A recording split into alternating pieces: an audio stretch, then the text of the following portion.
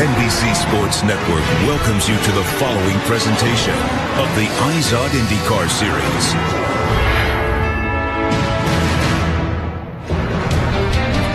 We are live from Southern California, about half an hour away from Hollywood and about an hour away from dropping the green flag on the final race of this 2013 IndyCar season. Every driver desires to have the number one on their car. And this year, Ryan Hunter-Reay carried the honour as defending champion. But a new driver will claim that special number tonight. Will it be New Zealand's Scott Dixon, winner of 2 previous season championships, taking a 3rd title for his Chip Ganassi racing team?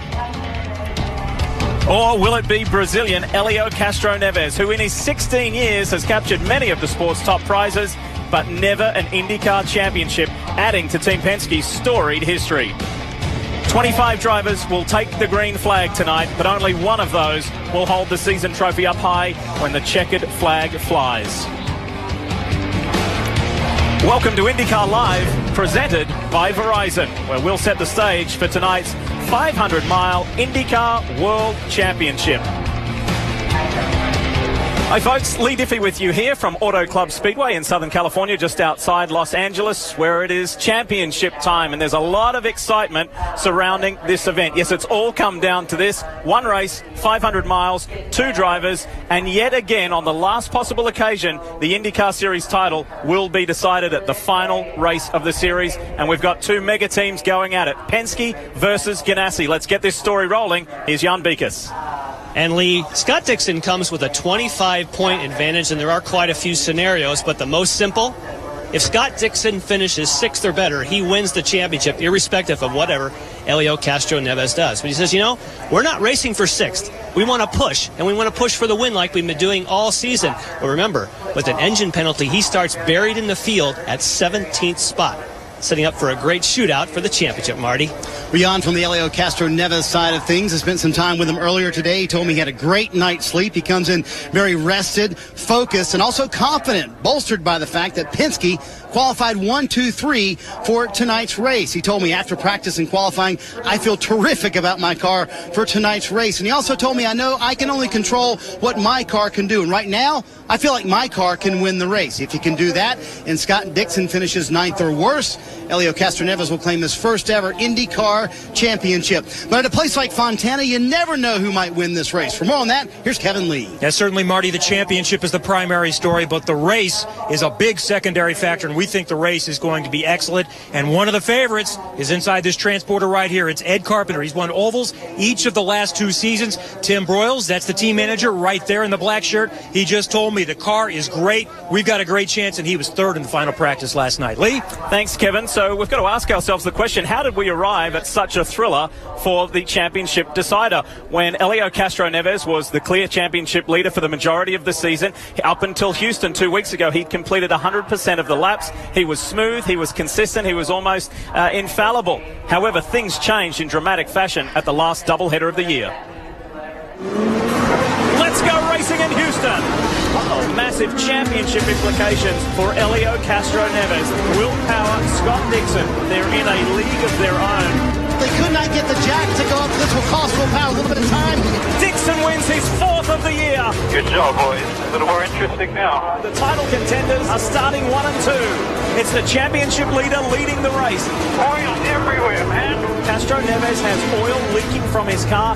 He's done. He's done. Castroneves is done. Can you believe this? The gearbox housing has broken. Will Power goes to the lead on the streets of Houston with Scott Dixon in tow. Castroneves is back to try and grab as many points as he can. Will Power will take the checkered flag as he'll lead Scott Dixon to the line. This championship is going to go all the way to the final. The point swing at Houston 2 weeks ago was colossal. It was a 74-point swing.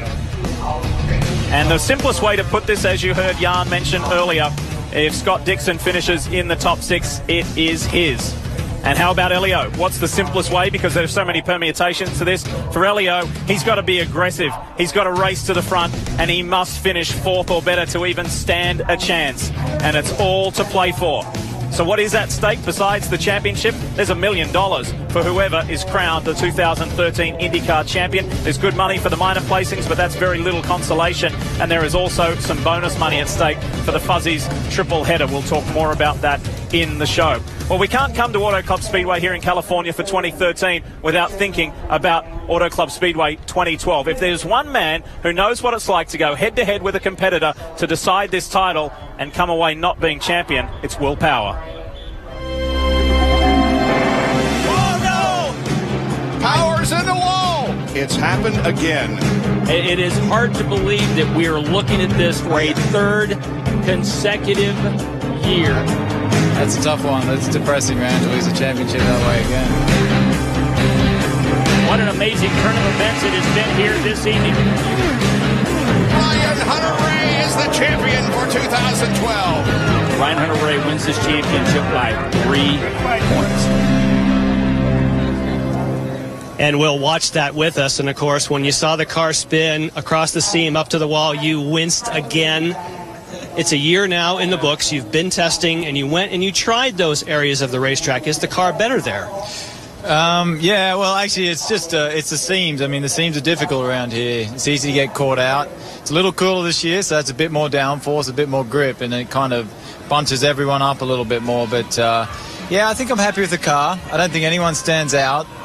So, yeah, I think we're just going to try have a good, solid day.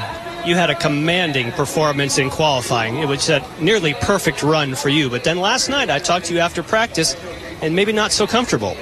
Yeah, in practice I went out behind a big line of cars, so obviously that's a lot of turbulent air. And, you know, that's a worst-case scenario, so it's trying to get a feel for it. Yes, it does feel uncomfortable, but, you know, I think that's how it's going to be. It could be a great opportunity for tonight for Will Power to make amends for last year, Robin. Jan, this young man right here, A.J. Allmendinger, he led the Indy 500. Roger Penske said, let's bring him to the last race. He'll run our third car for us. My question is, you were saying, I'm not really very comfortable, but you're in the front row. You must be pretty comfortable. Well, it just shows Team Penske's got a really fast Chevy. So, you know, by itself, the car was pretty good. And in traffic, I think it's pretty good. I think I just need to catch up with the race car a little bit. So, as Roger told me, I got 500 miles to do that. So he said, spend 300 just getting comfortable and 200 getting after it. All right, are you a jam car or are you trying to win this thing? I'm always trying to win this thing. You know, ultimately, we're trying to get Chevy a manufacturer's championship. If there's a chance to help Elliott win a championship, then great. But first goal is to go out there and run up front and at least do everything that I can to be a front runner. And hopefully everything else will fall into place. Okay, with your NASCAR background, are you going to do a Clint Boyer and spin it on purpose to bring out the yellow for your teammate? No, I mean, I don't. You used to write so much bad stuff about me. I don't want you writing anything else bad about me, so I'm going to stay away from that. Marty, he's not telling the truth. Well, this guy will certainly tell the truth. Ryan Hunter-Reay remembers his championship from here last year. Some very fond memories of that. That seemed like 100 years ago with all the problems you guys have had this year. It does seem like a long time ago, but I'll tell you what, I wish I could do it all over again. That was definitely the most pressure I've ever experienced in my life, and that's what racing's all about, to have that title on the line at that point, go out there and win it that night with your team that you've been working so hard with. So, you know, we had a great year in some ways, and in other ways disappointing, but that's how racing goes. It's kind of the ebb and flow of the sport, and hopefully next year we'll be back, fight for the championship. I have every confidence we can be. You and I have talked a number of times this weekend, and I think every time you brought up tires and tire wear. How will that make the race interesting tonight, do you think? Well, I think you're going to see a lot of comers and goers. You're going to see guys on new tires, you know, looking strong, and then we'll really see the strength in the setup when guys are on old tires. That's, I think, when the race is going to be won, is that last half of the stint on tires. When people are sliding around, you're going to see a lot of side-by-side action. Guys using different lanes, trying to work the third lane, the fourth lane, and it's going to take being creative tonight. That's for sure. And Lee, he should know what he's talking about. 5 ovals this year. He has 4 podium finishes. RHR would definitely like to end the year on top. Will Power has set a very high bar here this weekend. He was sensational in qualifying, and he sits on the pole for the 32nd time in his career. He's now level on all-time poles with Michael Andretti, and at one stage it was a 1-2-3 for Penske until Helio Castroneves had to take a 10-spot grid penalty, and he's not the only one. There are 8 in the field for an unapproved engine change, and guess who else did one to ensure they got a nice fresh engine for this 500-miler? The guy he's trying to beat in the championship, Scott Dixon. Another Honda driver, Joseph Newgarden, did it as well. And then look at all of these guys. Alex Tagliani in for the injured Dario Franchitti. He had one. Ray Hall, Vautier, Saavedra, and Takuma Sato, who suffered a pretty heavy crash here yesterday. We'll tell you a little bit more about that later on. As we said at the top of the show, it all comes down to this. Scott Dixon aboard the Honda, the Chevrolet-powered Helio Castroneves. Ganassi v. Penske. Another thing we need to update you on was this gut-wrenching crash suffered by the four-time series champion, Dario Franchitti. We'll tell you how Dario's doing when we come back. You're watching IndyCar Live here on NBCSN, presented by Verizon.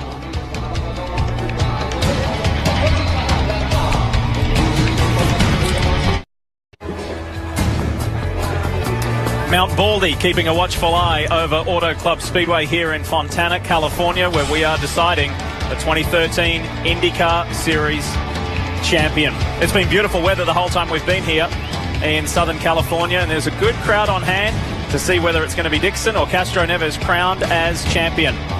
One man who knows what being a champion's all about is Dario Franchitti. He's won 4 of them in addition to his 3 Indy 500s. But 2 weekends ago in Houston, Texas, he endured the worst crash of his career. We know now how it started, where Takuma Sato really slapped the wall hard heading to the last lap. And then, almost a lap later, put him in a very difficult position, and Dario was just in the wrong place at the wrong time. And this was extremely confronting and shocking for everybody involved, including the fans in the stands. It was about 150 miles an hour.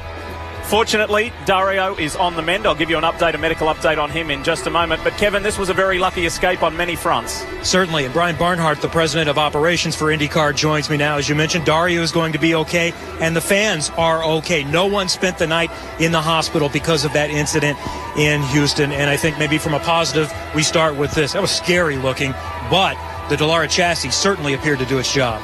Well, obviously it was a very serious situation, and we're very thankful that the fans are okay and Dario's going to be okay long term. That's obviously the most important aspect of it, and we're very pleased. Dallara's been a good long-term partner for us, and the car appears to have done a fantastic job considering the circumstances it went through as well. And certainly concern is always with the fans and protecting the fans. What can IndyCar learn from this and also from the track builders as well?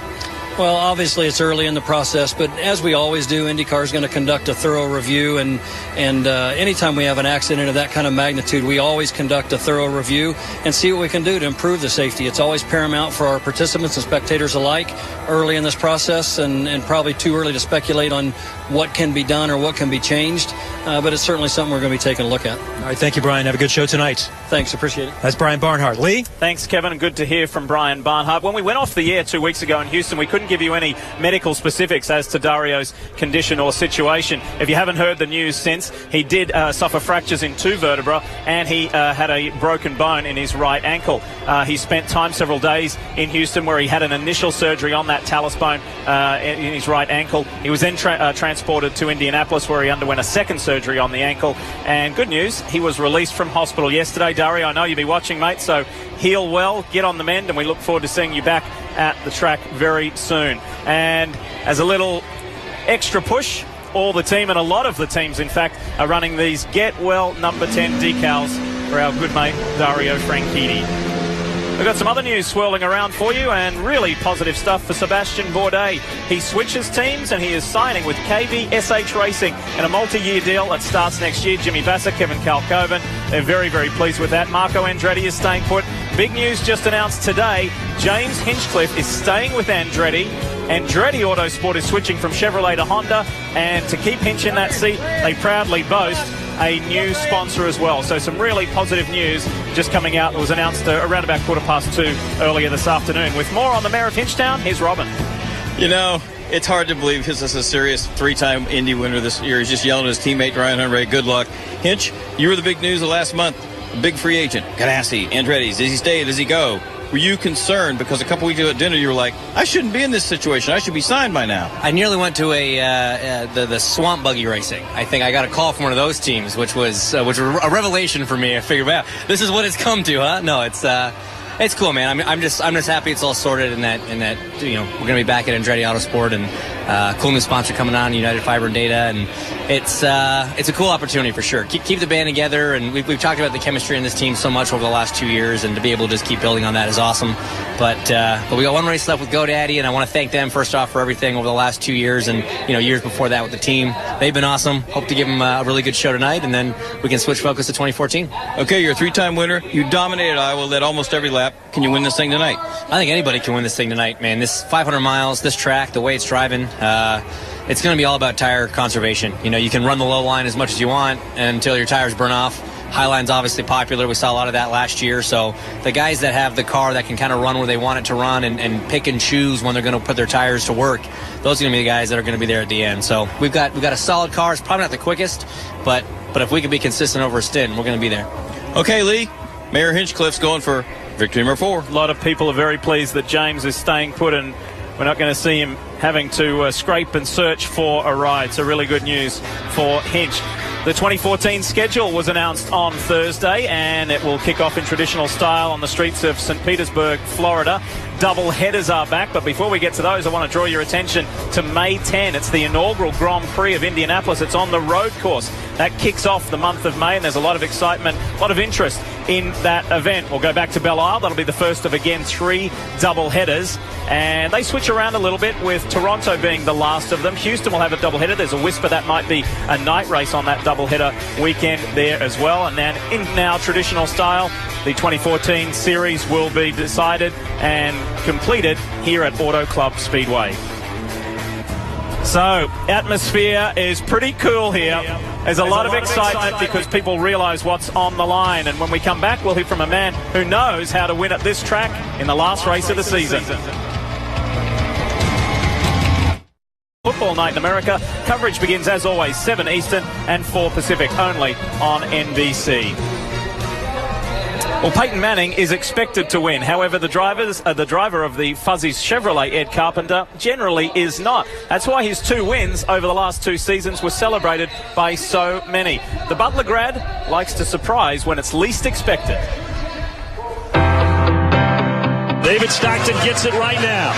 Throws it up top. Jones intercepts it in the front court. 1 second. Puts up a floater. And he got it. He got it. And Butler has knocked off Gonzaga. For me, the Butler way is just a culture.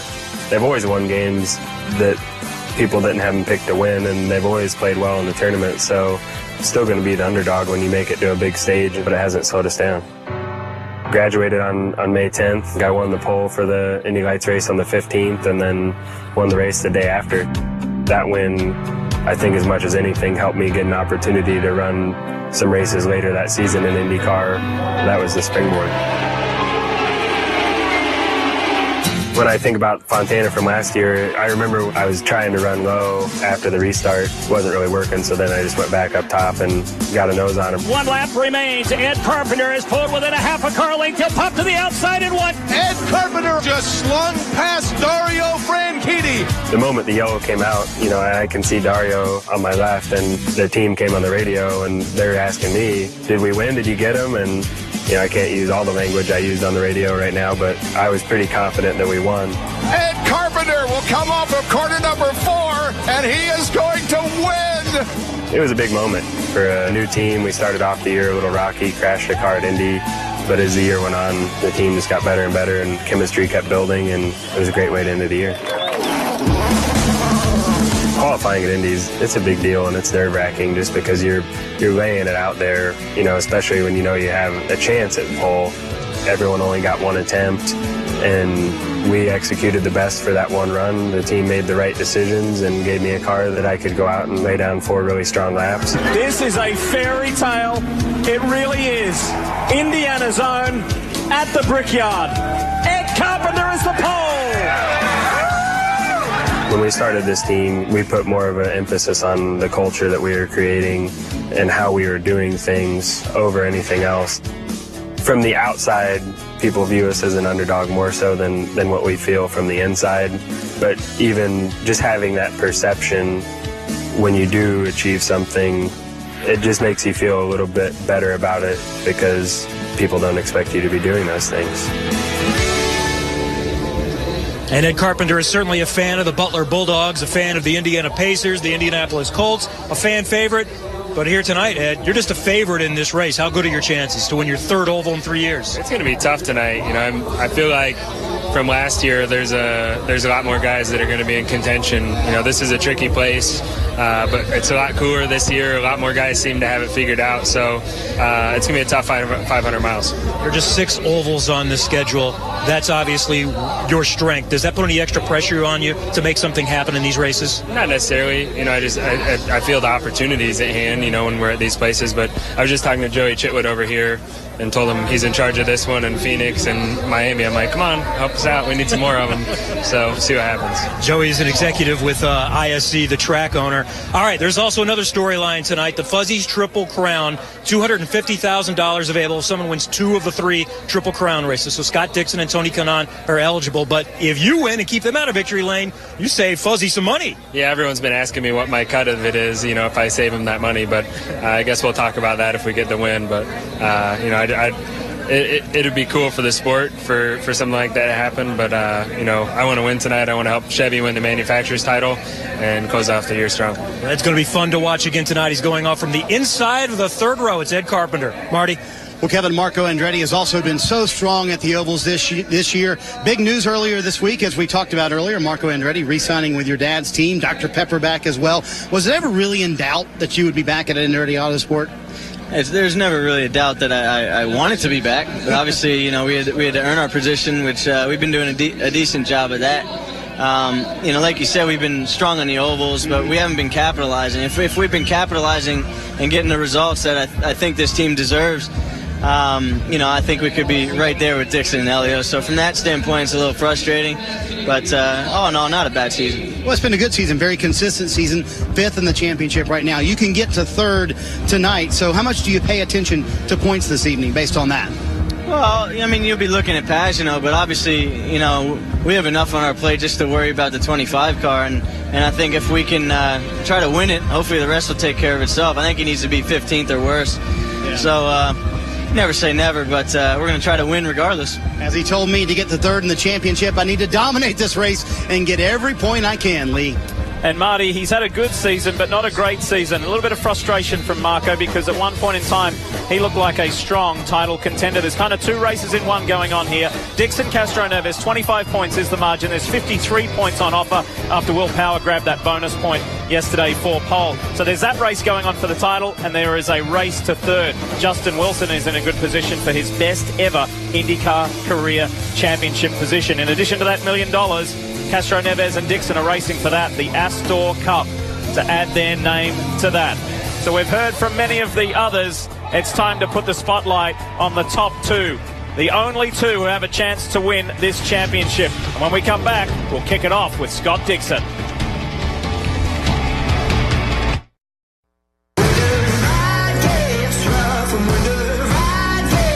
That's down to 2. Elio Castroneves is a winner.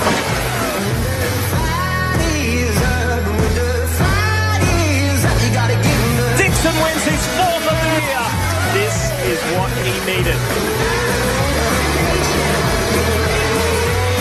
This championship is going to go all the way to the final race.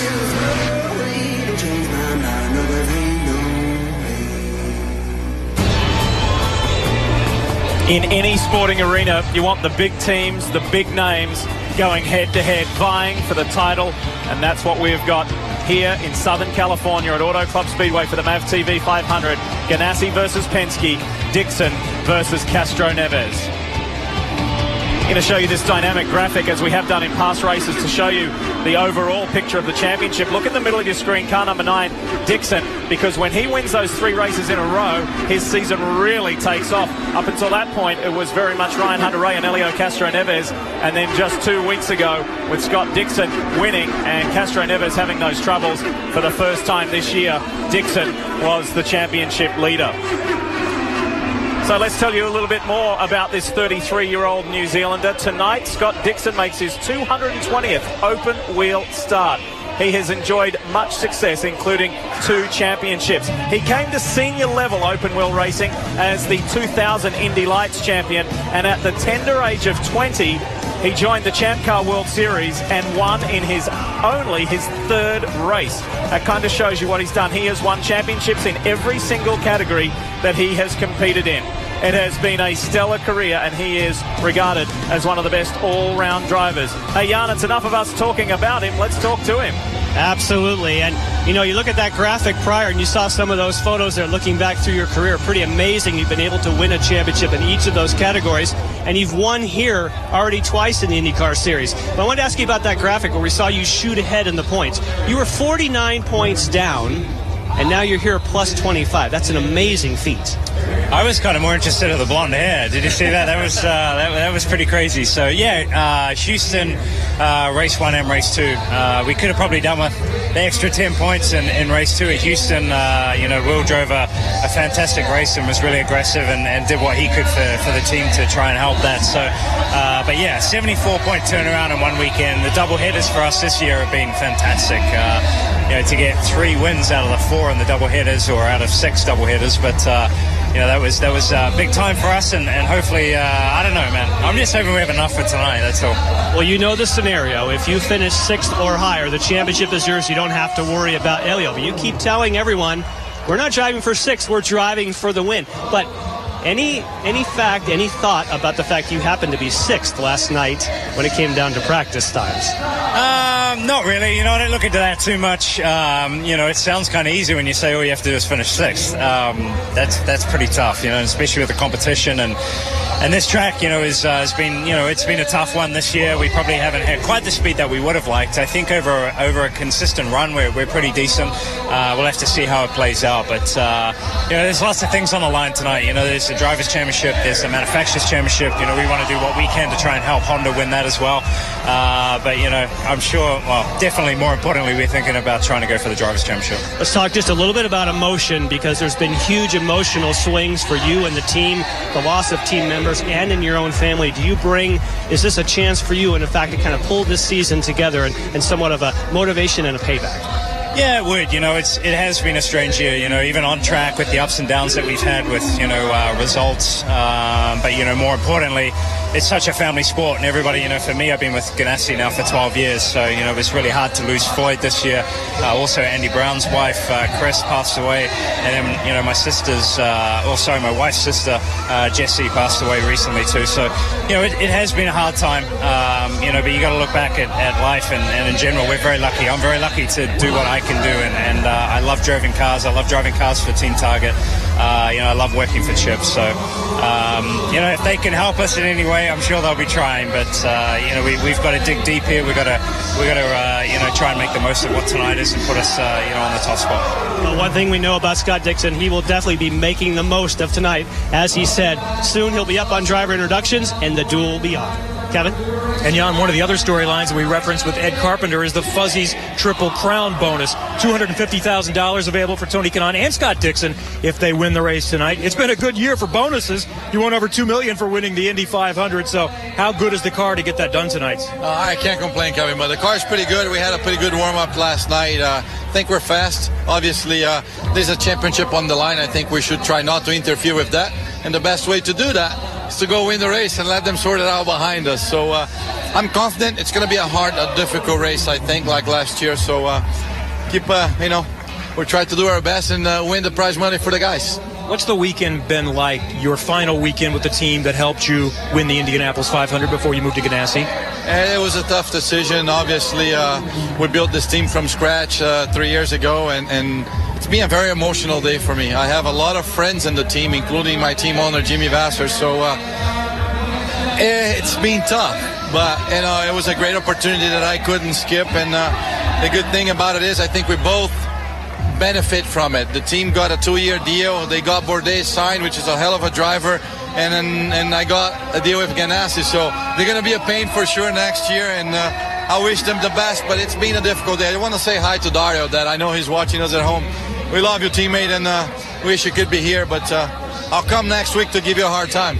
All right, this is a different look for the start of this race. It's 3 wide like Indy, and they did at Pocono. You're on the outside of row 3. What are we going to see? I'm exactly where I want to be. So it's a 3 wide start. Obviously, it's a 500-mile race. We're not going to try to do anything crazy, but if I could choose a place to be, I wanted the top, and that's where I'm at. All right, go get him. That's Tony Kanaan, Lee. Thanks, Kevin. And a reminder about what the Fuzzy's Triple Crown is. With thanks to Fuzzy's Vodka, there was $1 million on the line for the one driver who could win the Indianapolis 500, the Pocono 400, and the MAV TV 500. Nobody can do that. But as you'll see in yellow down there, there's a bonus $250,000 for either Tony Kanaan or Scott Dixon, because they can make 2 of the 3. So we've heard from Scott Dixon. It's time to hear from the man with the biggest smile in IndyCar racing. It's the dancing man, Helio Castroneves, when we come back. The white flag is out. The crowd is on its feet here at Chicagoland Speedway. They're side by side.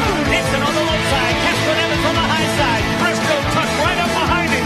Literally trying to shove Helio into victory lane for the final time. They're at turn number 4. Here they come to the line. It's going to be Dixon, is it? Oh my goodness, Helio is the winner of this race. As Dixon wraps up the 2008 championship in dramatic fashion.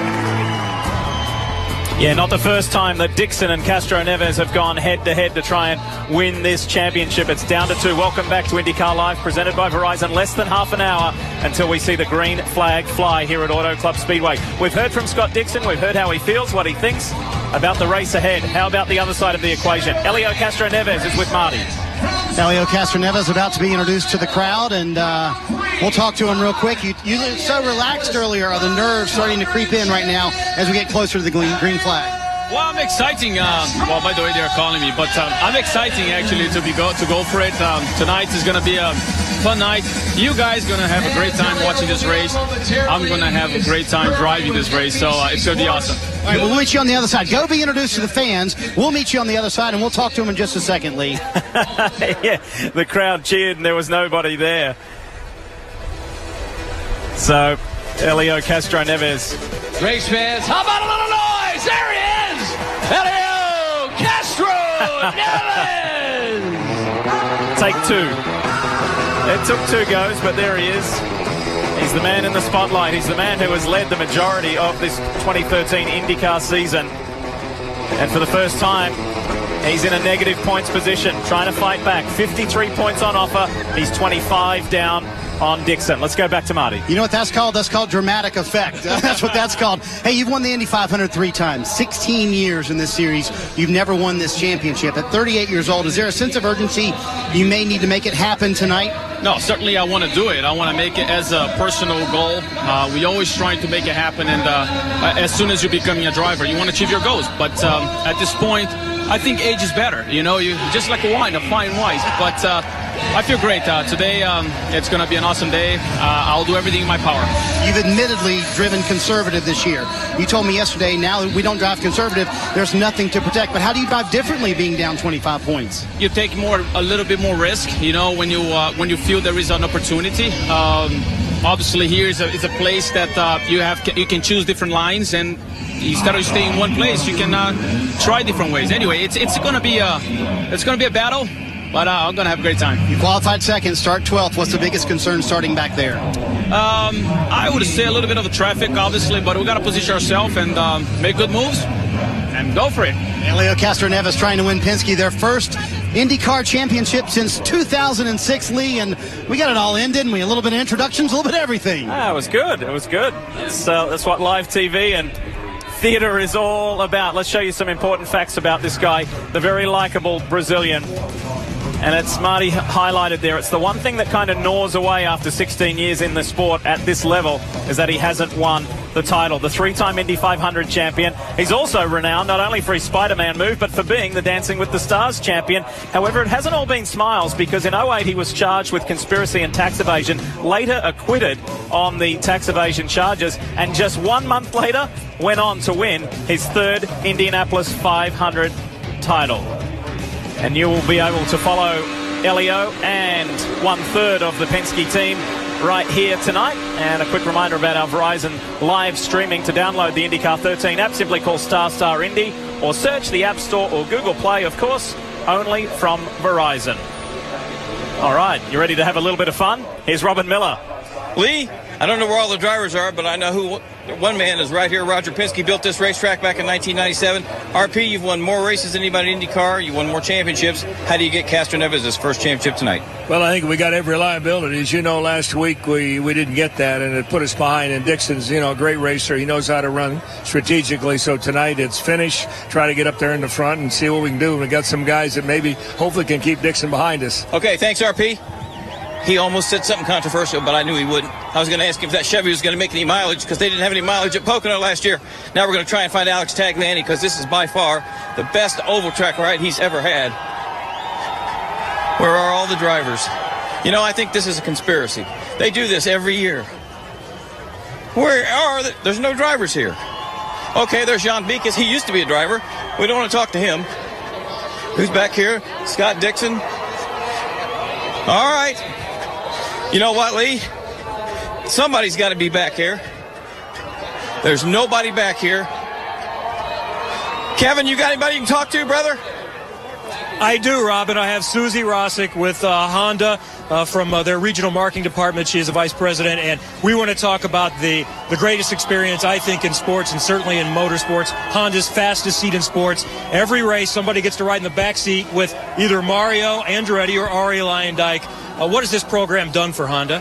Oh, it's been great. This is our 4th year doing the fastest seats in sports, and we've had a wonderful time with Mario. We've had over 500,000 entries this year. What an awesome thing. To get to ride with Mario Andretti, the legend. And I just have to say, we are so excited to have the Andretti family back with Honda next year, starting next year. We'll have Mario, Michael, Marco, the whole family back, and we're really excited about that. Yeah, what is that like when you see someone get the thrill of a lifetime to get to start an IndyCar race? The screaming is incredible, and he can attest to that. These people scream and scream, and they're so excited, and they're, go Honda! And we're really thrilled to be able to offer this. It's wonderful. All right, Mario, has anyone ever said, I've had enough, that's too fast, slow down? Well, maybe afterwards, but beforehand they say, well, try to scare me or just go as fast as you can. No kidding. I go as fast as I can, believe me. So, but usually they come off the car, out of the cockpit with a smile, and that's the reward, really, that we get. As we said, it's the best program you could ever have, to have an experience as close as possible to what the real thing is without really doing your own driving. All right, Mario will be leading the field again tonight here in just a few minutes. We're stationary for the grid run, but Robin is still here. Marco, who's that old guy who hogged all our airtime? Seriously, I thought he retired, man. You know he hasn't. All right, kid, high side tonight. Is this going to be the fast way to win this race? Most likely. Yeah, yep, I think so. It's your kind of racetrack. I'd like to think so, but this is one of the few where I'm like, I could finish 25th or I could dominate. I honestly, I have no idea what we're going to be dealing with, but we're ready to fight for all 500 miles. All right, good luck. Right. See you, kid. All right, now some of these drivers, I'd love to talk to Alex Tagliani. Where's Justin Wilson? There's Herdamania. Herdamania, where's your driver? I don't know. We don't know yet. He's still getting introduced to the crowd. Brian Herta, have you made up a mind on a driver for next year yet? Not yet, Robin. I know your kid's only 12. He's too young, but he just won a championship. Yeah, no, Colton's not ready yet, but, we've had JR and Luke in the car recently. They've both done a great job. Perfect world, we'll get to 2 cars. We're still working on it. All right, Brian Herta. There's Justin Wilson. I thought he was dodging me. Oh, man, almost hit that guy head on. Justin Wilson. Sorry, Billy. What do you think? You're going to carry the Honda flag tonight, brother. You're the only guy that can really win for him. Yeah, we're going to go for it. We're starting back here in 18th, but we got a good car, so we'll just be patient, try and stay out of trouble, and just pick him off one by one. All right, we got about 20 minutes to the green flag. Don't go anywhere. You're going to watch the Colts tomorrow night, but tonight you're going to watch the IndyCar finale at Fontana.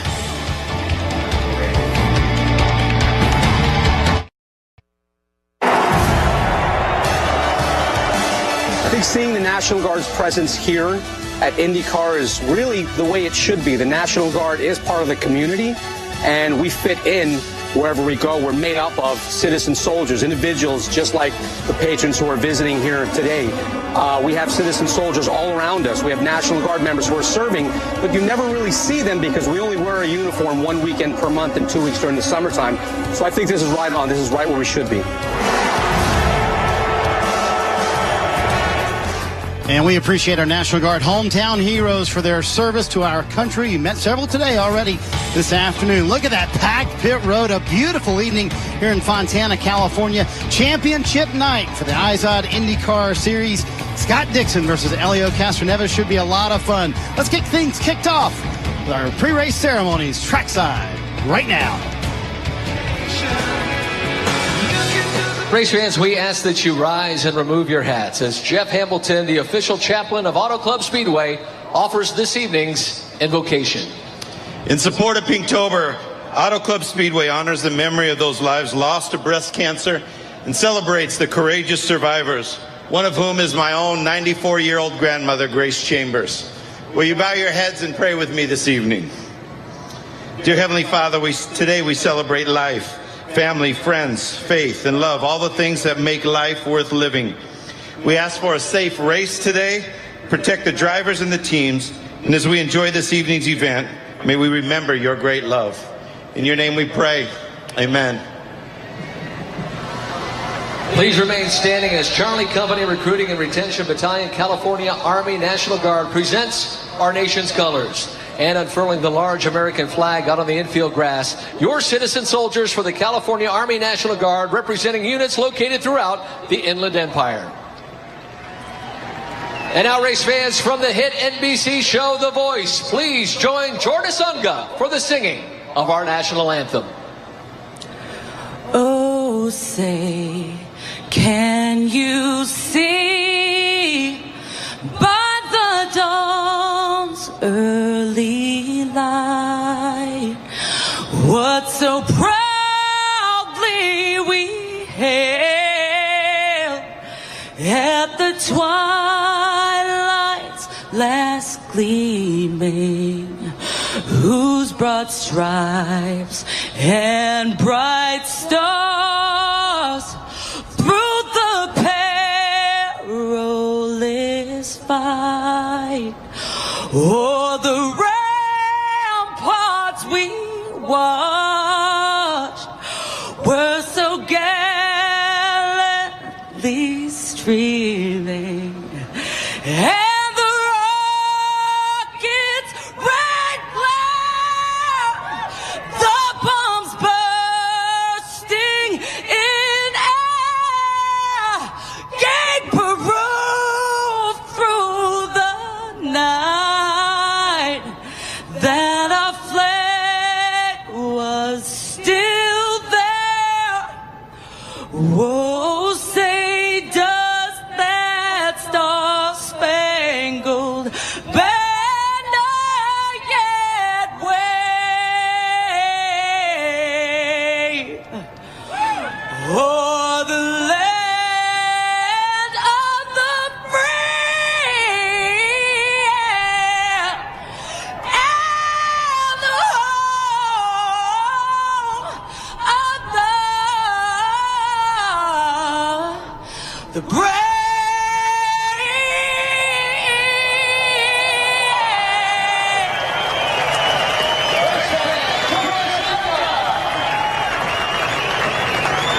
It all comes down to this. Head-to-head, one-on-one, Castroneves-Dixon. This is it. It's title time. It's the IndyCar World Championship event. Who will be our champion? Hey, it wouldn't be a broadcast here on NBCSN, your home of open wheel racing, if we didn't have a closer look at the track. Here's this week's GoPro course preview. Hey, this is Townsend Bell. We're here at Fontana, the IndyCar season finale. Decided to go big baller this time with the GoPro course preview. That's right, we've got a bright red Hummer. This happens to be a little bit longer than normal. Got our friend Tony Nico from Limos Only, and of course Wally Dallenbach. Let's go for a ride, guys. Hop in, boys. And like we discussed, you're in the back. All the way in the back. Where's the waiver? Showtime. All right, Tony, welcome to California Speedway. This is a 2-mile super speedway, so the Indy cars are going to be going over 215 miles an hour around this place. Wow. Lee, when you go down the front straightaway, I dare you to stand up and lift your shirt up in front of everybody on the... Come on! I hear a lot of noise in the back. I have no idea what's going on. In the limo business, you generally don't ask questions, do you? No, you don't. Now he's starting to feel it. Now we have to be scared. Right, so here's start finish. You can see the banking. You can feel the banking. I actually have to hold right-hand steer because we're going too slow. And we're going to carve this thing on in here. I'm going to get up on the wheel. Marty, where are you? I'm getting a ride at the same time you are. All right, coming down the back straightaway here. Going to grab 6th gear, get a good toe, suck up on another car. Going to go ahead and push this baby down, see what we can get out of it. There's the bump, by the way, going in. Don't distract me. I'm driving. I'm driving the vehicle. Get the speed a little bit, Let me charge. Riot back there. All right, coming down on pit lane, coming off of 4. We got a hot stop. Whoa, we're out of shape here. Gonna grab a little bit of grass. Whoa, on the pit lane. Woo! All right, lap of California Speedway. You think I got a future in limo driving? Yes, you do. Can you feel the smoothness and the precision? I'll give you a job. All right, out of the clown car. It took all year, but finally Townsend Bell impressed me with the ride. It's not an easy job hanging with these two maniacs, by the way. And that was an interesting ride, to say the least. No doubt. A lot of fun, but a memorable one. Townsend Bell, Wally Dallenbach join us, and there were some good times. I mean, there's a wonderful atmosphere here tonight. We're going to get down to the business in just a little moment about the seriousness of this championship decider. But let's show you a piece of video about some of the thrilling championship conclusions. Take a look at this.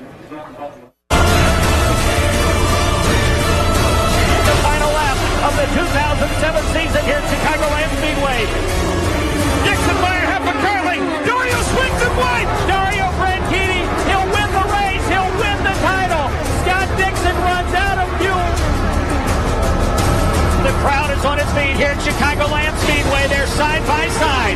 Dixon on the low side. Heston Evans on the high side. Briscoe tucked right up behind him, literally trying to shove Elio into victory lane. Here they come to the line. It's going to be Dixon, is it? Oh my goodness. Elio is the winner of this race. And Dixon wraps up the 2008 championship in dramatic fashion. If Dario has enough fuel, he can be the champ. Dixon, 8 laps to go. This is an agonizing journey down pit lane for a splash of fuel. And here comes Briscoe. He has done all he can to win the championship, but he lacks fuel to go to the finish. And what a championship that's played out. Dario Franchitti wins the Firestone Indy 300 and is the champion. Problem for our championship leader. Will Power, who came into this race with an 11-point lead, sits behind the wall. The championship for 2010 goes to Dario Franchitti by 5 points over Will Power. Oh no! Power's in the wall. It's happened again. That's another championship going. Awesome job, buddy. Ryan Hunter-Reay is the champion for 2012. Wonderful images. You kind of get the feeling that we're going to see more of that tonight. Wally, 2 weeks ago on the streets of Houston, Texas, I remember asking you, kind of getting inside the drivers' minds, how are they going to play it? The points structure and landscape was very different. That's out the window now because we know both these guys are going to go for it. But what are the variables that they're dealing with tonight? I think we're going to see a lot different race here tonight than we saw last year here. Again, it's a little bit longer. But everybody I've talked to in the garage area, I've heard the hinge used a lot, which means their car's not handling very well. I think the tire's different. It's going to be more like a cup race. These guys are going to be searching all over the racetrack. They're going to have their hands full. And it looks like there's going to be, the cars are going to be flying all over the racetrack. And we're going to see guys front, back. It's going to be interesting to see how they play this out. But I think it's going to be pretty fun to watch because these guys are not going to be able to hold it flat around the racetrack like they used to. They're going to be playing the throttle, and they're going to be searching for grip at this place. So it's going to be a different animal than it was last year here. Well, if there's one person who knows what it's like to race and to fight Scott Dixon for a championship, it's this man here, Townsend Bell. He did it in Indy Lights in 2000. What kind of a difficult character, how difficult a character or driver is Scott Dixon to wrestle a championship? He's known for his flawlessness of execution. He is so precise, so calm under pressure. But I was thinking about it the other day. When we were in Indy Lights together, he had a 45-point lead. I was in second place. We got to a little track called Gateway out there in St. Louis. and he made a mistake. He was trying to chase me down. I was leading. He was second. He made one little bobble, hit the fence, and all of a sudden he found himself with a 4-point advantage coming here to Fontana. He ended up beating me for that championship, but I do think the Iceman can be thawed, but it's very, very tough. I also think Helio Castroneves has the car to beat tonight. So the championship's not Dixon's yet, and it's going to be a cool race. It's going to be a very exciting race. All the talking is done. It's time for the action. It's time for the business. 500 miles of it when we come back. Thanks for watching IndyCar Live, presented by Verizon. When we come back, it's lights, camera, action.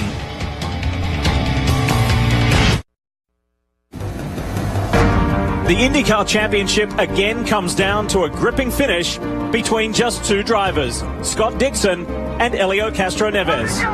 For Helio, his career is distinguished by winning the Indianapolis 500 3 times, and this season seemed to be on track to add an IndyCar title to it until Houston. Castroneves has a problem. Just said that was oil. Something's broke completely. For Scott, the title of champion has been earned twice before, first in 2003 and then 5 years later in 2008. Knowing what it takes to win it has been key in overcoming two disastrous races and then returning to victory. That's what we needed. When the sun sets on this 2013 season, will Helio finally claim his first title, or will Dixon race to his third?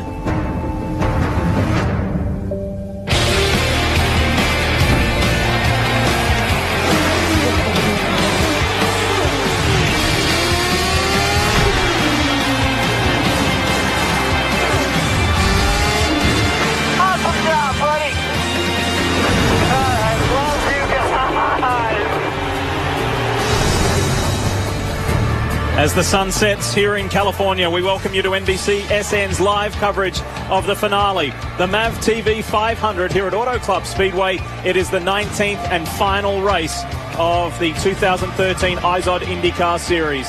And there is Roger Penske. The championship could be his at the end of tonight's 500-miler. Will it be his, or will it be his chief rival, Chip Ganassi? We're about to find out. California race fans, are you ready? It's time for those most famous words in all of sports. Please welcome Vice President of Commercial Sales for Dish, Mr. Bob Groves, as he gives the command. Drivers, start your engines!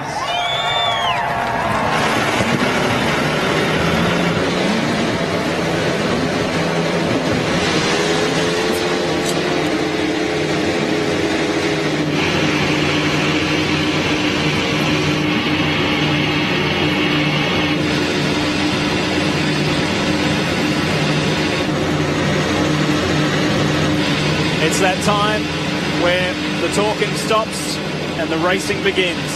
And the drivers are in the place they love to be the most, where nobody else can touch them, and it's their office. It's time to go, Marty. Well, I talked to Helio Castroneves moments ago about his day. He said it was very busy with appearances and meeting with the fans, but he told me the team surprised him when they said you have 40 minutes to yourself right before you came to driver introductions. He said it was wonderful. I cleared my mind. I thought about what was at stake for tonight. He had some time with his parents, who are both at a race for the first time this year. I said, are you nervous? He said, there's a difference between nervous and excited. I'm not nervous. We have nothing to lose. I'm excited because we can win a championship, Jan. And Marty, there's a reason why they call Scott Dixon the Iceman, and that's because he is cool under pressure. There is no greater pressure than when you're running for a championship. And you know what? Right now, he needs to stay cool because he starts in the middle of row 6. Job 1, stay out of trouble. Kevin? John Alex Tagliani is back in an IndyCar for the first time in 3 months. Not the circumstances he wants. He and everyone thinking of Dario Franchitti. But Tag says it's challenging not being in a car. It's the longest he's ever gone, but he's been quick. He's been quick here before, and he can help his teammate to a championship tonight, Robin. Kevin, Carlos Munoz was rookie of the year in Indy. He finished second, almost won his first IndyCar start. Tonight he's driving EJ Viso's car because Viso called in sick. But everybody says he'll be Andretti's full-time fourth driver next year. He's got a chance to be a star in this series because he's so fast at such a young age. Boys? Drama at the back there. You can see Simona Di Silvestro not getting off to a start. She's stationary. There is the IZOD two-seater, and there's Simona getting help from the KB Racing Technology guys. So they'll help her.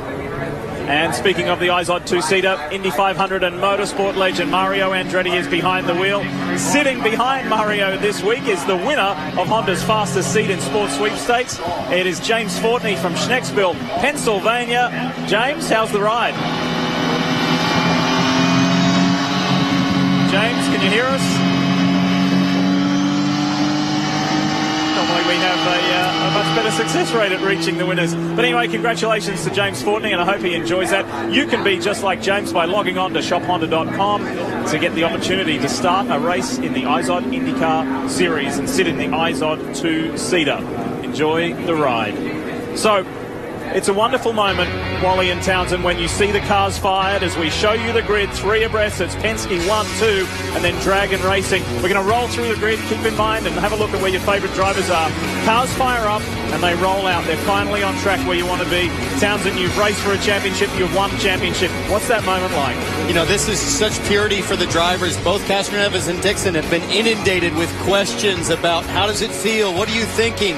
They just want everybody to shut up and let them get behind the wheel now and do what they do best, which is go fast in an IndyCar. Looking back at row 4, Ryan Hunter-Ray, a guy clearly knows how to get to the front in these races. Watch out for him tonight. Wally, is it just peace? Is it finally peace when you pull the visor down and roll out? It really is. I mean, this is what you do it for, is right now. You get in a car, you get away from all the media, guys like us, and, you know, it's really, this is the time where you get in, you're focused, you're there to do the job, and you're right, Lee, it is peaceful. You're about to go really, really fast for the next 500 miles, but this is what it's all about. Some of you may be aware of this, some of you may not, but the race was slightly delayed. It was pushed back a little bit because of the severity of the sun right in the driver's eyes heading down the back straight into turn 3 at over 200 miles an hour. That's not much fun, and it could broach on being dangerous, particularly if there's an incident.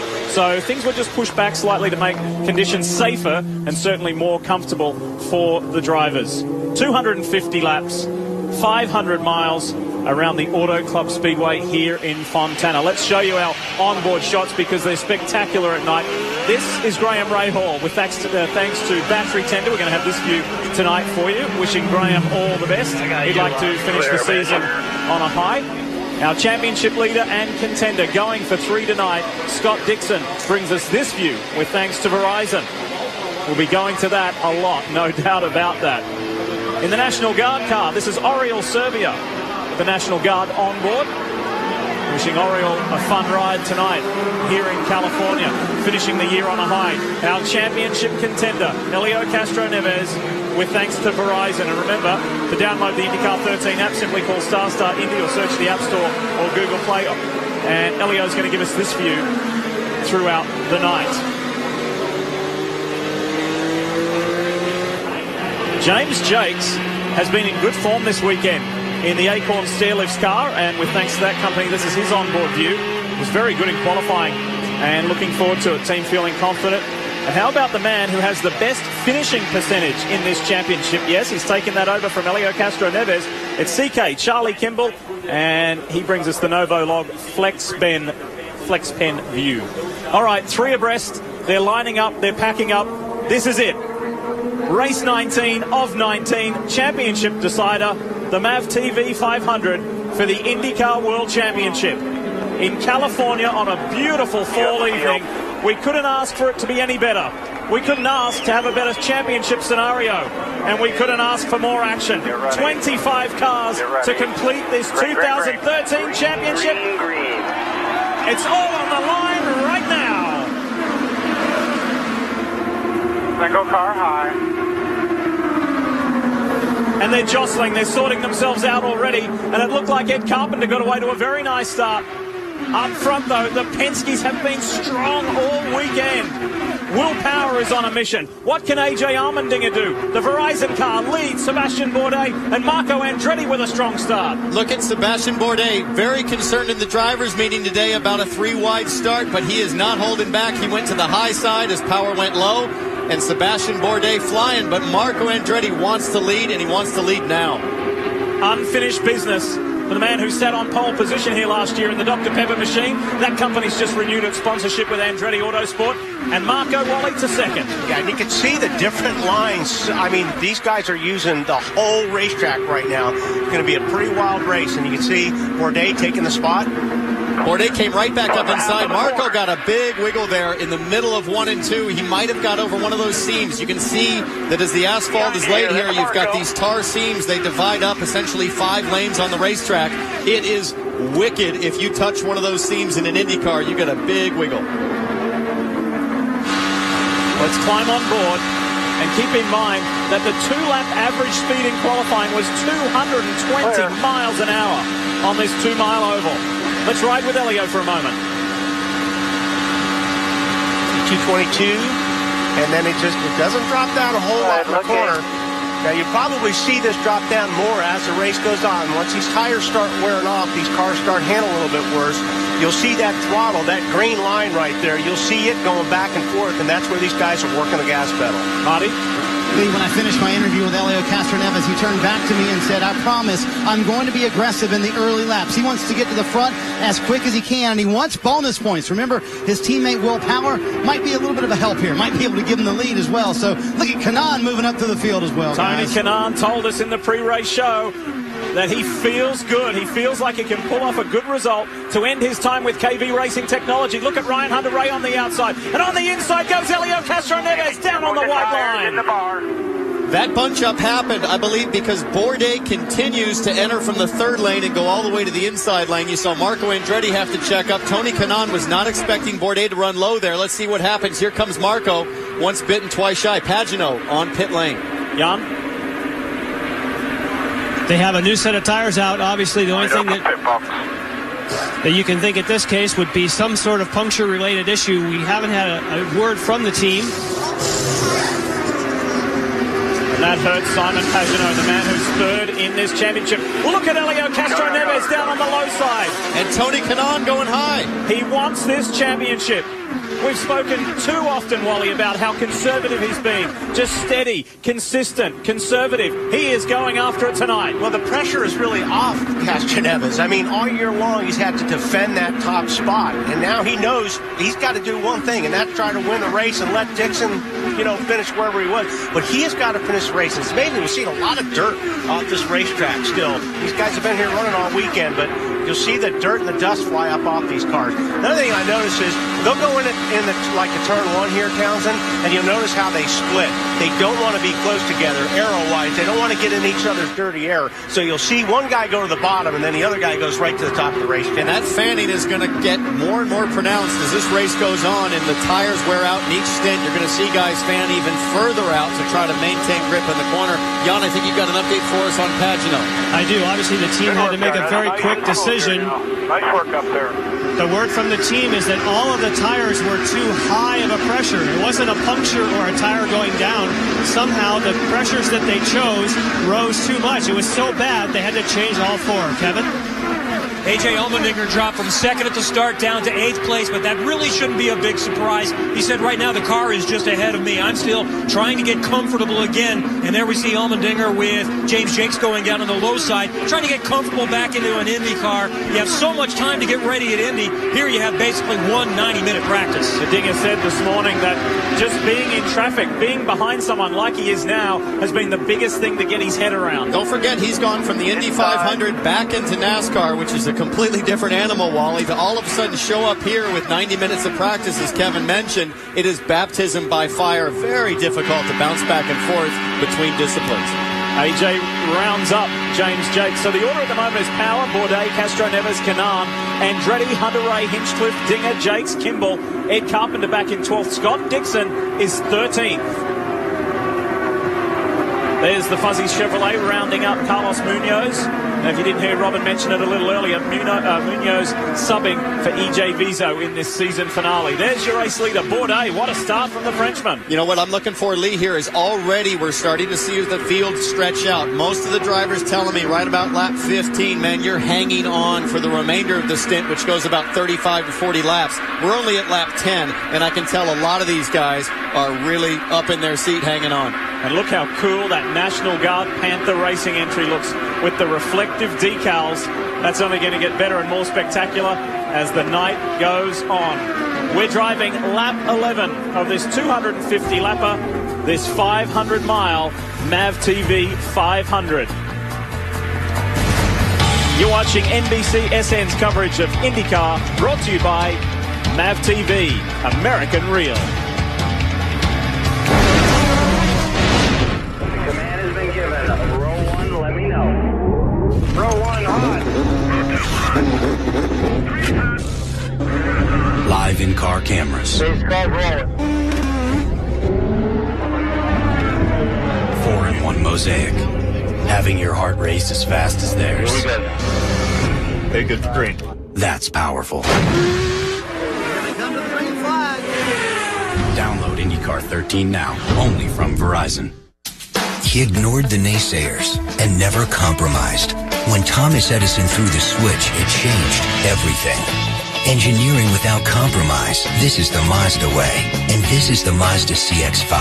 Skyactiv technology makes it lighter yet stronger, earning a top safety pick. And more fuel efficient than any hybrid SUV. This is the uncompromised Mazda CX-5.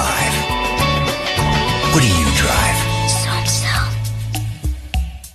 Quite simply, Investors Business Daily's mission is to teach people how to make money in the stock market. The training programs that we set up with GoToMeeting allow our trainers at IBD to interact in a very personal way with our customers. HD Faces allows our subscribers and trainers to build trust instantly, and trust enables communication. I believe that the type of relationship that we're building with our customers through GoToMeeting is really transforming our business. Visit GoToMeeting.com today and try it free. There's only one car company in America that's never made a single car. And while you won't find Firestone cars on any showroom floor, they're out there, running better, faster, stronger, longer. No, we don't build cars. But make no mistake, Firestone is a car company. So whatever you drive a Firestone. IndyCar is more than exciting. It's a way to expose young fans to real-world experiences in science, technology, engineering, and math. At the track and in the classroom, IndyCar offers the IndyCar Future of Fast STEM education program, using the world of IndyCar to engage students with interactive, hands-on experiences and in-classroom learning, because they are the future of fast. Go to IndyCar.com/Future of Fast for more information. You're watching the MAV TV 500 live here on your home of open wheel racing, NBC SN. We welcome you back to Auto Club Speedway, Fontana, California, where we've got a new race leader. It's Dragon Racing pilot Sebastian Bourdais, after Will Power led the opening 11 laps of this race. And take a look at this. We have got a drawn championship at the moment. That just underscores how aggressive, Marty, that Helio Castro Neves has been. He's hungry. He wants this. An unbelievable run. 12th to second for Helio Castro Neves. 17 laps in and stalking Sebastian Bourdais for the lead as well, because he wants that championship lead.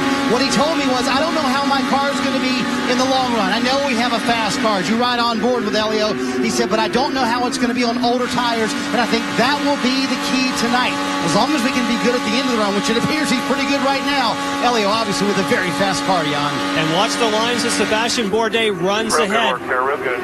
He said that what he likes to run the car high. Oh, a nice draft for Castro Neves. He goes high. But Bourdais likes that high line. He says the car is so much more stable. When I stay up high, I don't have to worry about the balance. His main concern, like a lot of drivers, is when you get on top of those seams. not only that, but if the cars are a little bit loose and you turn that car down into the banking down, towards the bottom of the racetrack, the cars tend to get sideways and loose. Looking again. Wally, look at this kid, Carlos Munoz. This guy no found problem out turning it down low. He's got no problem turning it anywhere. Unbelievable at Indianapolis this year. Finished second as a rookie, competitive all day, and he has given 2 veterans a run for their money here. And he won the Indy Lights race here today. Unfortunately, the championship went away from him a couple of races ago, but he absolutely dazzled everybody at the Indianapolis 500 this year in May. And perhaps this is the one that he felt that the Indy 500 got away from him this year. He felt as though he really could have and should have won it. Maybe tonight's his night. So many people said that Munoz, at Indianapolis in practice, I remember, boy, this guy's crazy. He's a squirrel. He's going to cause a huge crash. Didn't make a single mistake all month.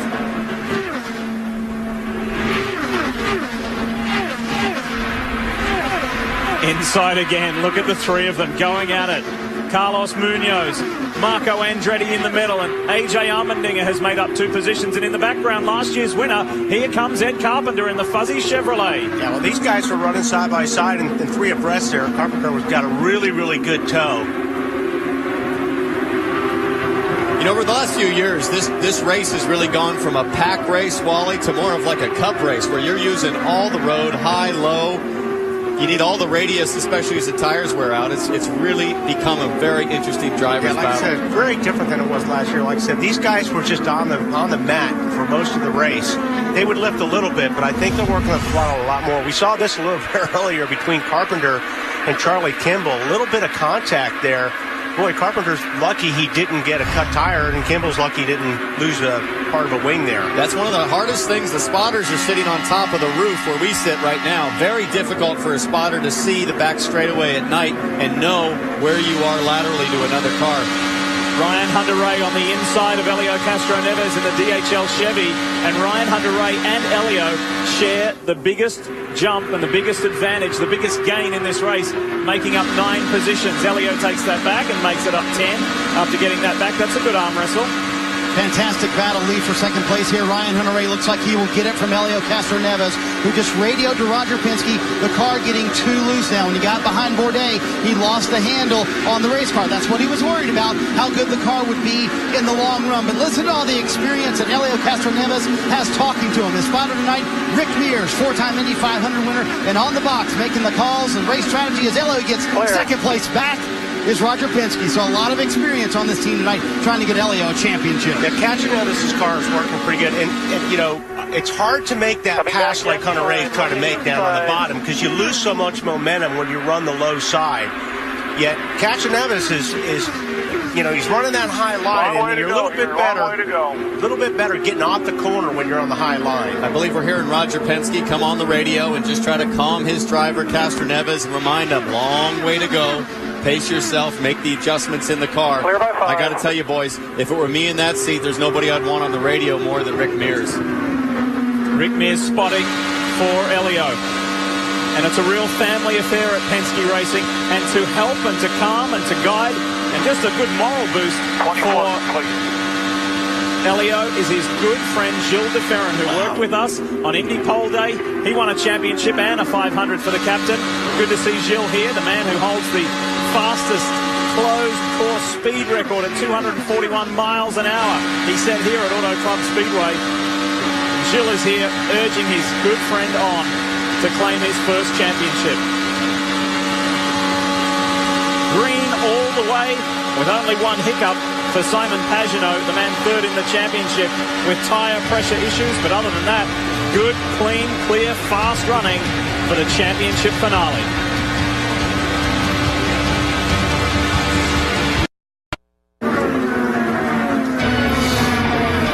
We're back at the MAF TV 500 to decide the championship, to crown a champion. the moment, Sebastian Bourdais continues to lead. Hey, we told you a little bit earlier about tomorrow night's football night in America. Huge with the Broncos, Colts, Peyton Manning going back to Indy. But before that, we've got a great day for you. Barclays English Premier League. Aston Villa trying to complete a 3-match Premier League unbeaten streak as they host Tottenham. We've got some women's soccer as a friendly between the US and Australia, and some figure skating as well. So a busy day on NBCSN and NBC, culminating in football night in America.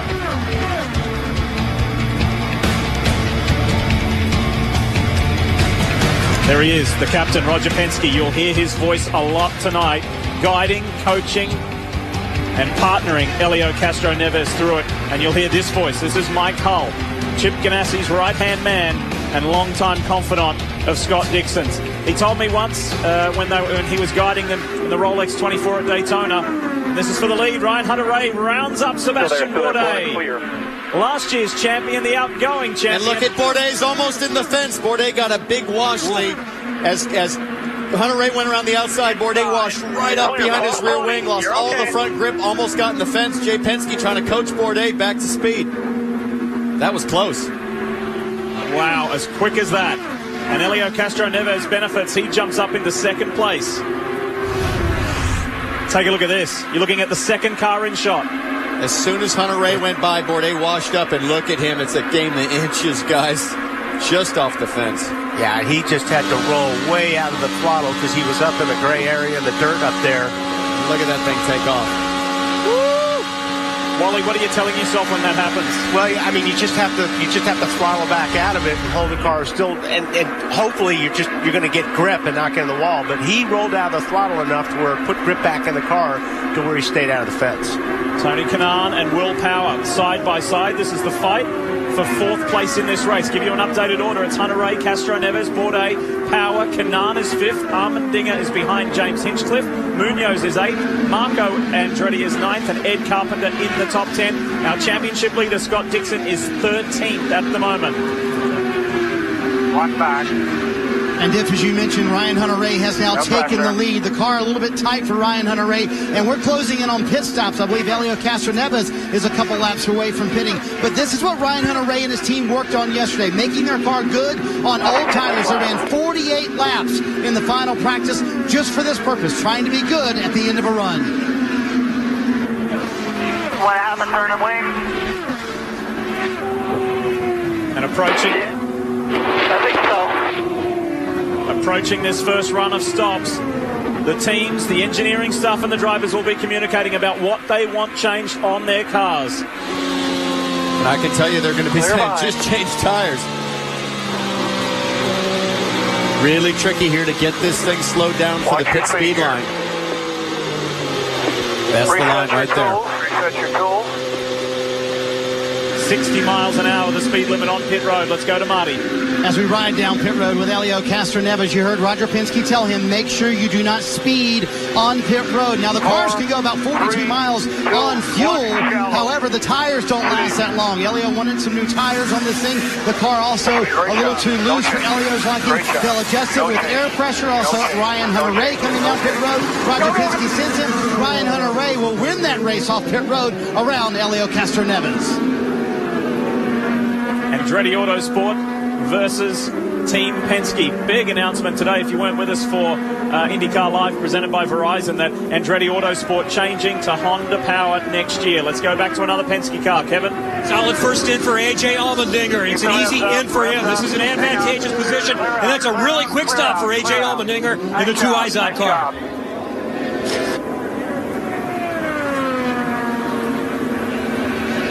And you're watching Marco Andretti here on pit road. His car was a little bit too tight. They had problems there with the left front, still having problems trying to get that lug on for Marco Andretti. They'll lose a lot of time here on pit road, Lee, as you see Scott Dixon also laid out on pit road, coming down pit road in a moment.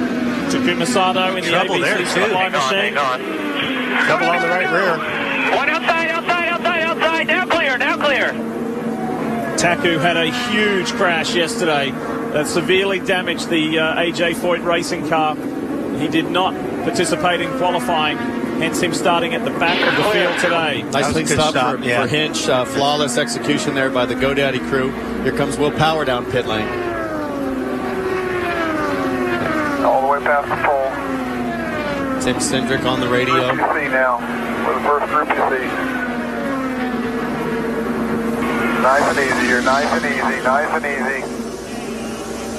And for Will Power, if you listen to Tim Cindric as he talks him in and out, and no problems. Wow, that was quick on the tires. That is what you need. And wow, look at the target crew get out of the way, because here momentarily will be Scott Dixon. They have said there's no problem with the balance of the car. They just feel, and that's, sorry, Alex Tagliani, pardon me. Okay, we got a wing adjustment here. Being talked through, they go for some front wing for Alex Tagliani. That was close. Wilson almost getting into Tagliani there on pit lane.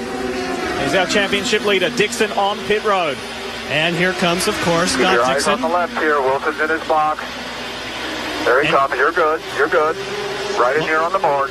Mike Hull talking him in, and as I had mentioned, they have been happy with the handling of this car, just not quite the speed that they had hoped for. Scott Dixon need to be sure that they are flawless on their pit stops, which they are. On your right. On your right. You're good. Good. Oh, tied off pit road there with James Jakes, and Jakes wasn't about to let Dixon have it. So let's see where he cycles back in. Let's see how it is at the front of the pack. Ryan Hunter-Reay is the race leader. And here it is, Helio Castroneves taking the fight to him. Yeah, Castroneves' car so far has been really, really strong from the get-go. Something's up here. He's pitting again. All of a sudden off the power, Castroneves there just got right out of it. Don't know if he has an issue.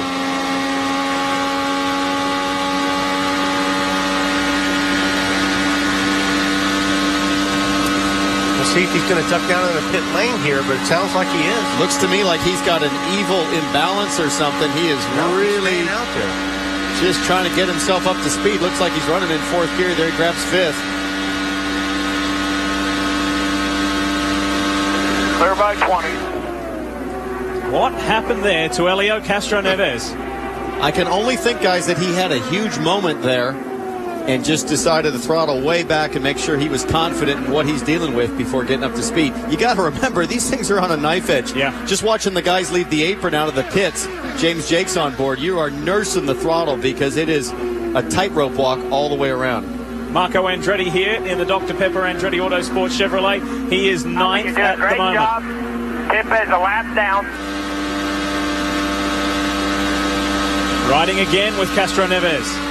And Helio's still in second as Simon Pagenaud pits for the second time in this race. Now Castroneves is up to speed now. That last lap at 2:13, so he's well into it. We're looking at Pagenaud on pit lane. And that, of course, is his second stop. And we mentioned that his tire pressures were too high, which is why he had to stop early. Turns out it comes down to a faulty gauge. Man, that's got to be just not what you're expecting to start a race. A faulty gauge adds another pit stop to your roster. Right now, all clear, all clear.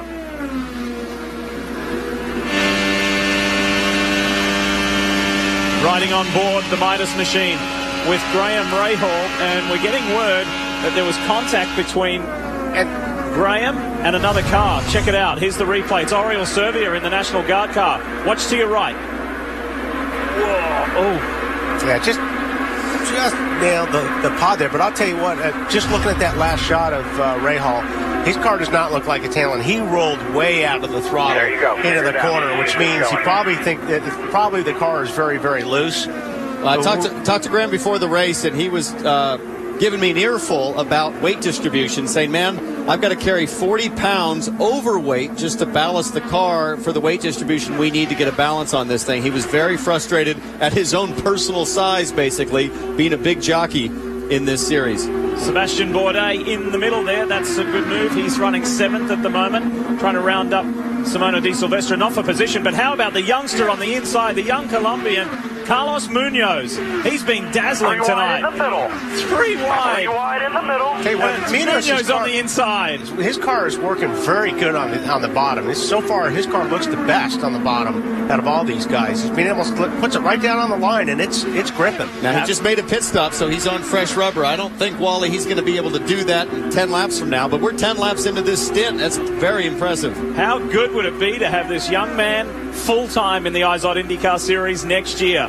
That's the hot tip. That's the hot rumor that we'll see him driving for Andretti Autosport in the big time. He's shown us a couple of times he can certainly handle it.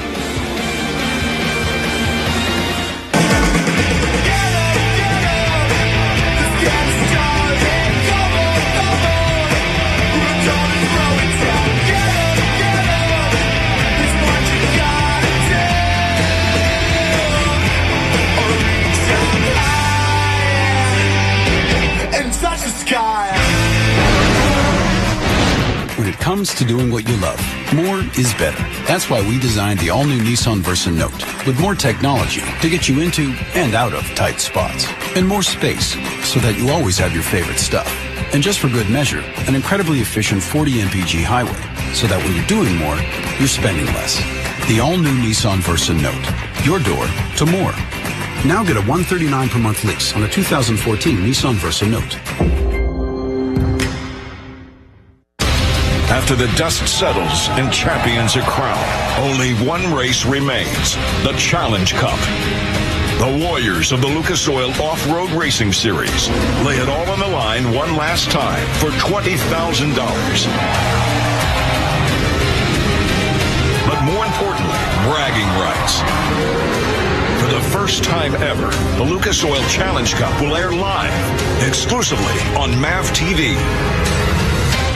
I would say about 90% of the customers find me online. GoDaddy Website Builder is the simple and affordable way to get your business online.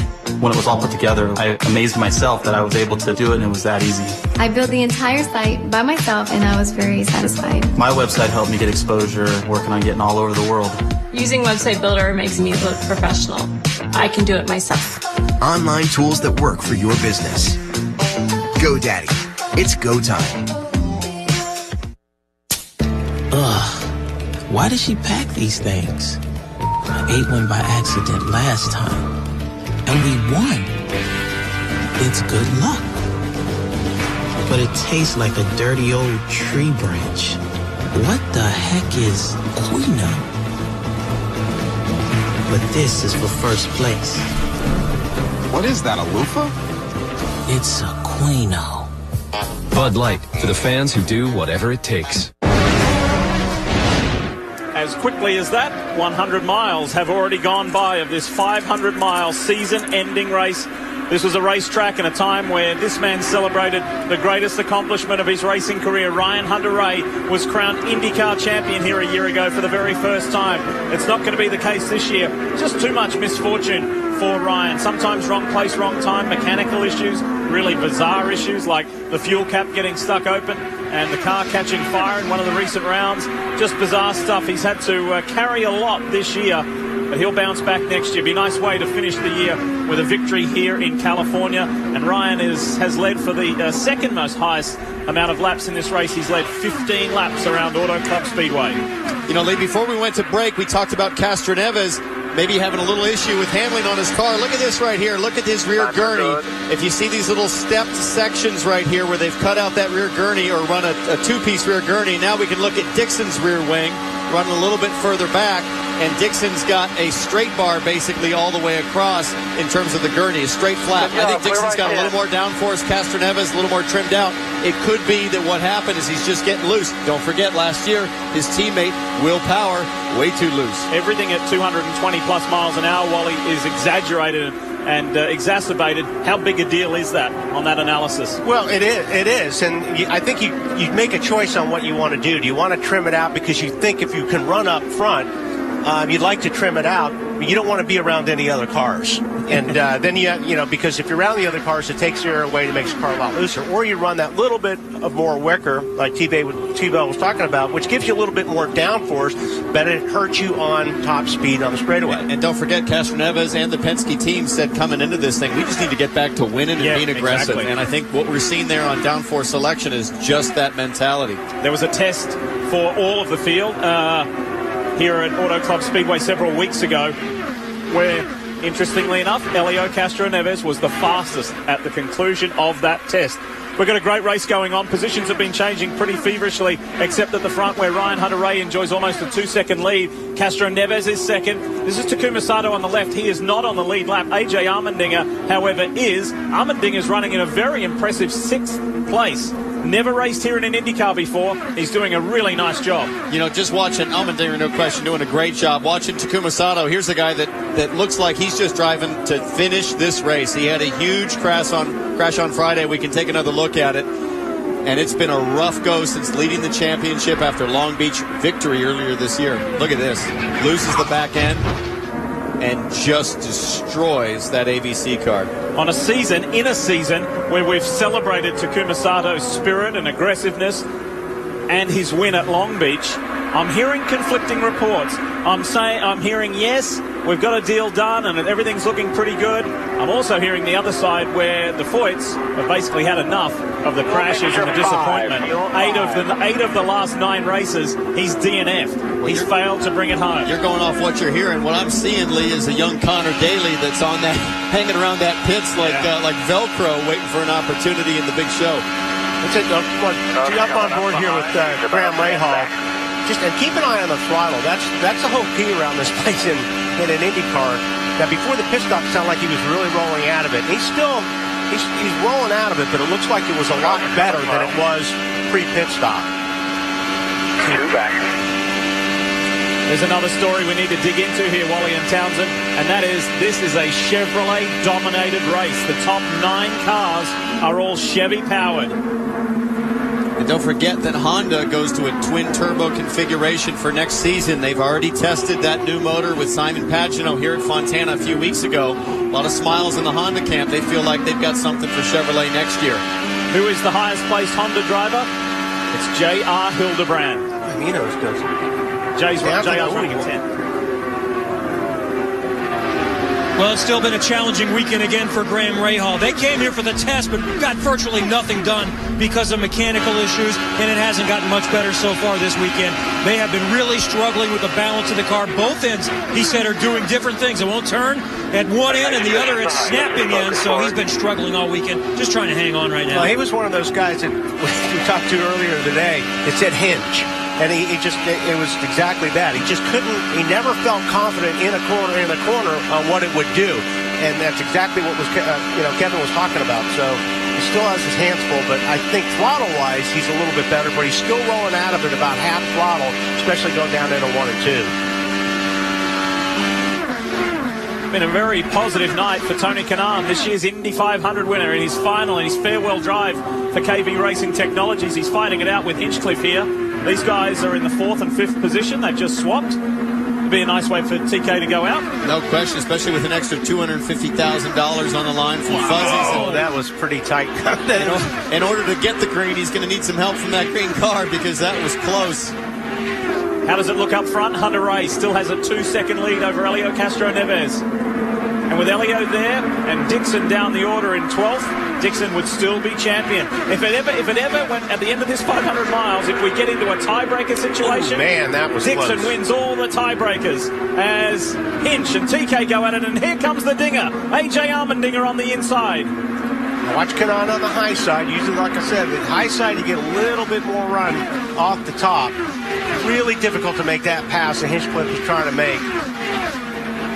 I'm so impressed with Allmendinger. I mean, here's a guy that has been out of the sport for so long doing NASCAR, and to come back and be as competitive as he was at Indianapolis, and look at him just driving. He's got no experience at this kind of track in this traffic, and he picks it up so fast. Watch this inside for Allmendinger. Is he feeling more comfortable down there? Outside. Watch Minos.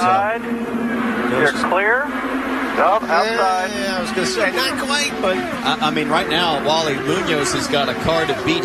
Nobody else can run low like that this far into the tire run. And that's the thing, we talked about a little bit in the qualifying show. If you can get your car to work where nobody else is going to work when the tires go off, you're going to pass a lot of cars. And right now, Munoz, he's got that car working on the bottom. It's just tough getting off the corner. One of the benefits of being young and fresh is you don't really know how bad things can get. and I haven't seen Munoz wash into the turbulence like we saw Bourdais earlier. I hope it doesn't happen to him, but I'll tell you, it's coming here. It keeps driving like that. He got a spot there. And he does it so clinically again. Hinchcliffe and Kanaan run wheel to wheel.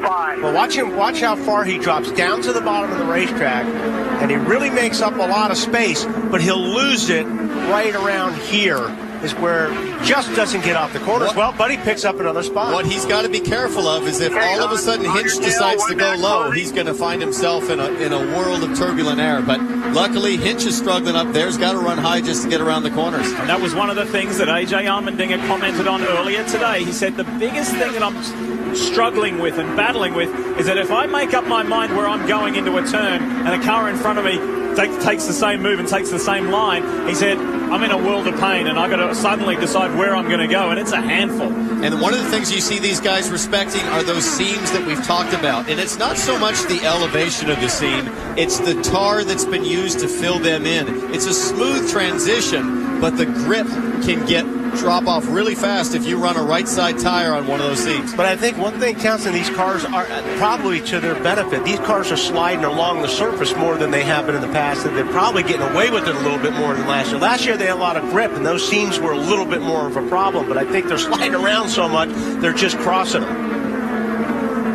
Ryan Hunter-Reay continues to lead the MAV TV 500. And we got some good battles going on right the way through the field. Oh, hey, using night vision goggles to keep an eye on my spicy buffalo wheat thins. Who's gonna take your I reference? don't know. An intruder. The dog. Bigfoot. You get the light?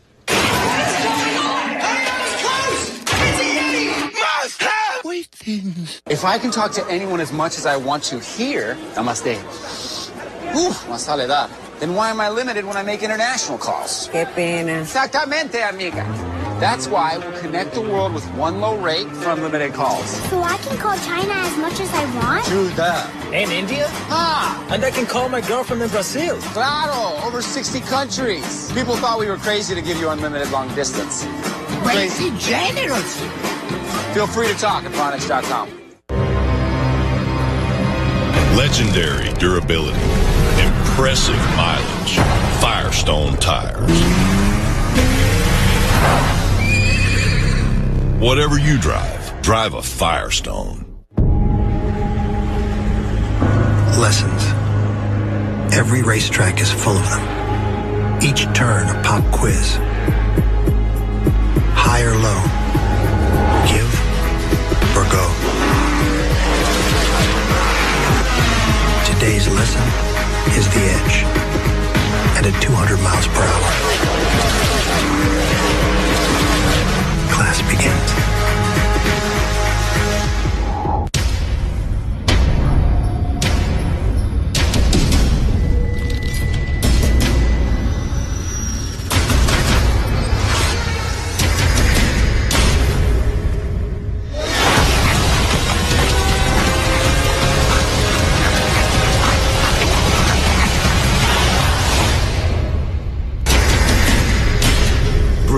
Sabres Rivalry Night begins Wednesday at 6:30 Eastern on NBCSN.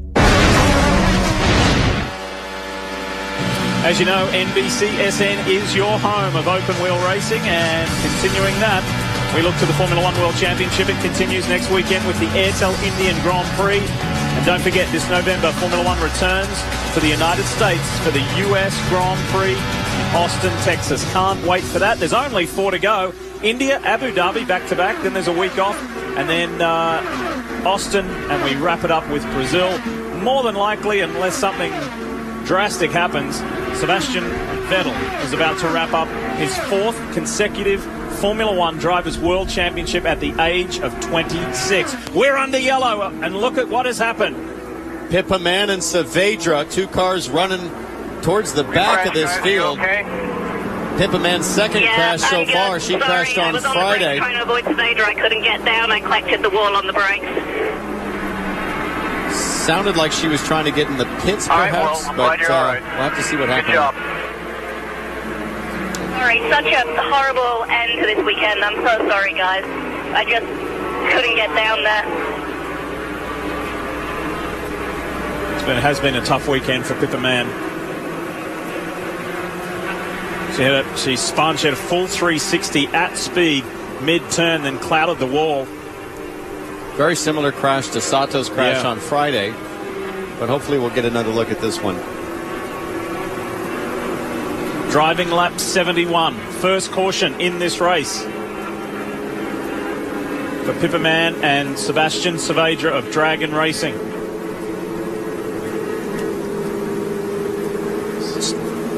Got a replay for you, and it's kind of late in the going. Look carefully here. Well, I think she was avoiding Saavedra, Yes, or she was yeah. trying to. She didn't really have a whole lot of places to go. Saavedra's had a rough weekend And here. look He's at not the- really been. Look at the up to right speed. rear on Saavedra's car was missing some or all of that tire. Yeah. So not sure what happened there, but it certainly looked like he had some kind of issue riding on the rim there as he was spinning.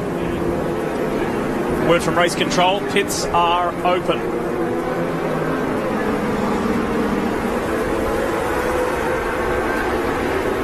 You got to imagine under this, the pack are going to come. Been a very good, smooth run for Ryan Hunter-Reay, who has led the most laps of this race. He's led almost half of this race so far. Some stay, some most go. And something to keep in mind, these cars do not drive on pit lane like they do on road course configuration. They're a handful down there. Take a look at this. Championship contenders in the bottom two, race leader at the top. Ryan Hunter-Reay, top of your screen, as you mentioned, Lee, leading much of that run, but he said the car was a little bit looser at the end of that run. He'll hit his stall first. He wants a wing adjustment and 4 tires, John.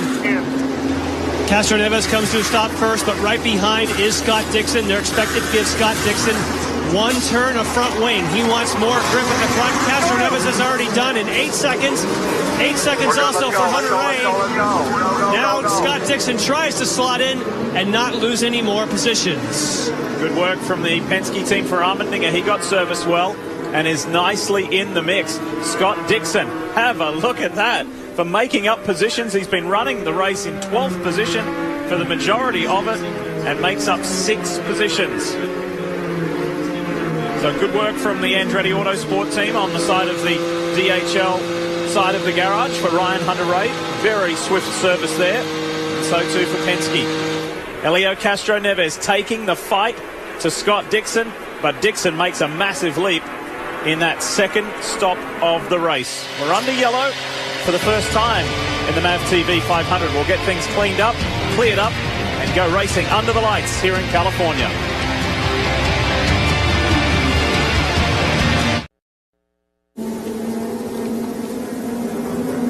Under the lights in California for the MAV TV 500, we are under caution for a collision, an incident between Pipperman and Sebastian Saavedra. It looked like Pippa was just taking evasive action. As we heard her say on the radio, I just couldn't get down to the low side to avoid him, and she ended up going up into the wall. That's the true car entry from Sebastian Saavedra. And there is the championship stage. Who's going to be standing there at the end of this 500 miles, at the end of the 250 laps? Castro Neves on the left there, Dixon on the right. It's down to those two. Just who will it be? That was a very, very productive pit stop for this man here, Scott Dixon. And Elio, he's had the eyes on all night, right from the flag, has been running at the front and is still in second place, looking to go to green when we come back.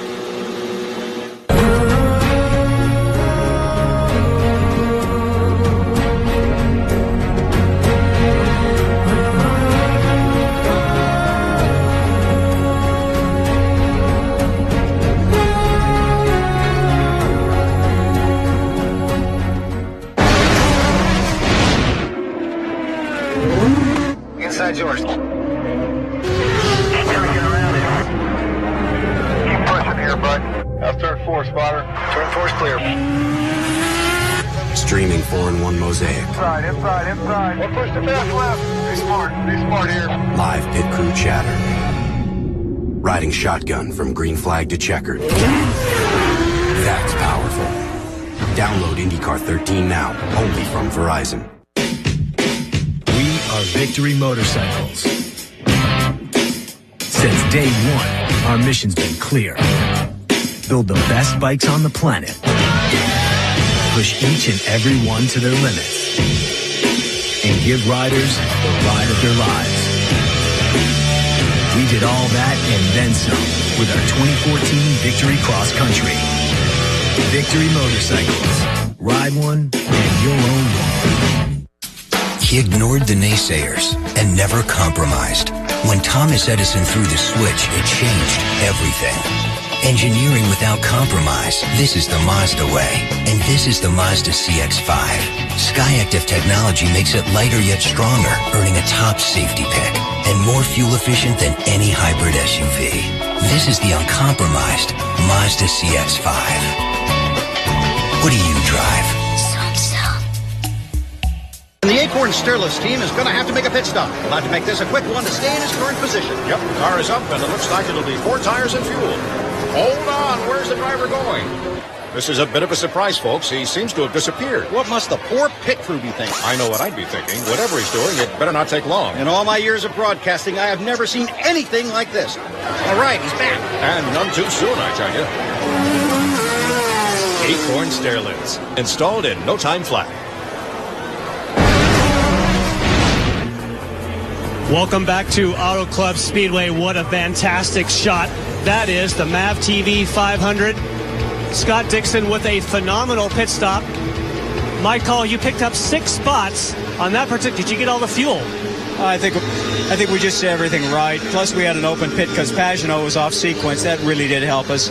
And be it down at the end of this pitch, the end of the pit lane helps us getting out. And it looked like by watching downstream, some guys kind of like did a bunch of monkey motion down there trying to get out of their boxes together. And we got a full moon. Yeah, we just saw an excellent shot of that. Now tell me, do you feel confident?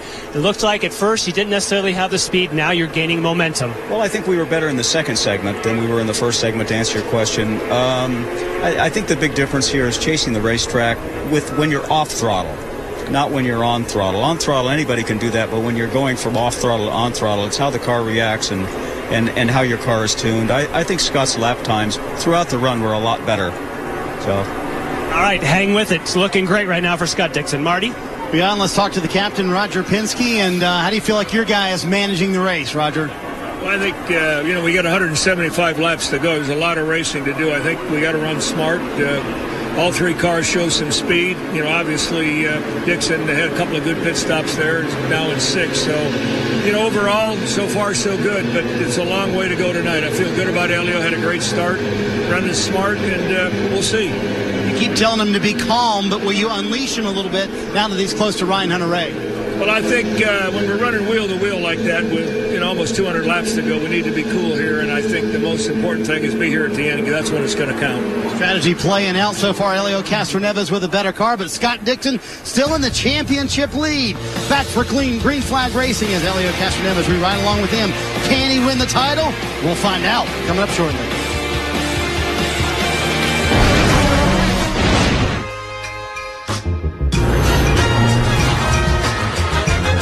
Maybe you've already heard what they're saying about the Nissan Altima. And we have to admit that it's all true. But don't just take their word for it. Check it out for yourself. The award-winning Nissan Altima.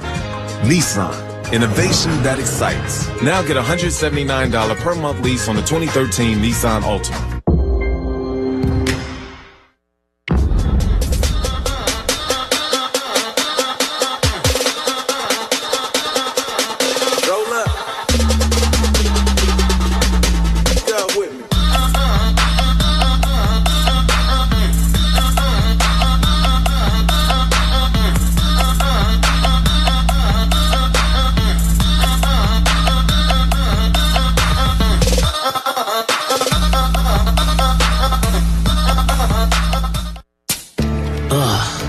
Why did she pack these things?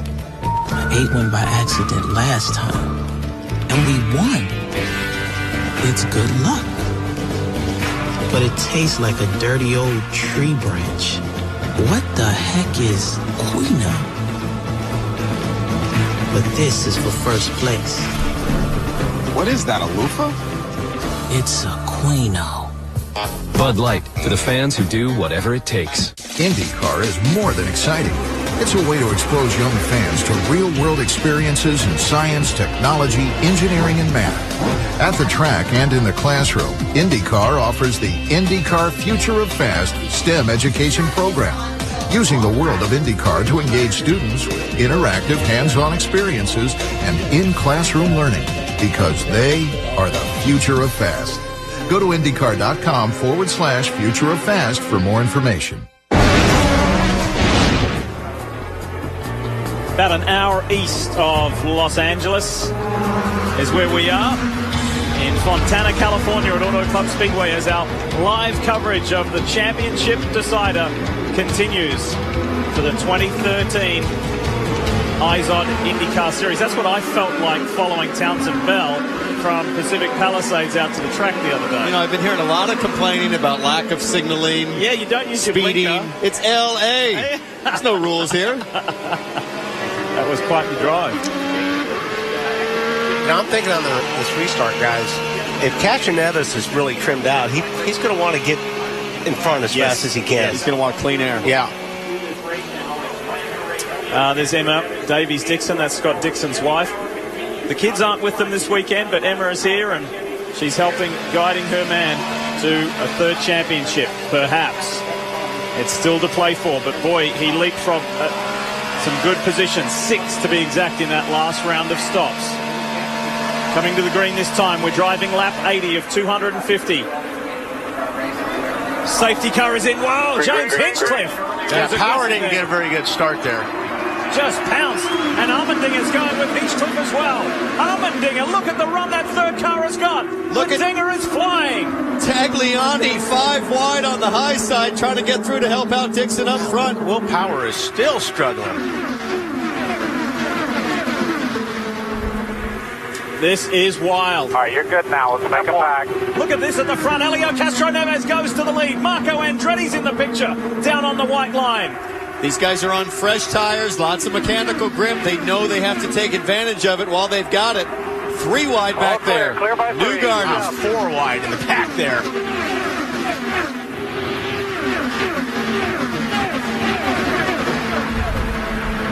You know what blows me away, guys? We've run 82 laps. We've been here for 2 days. The amount of dust that still kicks up on that track. I know it. And I've heard a lot of the team owners talk about what gets into the radiators as you get deep into this race.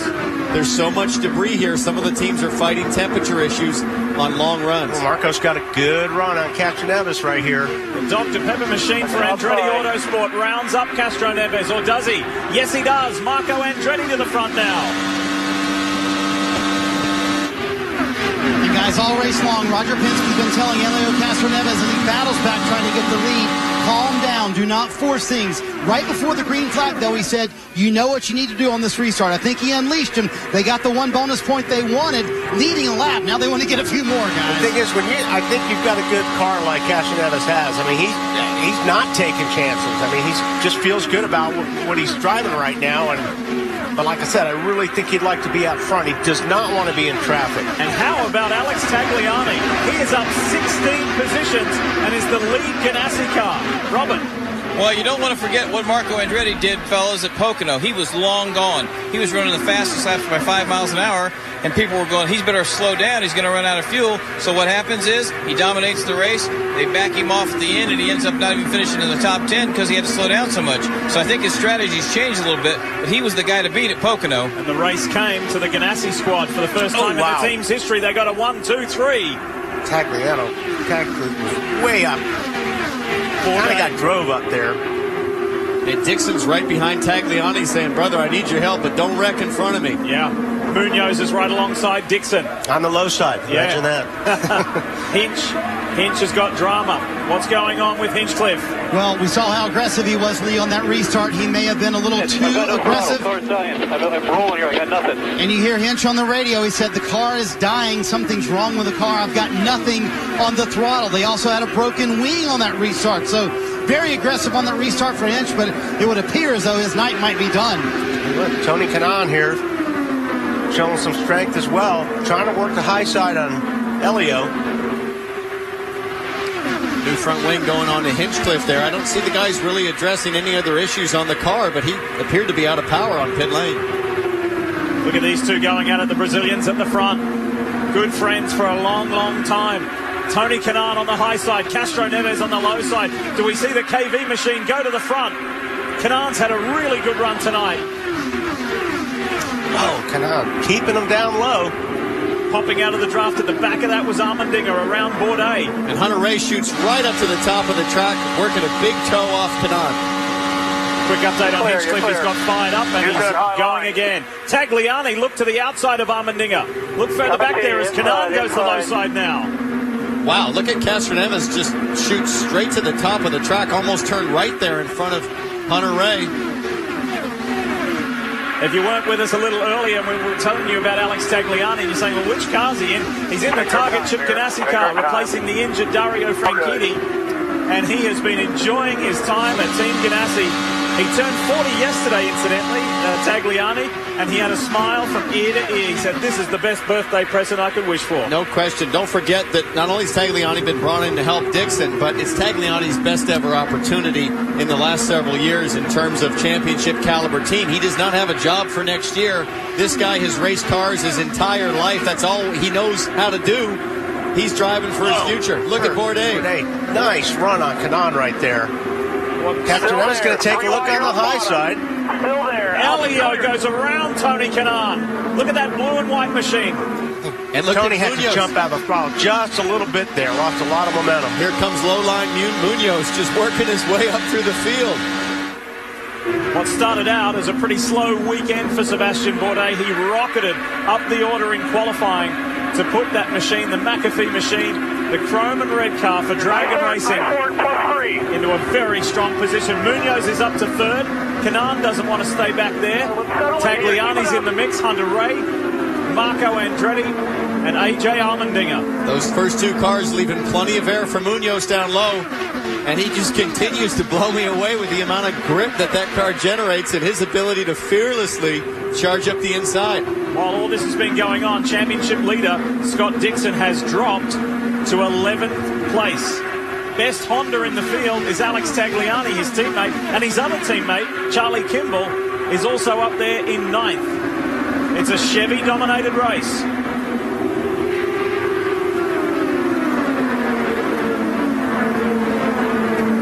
I mean, Munoz is almost on the apron. I mean, normally you only see that in the Cup race here. In an IndyCar, you never want to come close to that line, and he's all over it. It's working well for him, and he's making a move on Canaan. Again, the reason why the young Colombian is in that Sitco entry, EJ Vizo called in second. Oh, boy, here it comes.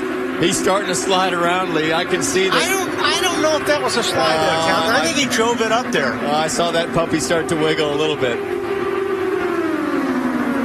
Well, I'll tell you what, if it's loose, he doesn't care because he went right back down to the bottom.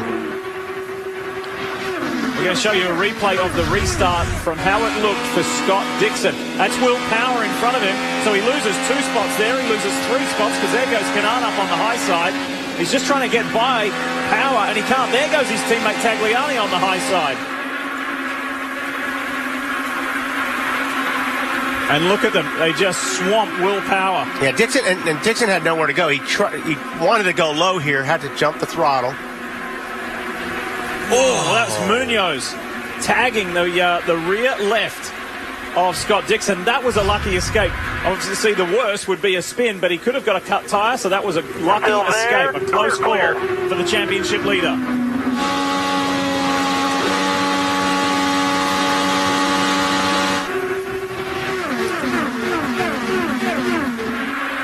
Well, guys, what a battle up front. And for Helio Castroneves, remember we talked about all the experience he's hearing on the radio from Rick Mears and Roger Penske. They're all telling him, be calm, don't be aggressive. I think he may have turned his radio off, Jan. He's not listening to those guys at all. Very aggressive for Helio Castroneves as Munoz tries to get second from him, Jan. Yes, and talking about turning the radio off, Carlos Munoz was told during the caution, we need to conserve the tires. Well, you don't conserve the tires when you're running the low line, but man, he just keeps on it. It stays low, the car sticks, but unfortunately, like Townsend, you were saying, you get to the end of the stint, and those tires are going to be more worn than those on the high side. I tell you what, I think this kid's going to wind up leading this race pretty quick because you know what? Even on the long run, his car was still better than a lot of these guys on the low side. So, tell you what, he is going. Yeah, but Wally, he washes up right there mid-corner, and he's got to drive those seams. I've been seeing a few big wiggles coming out of that Sitco car. He is in rarefied air, and he's not intimidated by it at all, and he's fighting the man he fought at the Indianapolis 500. Tony Kanaan got the win that day. Munoz, as he goes to the inside, got second. Is high-speed entertainment what you want? Then MAV TV is your destination for all things motorsports. You want action? We've got action. Lucas Oil Off-Road Racing, Pro Pulling League, Endurocross, Flat Track Motorcycle Racing, World Rally Championship, and much more. Get your adrenaline pumping with motorsports on MAV TV.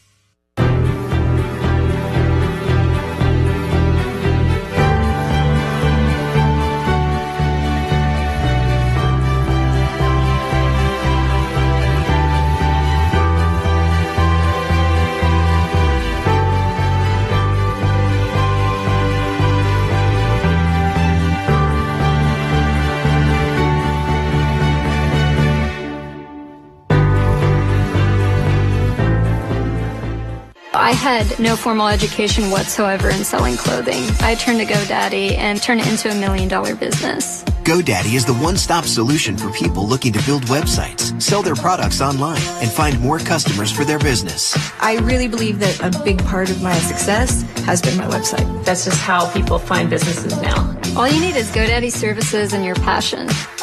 Online tools that work for your business. GoDaddy. It's go time. Lessons. Every racetrack is full of them. Each turn a pop quiz. High or low. Give or go. Today's lesson is the edge. And at 200 miles per hour. Class begins. What a race. How enjoyable it has been already as we welcome you back to Auto Club Speedway in Fontana, California. It's championship night. It's title decider. And the biggest movers of the Auto Club Speedway, the main man has been Alex Tagliani, making up 13 positions. And how about the 21-year-old Carlos Munoz right there in the white, orange, and red car, filling in for EJ Viso. He's one of our Auto Club Speedway biggest movers. Whoa! He's gone! He's gone! Big time! Easy, easy. I hate to say I told you so. But he had a little bit of a wiggle even before that. I saw that coming, guys. Man, I hate that for these young guys, but you cannot run the bottom that long. He's all right. He gave a thumbs up there. Awesome job. You're doing an awesome job. So, just hanging in for safety. Awesome job, but that car's half the size as it used to be. That was the voice of Paul Ziggy Harkis. Awesome drive up till then. Awesome drive.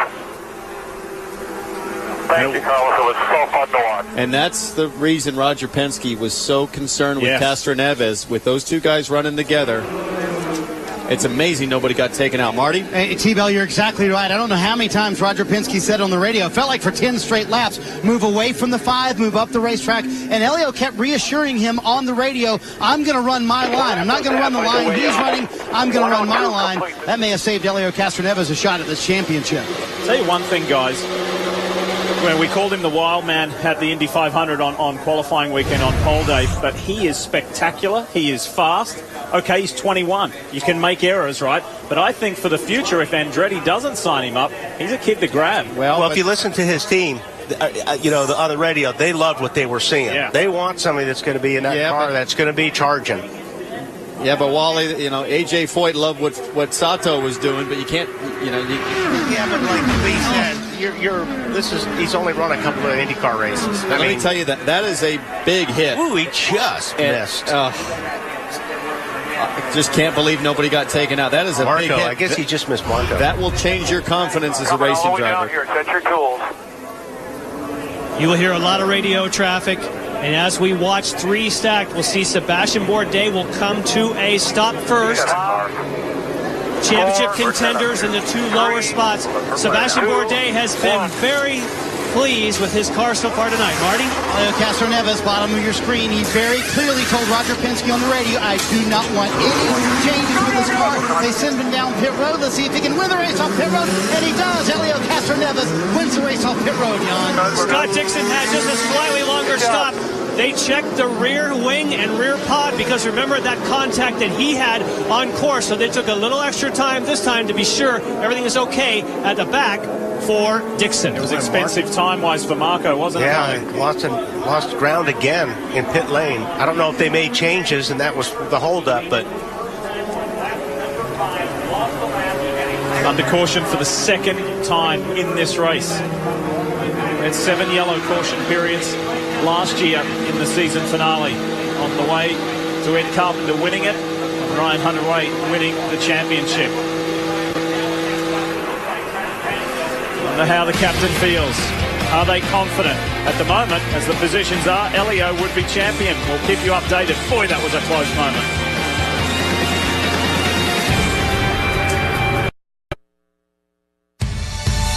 You know, I think the combination between myself and the Team Penske is working in all aspects, inside the race car or inside the track, but also outside the racetrack. And honestly, for me, it's great because the highest point of my career in some of the wins that I had and the lowest time of my career, Roger and Team Penske were right there, you know, supporting me, and you can't top that. You know, for me, it's just a big family right now. We're really working together, and hopefully I can get that championship that I'm really chasing for a long time. He is one of the biggest personalities in open wheel racing. When the fans come to the track, like here at Auto Club Speedway, they come to see these cool cars, the high speed. They come to see the characters, the personalities like Elio Castro Neves. He's a natural showman. Scott Dixon is more quiet. He's more conservative, if you wish. He's not the showman like Castro Neves is, but they are both extraordinary car racers. And we're going to keep profiling these men as we go through the night. The positions as they run, this man, Elio Castro Neves, has the points lead. But that's going to change. It's going to fluctuate. It's time for MAV TV to take us through the field. Yeah, Lee, let's go through the field under caution here as we get ready to go green here in Fontana, California. Elio Castro Neves winning the race off pit road. No changes on the car, and they'll try to lead as many laps as they can. He already has bonus points for leading a lap today, Jan, but now he wants to collect the extra bonus points for leading the most. Yes, and you talk about no changes. The same for Sebastian Bourdais. Sebastian's been very happy with that car. They obviously had a great pit stop, and he has not needed changes. The track seems to be coming to them. Now, not the case necessarily for Tony Kanaan, who follows. He had some push early on, called in, said he wanted some front wing. He got that during the pit stop, so now this car starts to get balanced as he likes it. Jan, a lot of debate on Ryan Hunter-Reay's radio about whether to charge or whether to lay back and save a little bit of fuel between Ryan Hunter-Reay and Michael Andretti. He said, honestly, I felt like when I was leading, I was able to save fuel a little bit better. So they have told him, run as hard as you want on this stint, whereas the last stint, Kevin, they held him back a little bit. Marty, I don't think it could be overstated how impressive this run has been for A.J. Allmendinger, considering this is his second oval race in an IndyCar in 6 or 7 years, and he's consistently running in the top 5, and he seems to be pretty loose right now. He was just asked, how you doing? He said, okay, how are you guys? Great, we're having fun. Jan.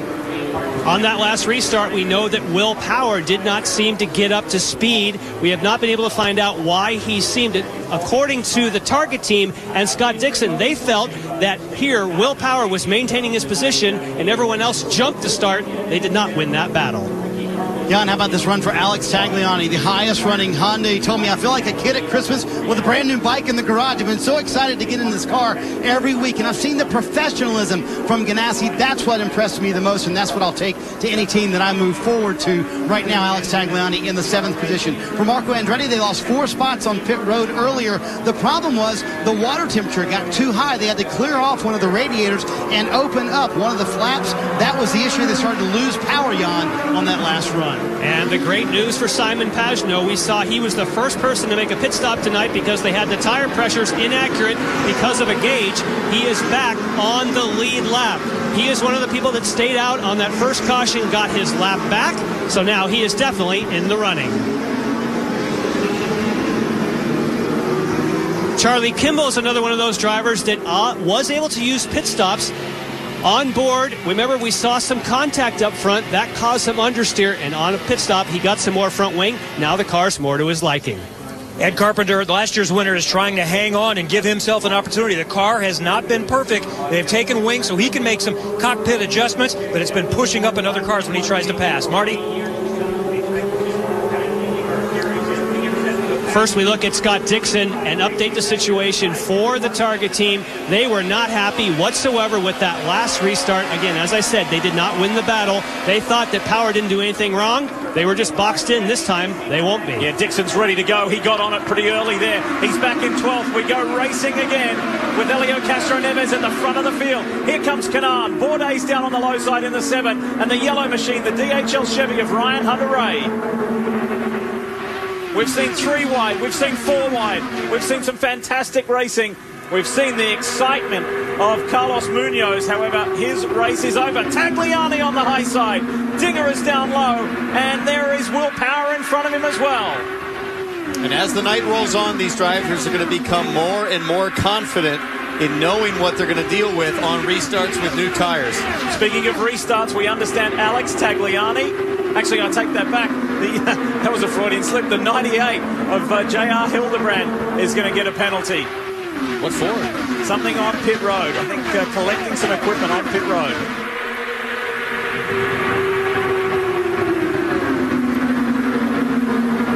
There's Tag on in the middle, blasting the Target car straight through. Yeah, I think he's just gotten so much more confident over the weekend. You know, I mean, he's driving for a great team. He knows this is a great opportunity, and he's getting laps, more and more laps. Both him and Allmendinger, you can see they're just getting better and better as this race goes on. Looking at Hunter-Ray working on Castroneves. You know, with Tagliani, yellows, especially on an oval. Oh, big crash. Justin Wilson and Tristan Vautier. And James Jakes and collects the debris. Oh, boy, in Serbia. And Joseph Newgarden. Wow, Serbia's car really and Newgarden's car. It's like he tried going through something the way those front wheels are hanging up there. He's riding like a bobsled. Whoa. What happened here? Oriol Servia in the National Guard Panther racing car. That's Tristan Vautier. Boy.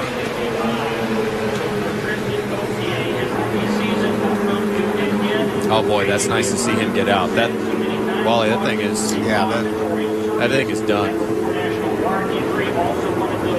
Oriol Servia in his final race with Panther Racing in terms of his allotment this year. Ryan Briscoe filling in, and not the way Servia needed this one to go. Let's see what happened. Okay, Justin Wilson, there's Servia. Graham Rahal is the yellow and black car. Justin Wilson wiggles. That right rear tire was on that seam. We've talked about that, and Wilson turned in with his right rear right on the seam. Everybody else trying to get out of the way, and Servia just gets pancaked. And there comes Vautier T-boning Wilson, and then Simona somehow got caught up. She's down below sliding through the grass. But if we look at that again in slow motion, we're going to see Wilson, an unfortunate victim of those scenes. Yeah, watch Servia up there.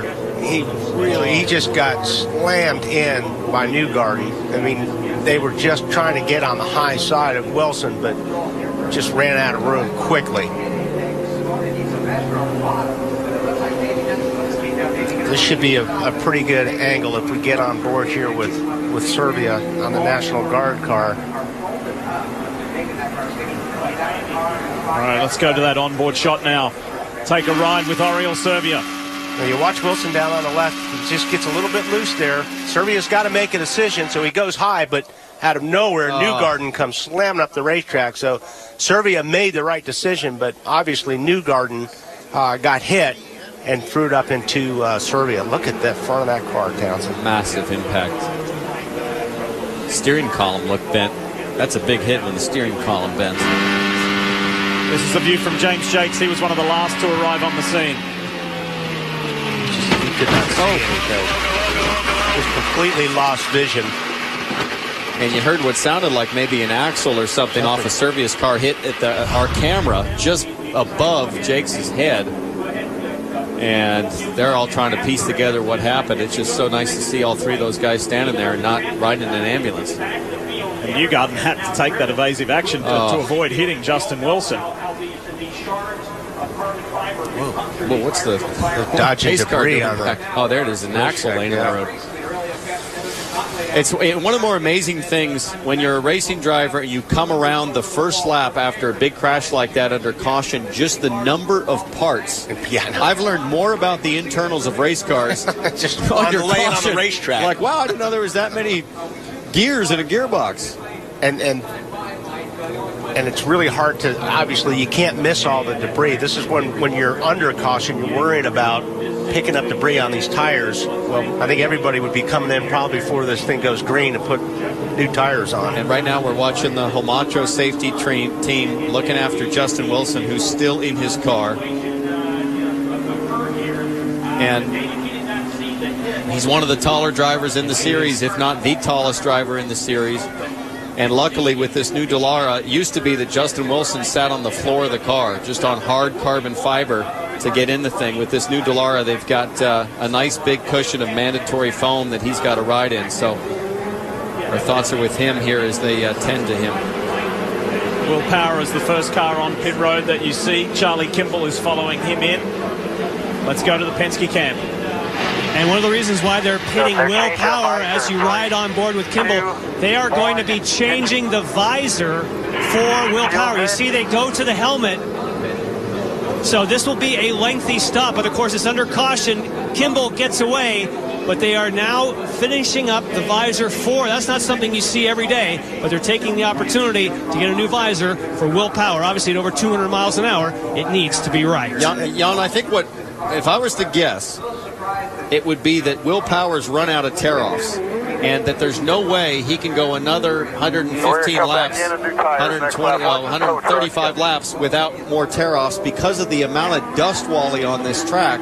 That stuff will pit your visor so fast. It could have been that he pulled a tear-off and lost them all, and he needs more to finish the race. I've been there before. It's no fun. Well, like you said, with just the dirt on the racetrack tonight, it's just like sandblasting. It's just sandblast your visor. Yeah. And the side of the front and the sides of the car have been getting punished here at Auto Club Speedway Fontana. So Justin Wilson and Simona Di Silvestro being attended to. We'll be back.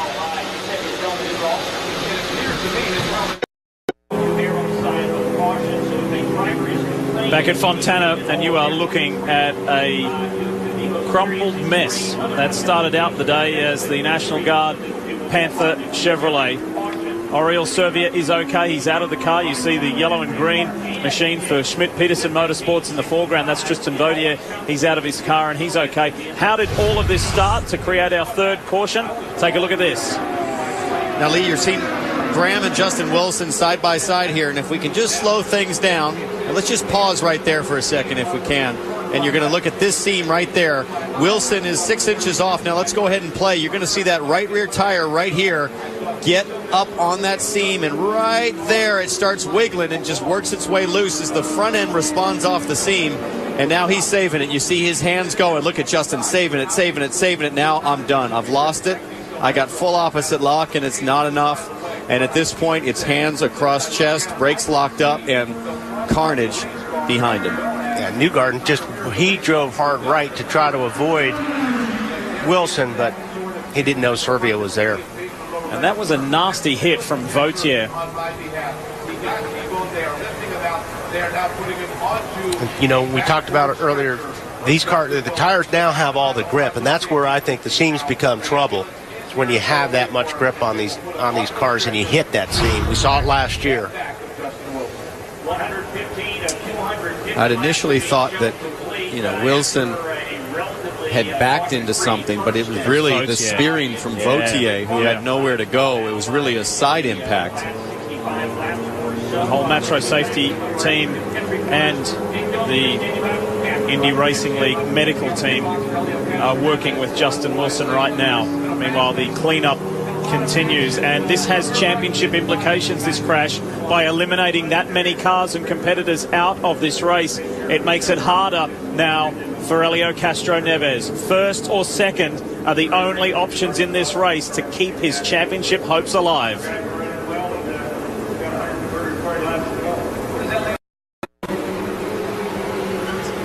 As we slowly approach the halfway mark of the final IndyCar race of the year, it's the MAV TV 500 presented by Lucas Oil.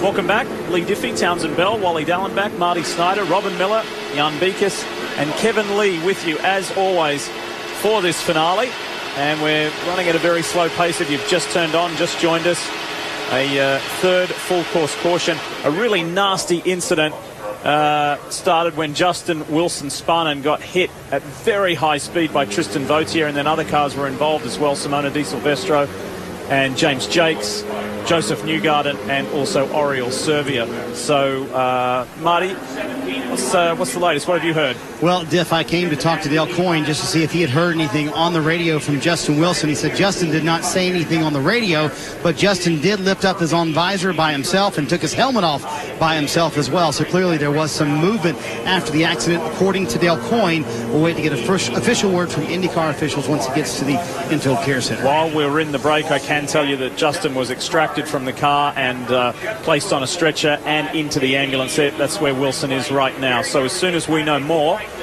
we will bring it to you. A really tough break for Justin Wilson, who was enjoying his best IndyCar season to date.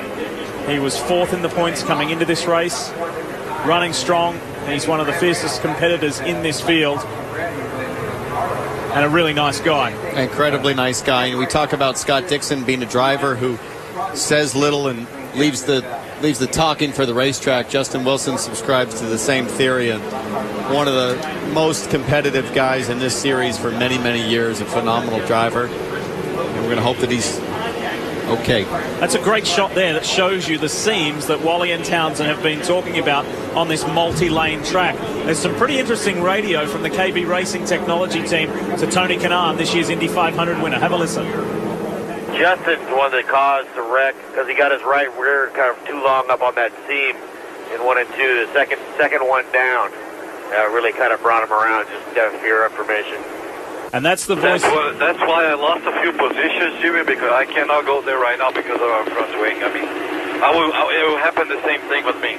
So I'm going to hang up here for a few laps. What's going to happen? This guy's running low. They're going to wear their tires. Then I'm going to come back. I cannot go down right now. That's far about. You know what to do. And that was almost the same spot that Will got in trouble last year. Yeah, exactly. That was the voice, incidentally, of co-team owner Jimmy Vasser, who knows a thing or two about Fontana, because he holds the record for the fastest 500-mile race when he won here in 02. Lee, you heard Tony Kanaan say something about, I can't do that, meaning I can't get on those seams with the way my front wing is. I see a little damage on the left front main plane of Tony Kanaan's number 11 hydroxy cut car. And I don't know if that's from contact or perhaps debris from that incident. Yeah.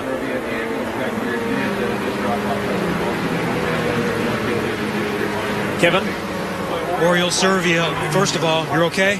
Yeah, I'm 100%. Tell me what happened. You were just an innocent bystander here. Yeah, I was just behind Justin, and I saw him getting loose, and for a second I didn't know if to go high or low. I ended up going high, which was good, because I was going to miss him, but just on my left, Joseph tried to miss Justin and then collected me. So it was, one of those things. We're all fighting for some little real estate, and what are you going to do? Joseph was just trying to obviously not T-bone Justin, and he did what he could. Unfortunate, because I think we had a great car for the end of the race, and we just couldn't show it. Good to see you're okay. See you next season. Yep, thanks. Oriol Servia. There were two violent hits. That was one, the Newgarden Servia one, and the other one was Vautier on Wilson. Two very different. One was side to side, one was nose to side. And that's what's left. Boy, it's been a tough night for Dale Coyne Racing. Pippa Mann out, Justin Wilson out.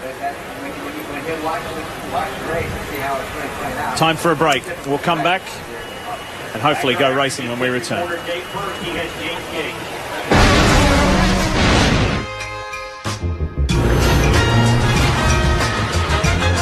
Maybe you've already heard what they're saying about the Nissan Altima. And we have to admit that it's all true. But don't just take their word for it. Check it out for yourself. The award-winning Nissan Altima.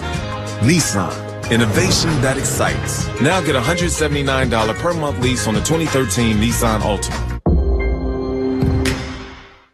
What are you doing? Oh, hey. Using night vision goggles to keep an eye on my spicy buffalo wheat thins. Who's gonna take your I don't reference? know. An intruder. The dog. Bigfoot. You get the light.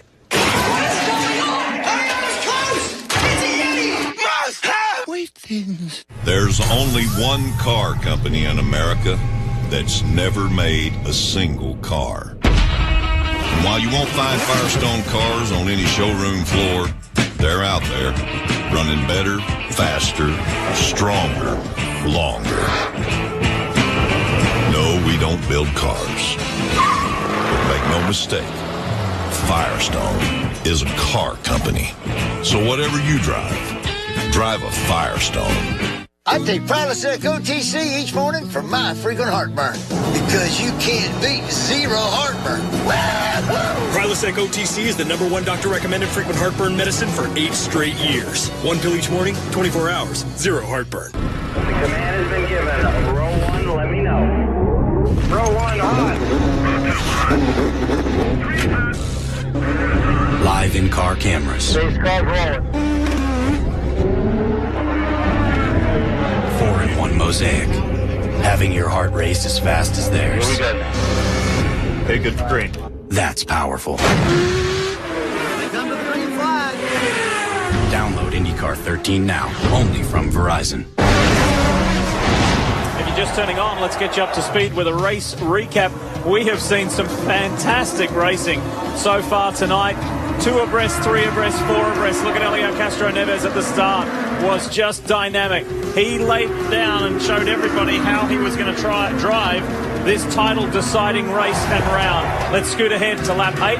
Scott Dixon was a little further down the order and didn't quite have the start that Helio Castroneves did. So he was having to work harder earlier on in the pack. And then on lap 71, this is Pipperman and Sebastian Saavedra. And Saavedra had a cut rear right tyre. That caused him to spin, and Pipper was just trying to take evasive action. Scoot ahead to 82. This was a restart, and Will Power just seemed to get bogged down in the middle of the pack, and he was going backwards, and championship leader Scott Dixon got stuck behind him, and they got swamped. Everyone went by, including Dixon's teammate Alex Tagliani.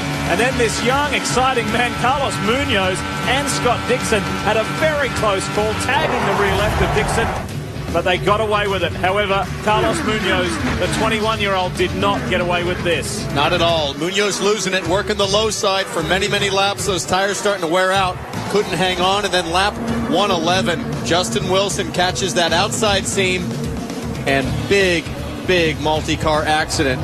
Gets speared by Tristan Vautier. We're on board with Servia, who has nowhere to go as Newgarden comes up and just cleans his clock. Luckily, Servia walks away, and Newgarden. So it's been an expensive night in more ways than one, because out of this race, as we give you some important figures brought to you by MAV TV, Saavedra's out, Munoz out, Vautier, Jakes, Newgarden, Servia, Wilson, all out of this race. Let's check in with Kevin Lee. Kev? 3 of those involved in this: Joseph Newgarden, Tristan Vautier, and James Jakes, all down here, all already checked and released. We'll start with different perspectives. Joseph, what happened to you? Well, I guess I was the first guy to see him spinning. He was right in front of me, and oil was to my outside. And once Justin spun, there was a big cloud of smoke. And the big thing for me was just to get out of his way. I didn't want to T-bone him, and then I ended up getting into Servia really hard. And thankfully, Servia's okay. It seemed kind of bad on my right side, but the biggest thing is that Justin's good, and everything that I understand so far is that he's fine. And I think that speaks volumes to the DW12 chassis and everything that IndyCar has done for safety. I mean, we work really hard to keep these guys safe, and everything that the Hamaltro safety crew does for us. These guys are just prepared for these type of things to happen. I mean, this is auto racing, and if everyone's safe, then that's the best thing we can hope for right now. Thank you, Joseph. Happy to see you're okay. Tristan, you had nowhere to go. That was scary when you T-boned him. Could you see anything? Yeah, no, I actually didn't see him before I hit him. There was a big cloud of smoke, and I just felt the heat, but didn't see anything of what was happening. So yeah, the most important is that everybody's okay. We were worried for Justin when we got out the cars, but apparently he's fine. So it's a shame for everyone's race, for all of us. Shame for us for NGCs. We wanted to finish off strong, but we're glad everybody's okay. It was a bit of a scary crash. So the main thing is that everybody's fine. So yeah, that's the way it is. James, scary stuff. Your perspective? Yeah, just similar stuff really. We were on the outside there, and he got caught in the smoke, and you lose perception of everything. So it was a tough day for the number 16. Obviously, we started 5th. Yeah, you just lose your vision and where everyone is, and then I got hit with the debris. So yeah, it was tough day to end like that after starting 5th. You know, we were looking to have a competitive run here today, and just unfortunate. Thank you. That's James Jakes, and we'll stand by the medical center and wait for more information on Justin Wilson.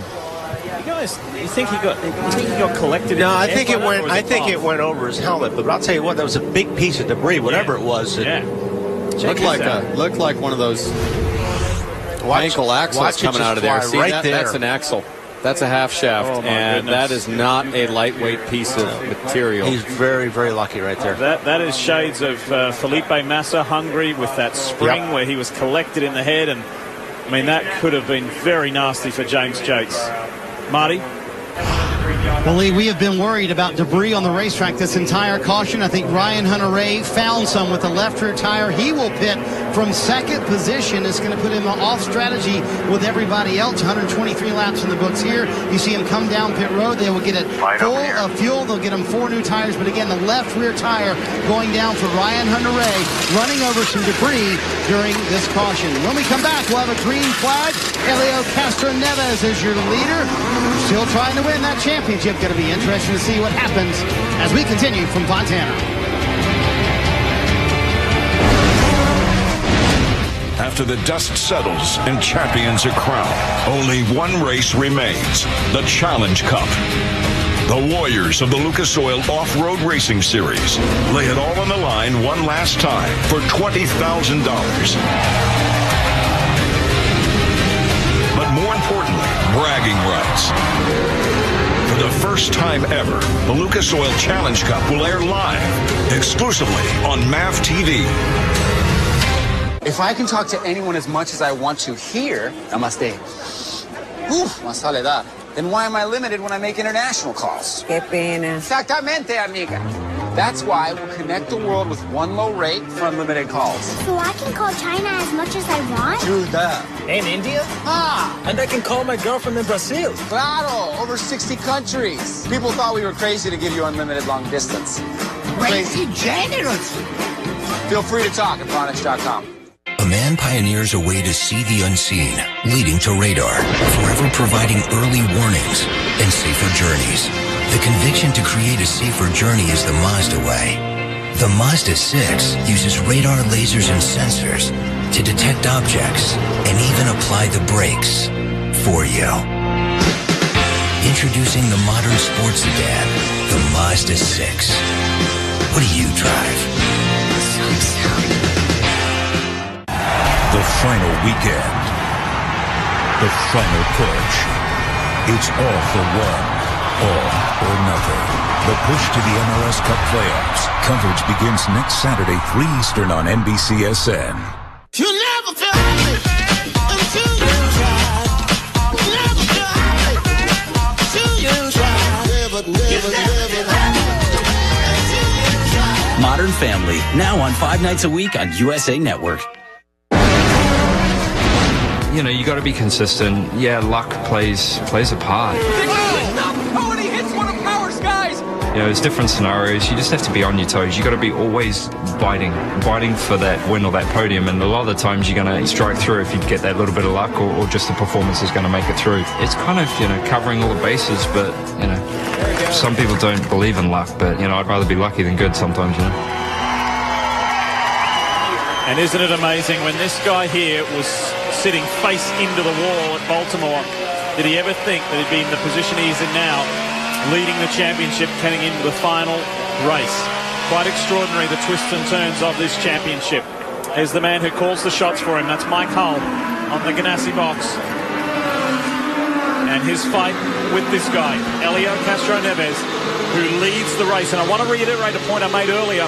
With the number of retirements from this race, it changes the mathematical equation.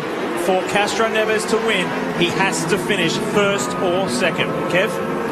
We have information now on Justin Wilson from Dr. Michael Ollinger from IndyCar. He is awake and alert. He is being transported via ground to a local hospital, Arrowhead Regional, for further evaluation of his lower back. But I think that's positive at this point. Awake and alert for Justin Wilson. That is fantastic news. That is great news for Justin.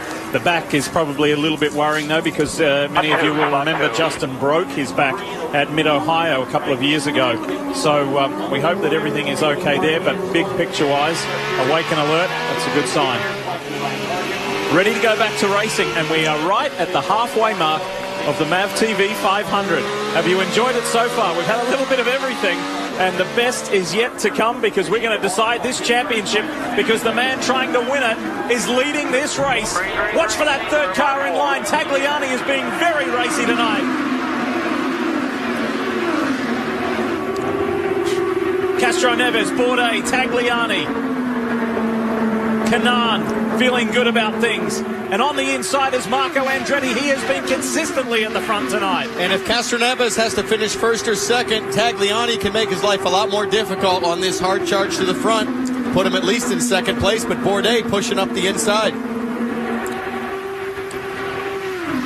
And again, look at the dust and the debris that settles on this track. It's very uncommon. Normally an IndyCar sucks the debris off the track, and Bourdais pushing straight to the front. Alex Tagliani leads this race, but for how long?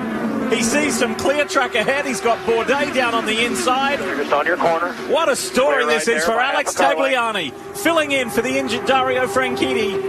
And Tags takes it to the front. Hildebrand back on pit road. And that's servicing that penalty. The drive-through done. He's back out and at it. And these guys are at it as well. How about Tagliani, Marty? An incredible story, Lee. And I spent some time with him yesterday. This battle for the lead almost goes 3 wide now. And he told me, I kind of feel weird taking something that doesn't belong to me. He said, as soon as I got word, I emailed Dario Franchitti, and he reassured me, hey, man, do the best you can. Help Dixie win the championship, but go win a race if you can. They've been emailing twice a day, and Dario encouraging him along the way. We never thought Tags would be this much of a factor, though, up front, guys. Well, I'll tell you what, it's a confidence boost for a driver that doesn't have a ride. He lost his ride earlier this year. You always, as a driver, you start second-guessing yourself in a situation like this. Tags in a great situation, and he's showing everybody that you put me in the right car, I can do it. Well, you know, he's a pole sitter at the Indy 500. He was a pole sitter at Texas Motor Speedway. And, you know, the analysis on Tag has always been what happens deep into the tire stint on an oval as the handling starts to go away and how he hangs on. But right now he's showing no signs of wanting to let go of this front-running performance. And Dario, we know that you're watching. We wish you well, as we mentioned earlier in the show. I know it's been a super day for you because your little brother, Marino, won the P2 class at Petit Le Mans at Road Atlanta earlier today for the Level 5 Motorsports team. Scott Tucker and Ryan Briscoe driving with him. Boy, this is a race. I know you wish you were in it, Dario, but the man who's filling in is doing a mighty fine job. And here comes Dixon on the inside. Wow. Scott Dixon on the inside of Will Power. Near the bottom. Close quarter racing. And I could almost sense Will Power seeing Dixon come in his mirrors, and Dixon clearly carrying a little bit of the history between these two guys over the last few races, and he just made a decisive move up the inside on Power, but Power's coming back now. Penske and Ganassi. Ganassi and Penske. We've got the big teams, the big players at the front where they need to be, fighting for this championship. So many storylines here, including that Dr. Pepper car, Marco Andretti. He would love to finish this season on top with a W, and Will Power comes fighting back. All kinds of stuff going on. You know, there's a certain mystery, and Townsend, Waller, you know about it well. People say, well, what is it that Ganassi's got that makes them special? What is it that the Penske and the Andrettis have that make them special? Alex Tagliani finally entered that world this week where he went into the inner sanctum of Team Ganassi and he said, it's a whole new world. Oh, sure. I mean, you know, you're at a different level when you get into one of these cars like that for Ganassi or Penske. And like I said, it's such a confidence booster. Tag is having the time of his life right now. He's sitting there looking up front saying, you know what, I can do this. And, it doesn't matter, Townsend, how many races you've won or championships you won, whatever. If you have a bad run of races, you lose confidence, and this is something that you need.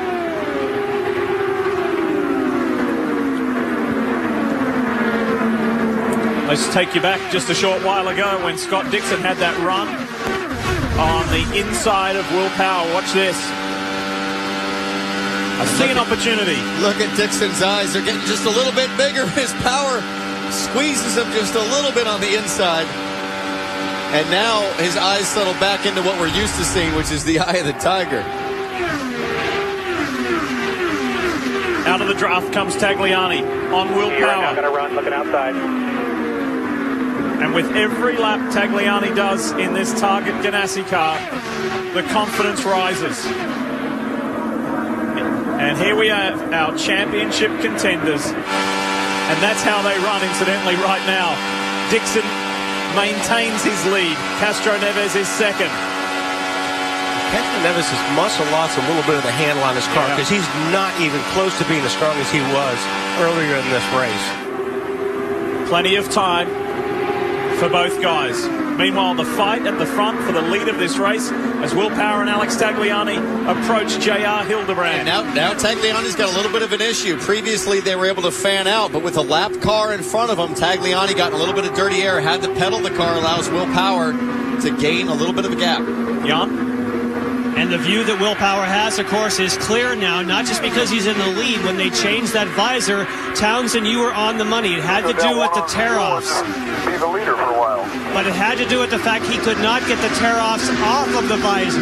So they had to change the visor because there was no way to peel them off to get clear vision. Now he has the lead and clear vision. Can you imagine the irony if Will Power wins this final race? Yeah. The race that he tried to win last year to win the championship, the race that he tried to win the year before to win the championship, and the year before that. And you know what? If he does, he'll say, God, it was so easy. You know, it just fell to me without all that pressure, as you say, with the championship expectations. Hildebrand's 8 back, a lap down. I'll tell you what, looking at J.R. Hildebrand and that Brian Herta car, 1 year at Fontana, Brian Herta had a visor issue, and it's because his visor flew off, and he had no visor. And he had to drive around with his eyes closed as all of this very finite debris here at Fontana, California Speedway, was shooting through the opening of his helmet. I can't imagine what that must have been like. We cannot be remiss to forget to mention the Manufacturers' Championship. It's a big, big deal. There are only 2 engine suppliers in this series. It's Honda versus Chevrolet, and it's going to be a winner-takes-all. Whoever finishes in the higher spot for the cars that can score manufacturers' points, who have not exceeded their engine limits in this year's series, will walk away as 2013 engine manufacturer champions. At the moment, it's swinging Chevy's way. Castro Neves is continuing to lose ground. And he looks as loose Carpenter to me, takes a spot. Yep. I'm watching the back of that number 3 car really walk around on corner entry. Ed Carpenter, we haven't talked a lot about, but we're just past halfway, and Ed's moving into the 6th position. Trying to repeat what happened last year, winning the season finale.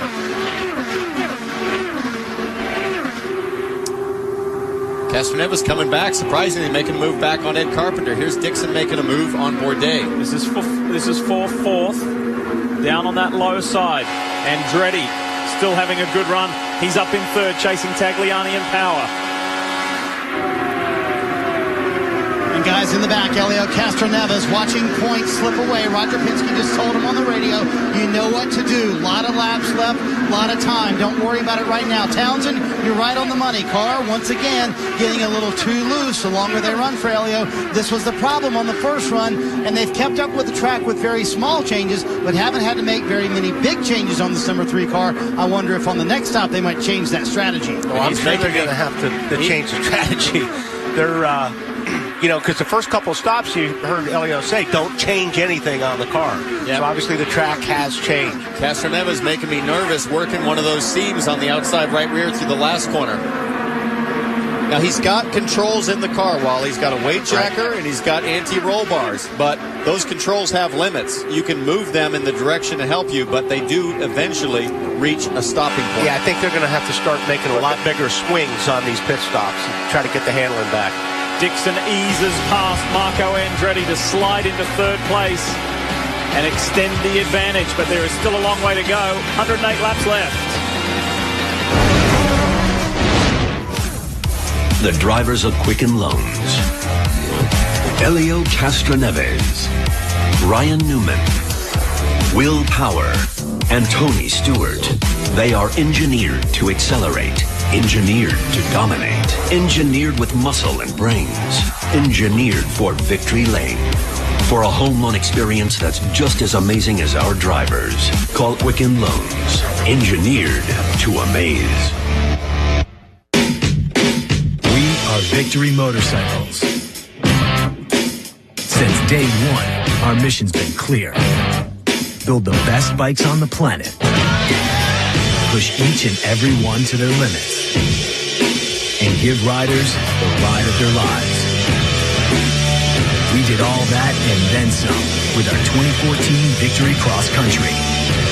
Victory Motorcycles. Ride one and you'll own one. I believe that successful meetings and ultimately successful collaborations are about people, first and foremost. In a global company like ours, when you can't have everybody in the same room with you, it's important to be able to see them, to be able to interact with them, along with the information that you're working on. Using GoToMeeting with HD Faces lets us easily have that meeting every day, no matter where any of us are. Every business goes through the process of idea creation. That idea has to be shared, and that shared idea has to become a plan and executed against. That is what we're all searching for. That's what we're all trying to get to. It's about having great communication within an organization and helping teams collaborate better, allowing ideas to flourish. Every single day, no matter where I am, I need to be able to use all of the tools that I have at my disposal to interact with my team. GoToMeeting is our answer. It's the easiest way for everybody to meet no matter where we live or work. It's what allows us to be successful. Visit GoToMeeting.com today and try it free. A reminder about tomorrow night, and I don't think I have to remind you, it's America's Game of the Week, and it's going to be huge. Peyton Manning returning to Indy to face the Colts for the first time as a Denver Bronco. It's Sunday Night Football. Bob Costas hosts Football Night in America. Coverage from 7 Eastern, 4 Pacific. That's going to be massive. It's going to be a great game. I actually got a text from a friend who is sitting on the Broncos team plane. I don't know how she got on there, but she said that the air is thick and intense. They're game ready. Now, for your football teammate USC, got some bad news for you. Just defeated by Notre Dame. Well, in that case, I'm going to UCLA for the rest of the year. Will Power, who holds an advantage here, not only in the race, but as far as a strategic one as well. He last pitted on lap 119. The guys he's fighting have been out there for a lot longer, Wally. Yeah, like I said, when Hunter Ray, these guys came in to change tires and top off, I'm surprised more guys didn't do that. It was looks like he is out of the car and done. You know, but I'm surprised some of these guys didn't come in and do that. About 4 or 5 of them did. When Sato pitted, I saw one of the mechanics look into the left side radiator inlet and shake his head. And I just wonder if they either took debris into that inlet somehow or just gathered up too much dust and spent rubber and overheated.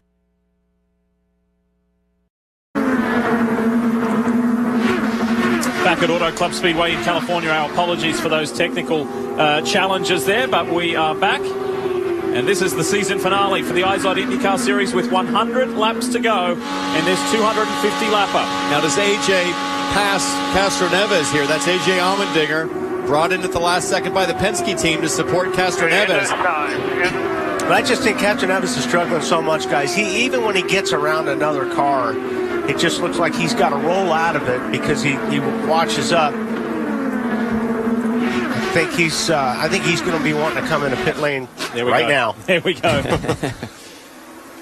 The story is being told right in front of our eyes. The two teams that clashed on pit road at Sonoma earlier this year. Keep in mind, though, it wasn't the 3 team, it was the 12. Ray Hall is in. Midas team serviced. Go. Kevin? Good stuff, guys. Good. Ed Carpenter's going to be pitting in just a moment. He's been on the charge here as high as 5th, running 6th before this pit stop, and here comes Carpenter at 60 miles an hour. The car was struggling early on. It was pushing, but it's gotten better each stint. The weekend started poorly. They had a shock issue on Friday in the first practice yesterday, but each session a little bit better, and don't count Ed Carpenter. He might be able to get another win here at Fontana, Marty. Elio Castroneves, worst run of the day. They'll have problems getting the right rear tire on. A little bit longer of a stop for Elio Castroneves. He'll leave. Scott Dixon will be pitting on the next lap, I believe. Dixon's on his way in. your forks. They're giving you room on the board. Now Scott Dixon, of course, is pitted right behind Castroneves. And I was able to look over and see the rear of Castroneves, and they took downforce. And here, for Scott Dixon, they removed a panel. Sebastian Bourdais has issues. Kevin? Yeah, they have to raise it back on the jacks for Bourdais, so an extra 6 or 7 seconds on the stop for the Dragon 7 car. Oh, and he is frustration. Frustration there. And I mean, you know, these guys were having such a great run. Bourdais was very strong tonight. Guys, interesting to see on several of those pit stops we saw with Ed Carpenter and also with Dixon, they are pulling off shutters on the radiator inlets, and I wonder if that might have been an issue here with Bourdais. Let's see. Watch the left front. He's slow getting it off. Clear. Oh, he lost the wheel. Yeah, they dropped the jack before he had the wheel tight. See him pull a tape off that radiator inlet, but he lost the wheel nut out of the gun. And like you said, they dropped the car before the wheel nut was tight, putting it back on. And that is such a penalty on an oval like this, under green flag conditions. You lose a ton of time. Marco Andretti with 95 to go. Here's our race leader, Will Power, who is comfortable out in front. 5 or 6 more laps. So in 156, he last pitted on 119. The guys who are right behind him, Hunter Ray, Kimball, and Hildebrand, are kind of in that same zip code as well about when they came in. Incidentally, Simon Pagenaud cycled through for his latest stop on that last round. Now, during those pit stops, it all was very frantic down here. Just to give you a quick update, Castroneves, they took out front and rear wing to trim the car out. For Dixon, they removed a panel, a shutter, as you're talking about, Townsend, to get cooling to the left pod on the side. And for Simon Pagenaud, they added a bit of front wing to get the car back in balance. Thanks, Jan. Now, removing the shutter to cool the engine, it's not getting any hotter outside, Wally. It's because more and more debris is building up inside those radiators. And I wonder how much of that stuff was picked up during that accident, because a lot of those guys haven't been in since then, or since before that. What blows me away is you look at how there's no dust trail coming off the cars here, but a yellow comes out, they bunch up, and all of a sudden it's if, I don't know if it's LA smog or what's in the air, you know, something's settling on the track. Take a look at Scott Dixon's stop. And you watch the left front tire changer. As soon as he's done, he's going to get in. He pulls an actual carbon panel. It's a filler panel. That's a big shutter. And guys, you talk about pulling those shutter panels. They've done it twice for Marco Andretti. He's been losing the power at the end of every run, overheating because of that debris you're mentioning, Townsend. His teammate, Ryan Hunter-Reay, on pit road. It'll be 4 tires. They, like Lee mentioned, off sequence with everybody else. The car is pretty good. They're just off sequence with everybody else. We expect Will Power pitting in a couple laps as well. I think, Townsend, when you pull those shutters out too, if there's debris packed in there, this is only going to help it a little bit unless you clean it somehow. The drivers have adjustments in the car that eventually run out, and the teams have adjustments on shutters, and those too eventually run out. Right. So we need to keep an eye on engine temperatures. Could be a storyline as we come to these last 90 laps. This is for position. Ed Carpenter, Simon Pagenaud. It's in the top 10. Carpenter's in 9th, Pagenaud 10th. Jan? No changes expected for Will Power. Of course, they're on a slightly different sequence because they were able to top off when they came in a couple times to change that visor. Set your fuel. Watch Matt here. Being talked through on the radio, having to wait for fuel a little bit. Slowed it to 9.4 seconds. But again, on a different sequence, this should work well for Will Power. It's been a very smooth night, except for that one restart where it was kind of a bit mysterious, where he just didn't go with the rest of the field. Other than that, it's been a very fine run for Will Power. And you can only imagine Scott Dixon sitting directly behind Will Power under that restart after what happened in Baltimore with the practice contact, the race contact, the Sonoma. I mean, Dixon's eyes have got to be in the back of his head going, come on. Look at the difference of new tires right there. That's Bourdais, who just came out of the pits, and Kimball, who's about to come in the pits. Look, that's the difference in grip on new tires to old tires. These tires are 40 laps old on Charlie Kimball's car. So the order is Kimball, but he's going to pit. He's going to cycle through. We know that. So this is really the fight here. Will Power, Scott Dixon. Tagliani is running in a very good third place. behind his new Ganassi teammate. Just for this race, we should stress. J.R. Hildebrand left the screen, gets serviced by the Brian Herder Autosport boys. And you know, JR is really trying to show people that he belongs in this series. Was a teammate of mine at Panther Racing at the Indy 500. Was let go middle of the season by Panther Racing, and he's fought his way back to earn an opportunity with Brian Herta. Was having a good run tonight until that drive-through penalty. He's a lap down. If he can get his lap back, he might be in this thing. Kevin and I were talking a little bit earlier because, you know, we're still really in the silly season, even though it's the end of the season. And that's yet to be determined for JR next year. Charlie Kimball comes in right on cue, but there's some positive talk about that Luca Filippi might be looking good for that ride next year. We'll wait to have that confirmed. They are expected to give Charlie Kimball. 3, 2, 1, hit your mark. That's Tom Wertz on the radio. They're going to give him a half turn of front wing. Oh, but a little bit of it's okay. It didn't cost them, but a bit of miscue on the right front. 8.7 seconds, Marty. Well, Jan, we can't discredit Carlos Munoz for not putting on a show tonight. Was it a little bit just too much aggressive this evening, or what? No, really, it was a surprise for me. The first few runs, I had too much understeer. The team just changed me a little bit the pressures, and suddenly I just missed the car now. And there's your replay. Just lose it there, or what? Yeah, I just lose it once, like in one big oversteer. You know, in ovals, it's not room for mistakes. I'm sad, a little bit sad, you know. In practice, I was dead last, you know. In practice, I was not feeling comfortable at all. So just I went inside my car, and my mind just drifted, and it was really fast. So, a lot of fun to see you tonight. Will we see you full-time here next year? Hopefully, yeah. I think this was a learning process. I think I have to take a little bit more easy the front, but yeah, hopefully it will be nice to be full-time next year and prove what I'm capable of. He puts on a show like this tonight. I think we'll all be excited to have him around next year, Kevin. Marty, unfortunately, Takuma Sato was an early exit tonight because of an engine issue. We've been hearing a lot of talk from the booth and seeing a lot of problems with debris. Might that have caused the engine failure? It might be, yeah. We came to the pit and the guys looked at the inside the radiator. There was lots of debris. I mean, we tried to avoid the best, but there was tons of that. We scooped it up, but then after a couple of laps, we had an overheated problem. The season started with so much promise. You led the points going into the 500. Unfortunately, this is your 10th DNF. What's in store for next year? Well, we had a difficult season mid-season and sort of came back on the speed and on the end of the season. That was a very, very positive. It was a tough season, but still I think it was a tremendous job, you know, from ABC, Supply, you know, the HF4 racing guys, and it's a really big well done, and hopefully, you know, we hope today we had a, you know, good race, but it didn't happen. You know, next year, hopefully we come back very, very strong. Thank you, Takuma. Good battle on the right-hand side there between Simon Pagenaud, Ryan Hunter-Reay. These guys are fighting for a top 5 spot.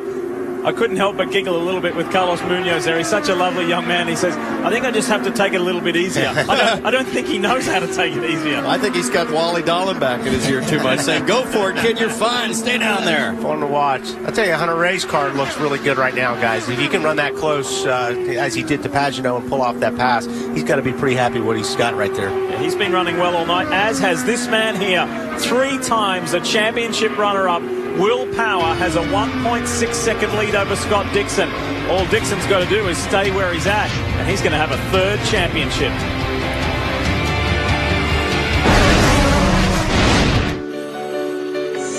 We are Stihl, German-engineered chainsaws and landscape products. The majority of which are made here in America by Americans. And exported to over 90 countries around the world. Stihl chainsaws start at just $179.95, and Stihl handheld blowers start at just $149.95. Find a Stihl dealer near you at StihlDealers.com.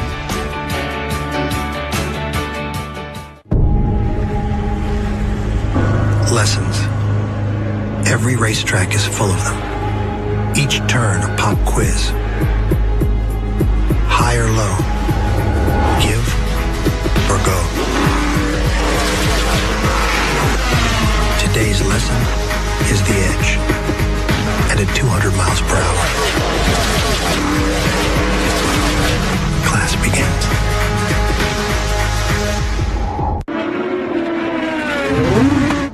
Inside's yours. Keep pushing here, bud. That's turn 4, spotter. Turn 4's clear. Streaming 4-in-1 Mosaic. Inside. One push to fast left. Be smart here. Live pit crew chatter. Riding shotgun from green flag to checkered. That's powerful. Download IndyCar 13 now, only from Verizon. IndyCar is more than exciting. It's a way to expose young fans to real-world experiences in science, technology, engineering, and math. At the track and in the classroom, IndyCar offers the IndyCar Future of Fast STEM education program, using the world of IndyCar to engage students with interactive hands-on experiences and in-classroom learning, because they are the future of fast. Go to IndyCar.com/Future of Fast for more information.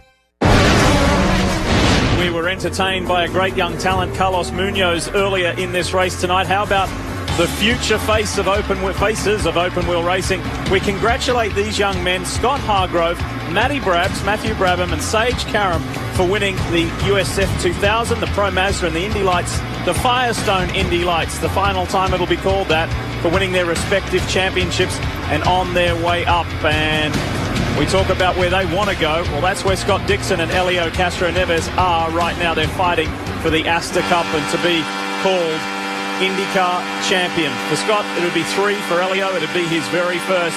They've got a lot still to play for. It's these two men still going at it. Watch this. Let's stay with this shot. And he keeps, after he gets off the corner, it looks like he tugs his helmet down a little bit. Yeah, like I've been in this situation. And it's pitted, and he's almost moving his helmet a little bit. We've talked a lot about debris and the effect on the radiators, but also the effect on visors and visor tear-offs. Look at Castro-Neves. That's his visor strip. That is normally a perfectly straight white strip. It's been obliterated, literally sandblasted. I've been in this situation.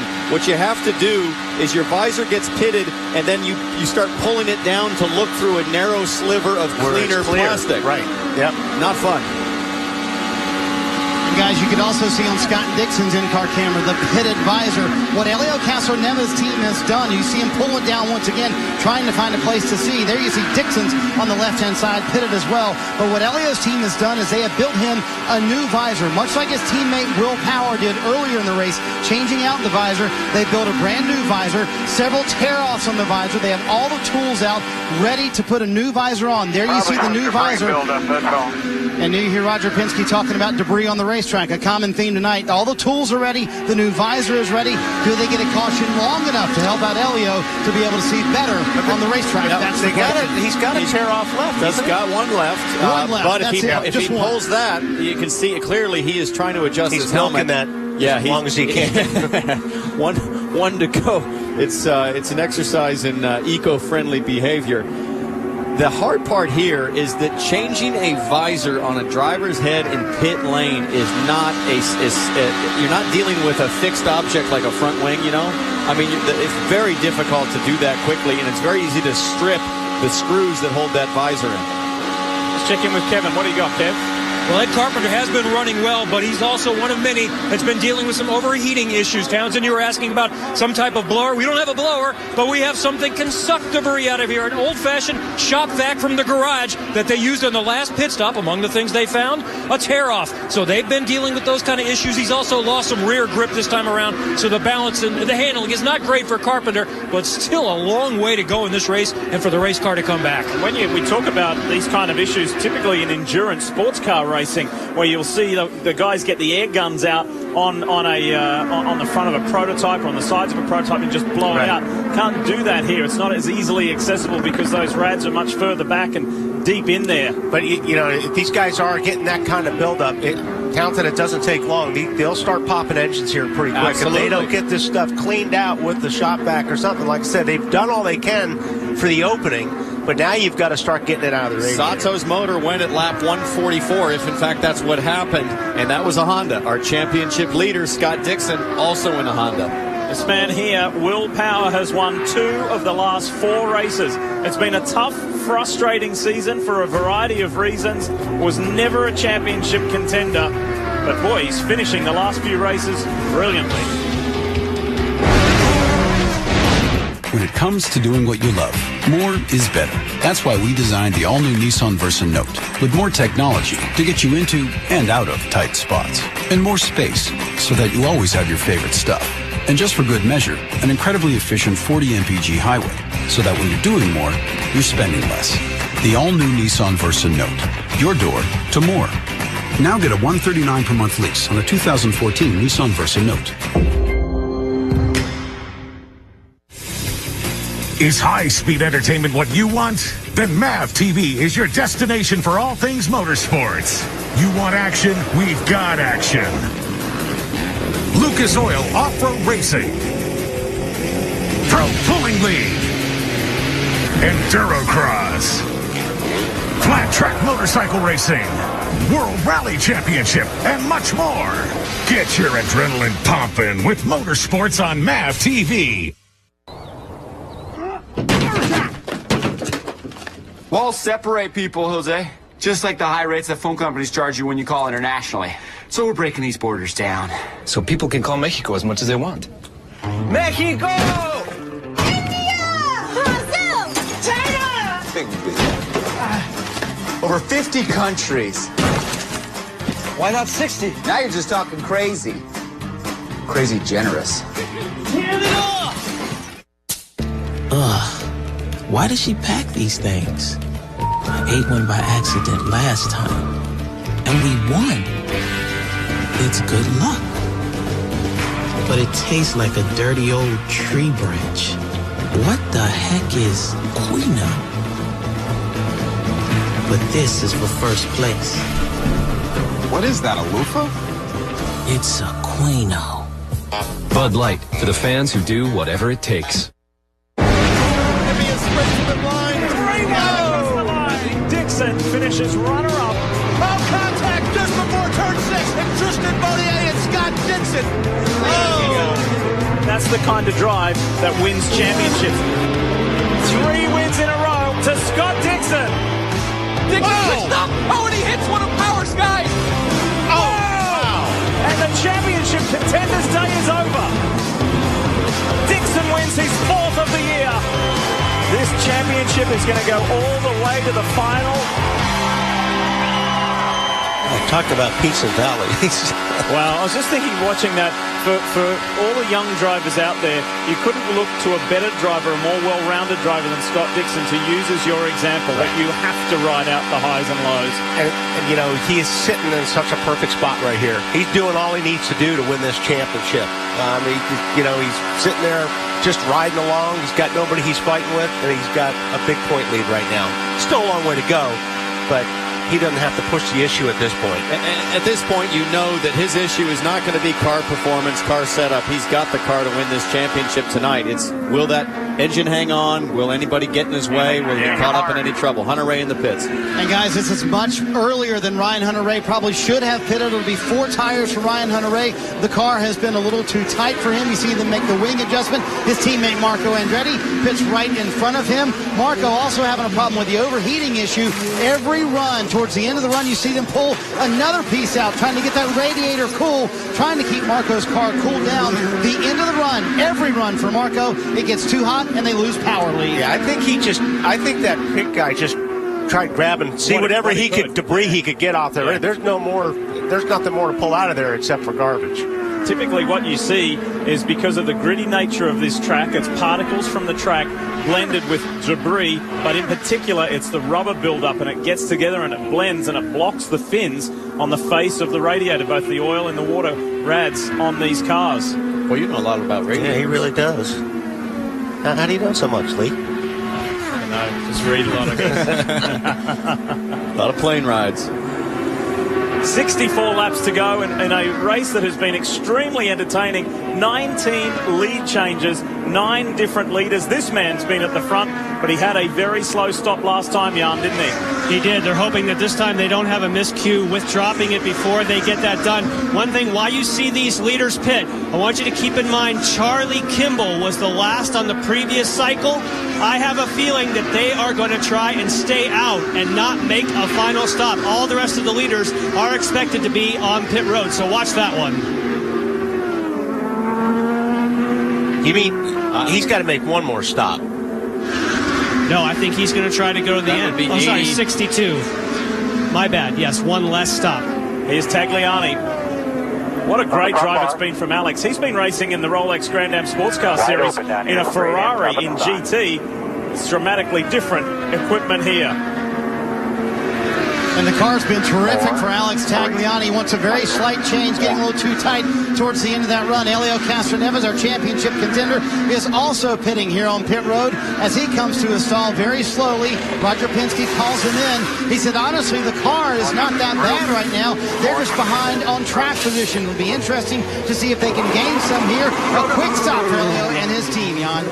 And right behind, of course, Roger Penske looks over. We know that right pitted behind them, and you saw a lot of courteous work on pit road, the way they were moving those tires out of the way. Now it's the time for Scott Dixon, and there's a crash. AJ Allmendinger. Whoa, was that Bourdais who flashed through there? It was somebody. That was a very. That is right in between turns 3 and 4. That's where we saw the practice crashes.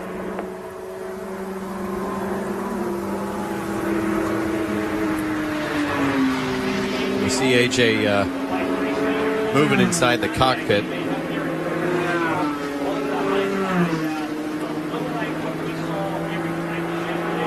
I was going to say right in between turns 3 and 4. That's where we saw the practice crashes. Also the Munoz accident. Yeah. And there's AJ stepping from the Izod Chevrolet.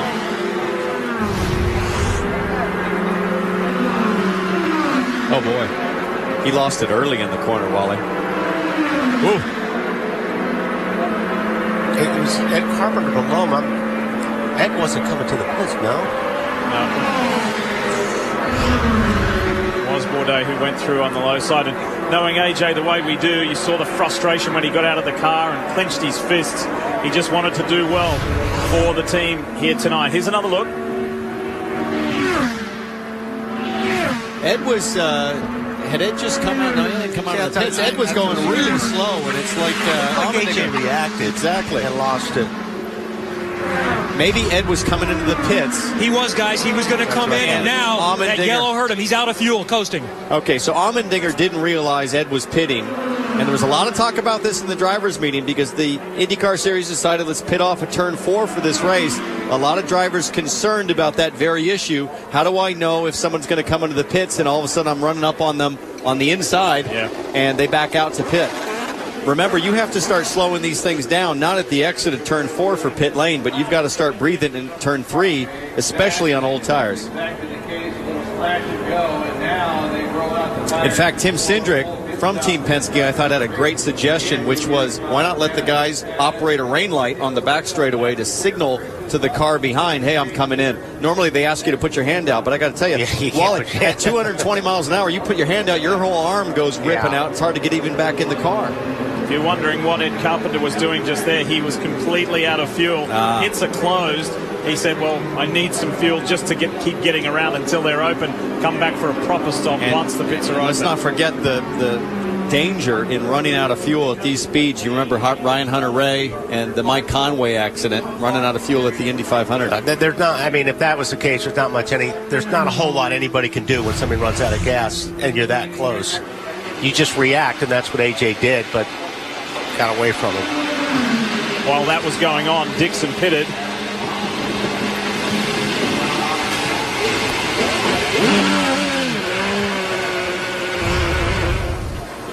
That's the way to leave the pit box, right? It's nice when it's open and free in front of you. So our 4th full course caution. We've had 4 for 35 laps here tonight at Auto Club Speedway. And we have just 58 laps left in this 2013 season. Championship is still open. However, in the latter stages of this race, the power seems to be swinging Scott Dixon's way. He came in with a 25-point championship lead. It's been fluctuating all the time for the majority of this race. Actually, Elio Castroneves had his foot on the top step of the podium for the championship, but it swung back Dixon's way of late. Here's the man who's dominated this race. Will Power has led 71 laps here tonight. He is expected to take a half turn of front wing, is Willpower. We see Kimball behind. That is now going to change their strategy. They were going to try and go longer, of course, but the caution now puts everyone on. There's the change for the front wing for Power. We watch also as Kimball does his service. Now, under caution, you definitely don't need to have everything quite as quick as under green. Both get the service done and back on their own cycle. And Jan, that was a half turn out for the front wing on Willpower, suggesting that his balance was a little too neutral, a little too loose, and they were taking some front downforce out there. Robin, I think you've got an update for us. Hey, Wally, you're spot on. John Erickson, who's calling the strategy for A.J. Allmendinger, said that he was coming to the pits too, and he thinks Ed, obviously he's just slowed up. Well, he was running out of fuel, and he just, locked him up so he wouldn't hit him. Yeah, like I said, when somebody runs out of fuel that close, you just react, and it looked like he reacted. And obviously, when you react going that fast, it's hard to save the race car. And for everybody at home, when you run out of fuel, it's akin to shutting the ignition off on one of these cars. At over 200 miles an hour, the amount of deceleration is as if you slammed on the brakes. There's that much drag at those speeds. The attrition rate has been high here tonight. Sato, Wilson, Newgarden, Jake, Serbia, Vautier, Munoz, Saavedra. We add to that Allmendinger.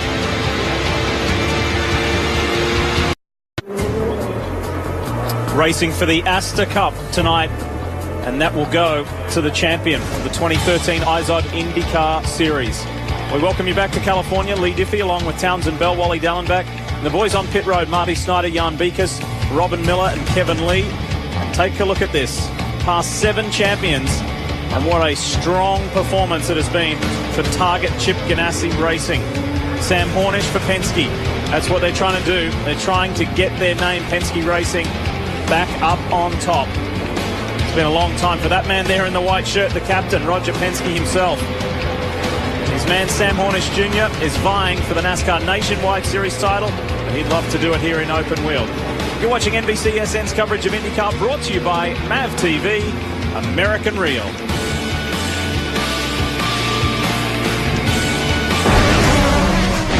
It's not about how you look. The new set of Firestones, it's about how you feel. Whatever you drive a Firestone. I would say about 90% of the customers find me online. GoDaddy Website Builder is the simple and affordable way to get your business online. When it was all put together, I amazed myself that I was able to do it and it was that easy. I built the entire site by myself and I was very satisfied. My website helped me get exposure, working on getting all over the world. Using Website Builder makes me look professional. I can do it myself. Online tools that work for your business. GoDaddy. It's go time. I like to golf all morning. That's why I eat Belvita at breakfast. It's made with delicious ingredients, then carefully baked to release steady energy that lasts. You're golfing now, buddy. I got it. Belvita, steady energy all morning long. I don't drive a race car every day, but when I do, it has to be ready. At the race shop or at home, that means Deltran Battery Tender. Deltran battery tenders don't just charge batteries, they automatically switch to a smart maintenance mode that keeps your battery at its peak charge. With protection from overcharging and easy to understand LED indicators, Deltran battery tenders maintain my most valuable equipment. If you can't start it, you can't drive it.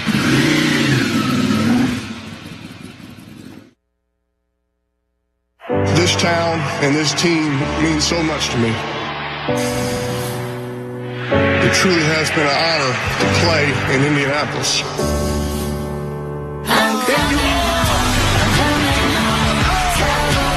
Sunday night, Peyton Manning returns to Indianapolis for the first time as a Bronco to take on a rising star writing his own story in Indy.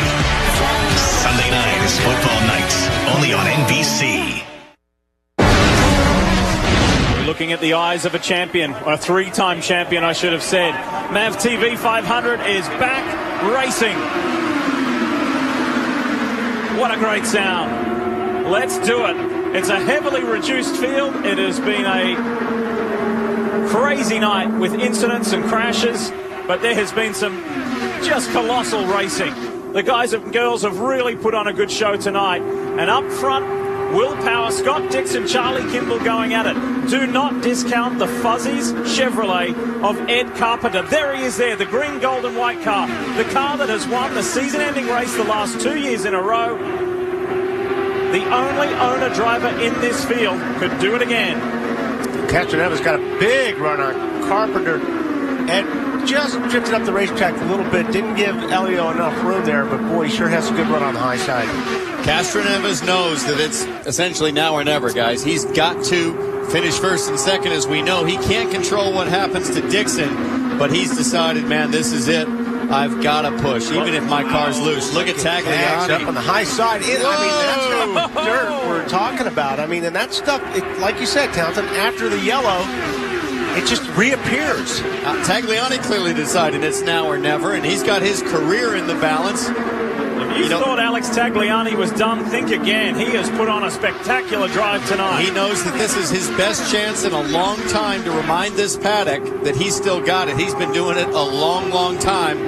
But there's one thing about Tagliani. He is filled with passion to win, and he's a racer through and through. At 40 years of age, he turned 40 just yesterday. And the window for Elio Castroneves is slowly closing, with Scott Dixon leading a lap.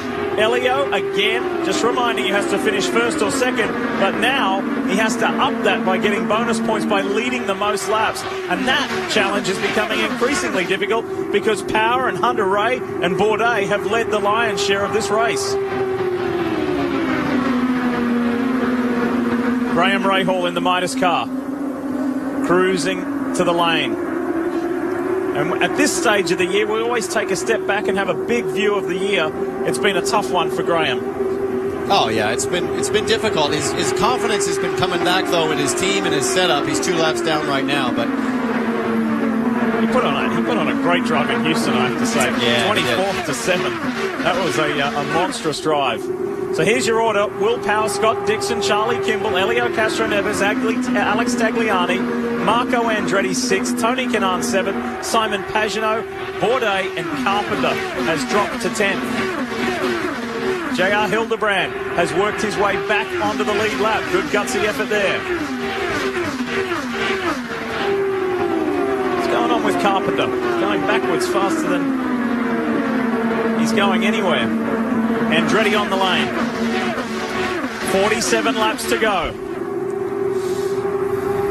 And Lee, this is what we've talked about all night long. I think the engine's finally going to let go for Marco Andretti. They made a wise move. They were 9th at that caution, came down pit road, restarted 12th. They put on 4 brand new tires. He immediately went to 6th, but once again, they had the overheating issue. You see them pulling, the engine cowling off. I think it's a done night for Marco Andretti. And this is the one thing that the Ganassi team right now is watching, and I'm sure praying that they don't fall victim here. But as each car falls out, it becomes harder and harder for Castroneves to have any chance. But so far, Dixon's guys have not said anything about temperature problems. So they've dodged that bullet so far because they have not had any problems. But you know how it is, Wally. The temperature sort of just all of a sudden will start to creep, and then once it starts running, it can just get away from it. Yeah.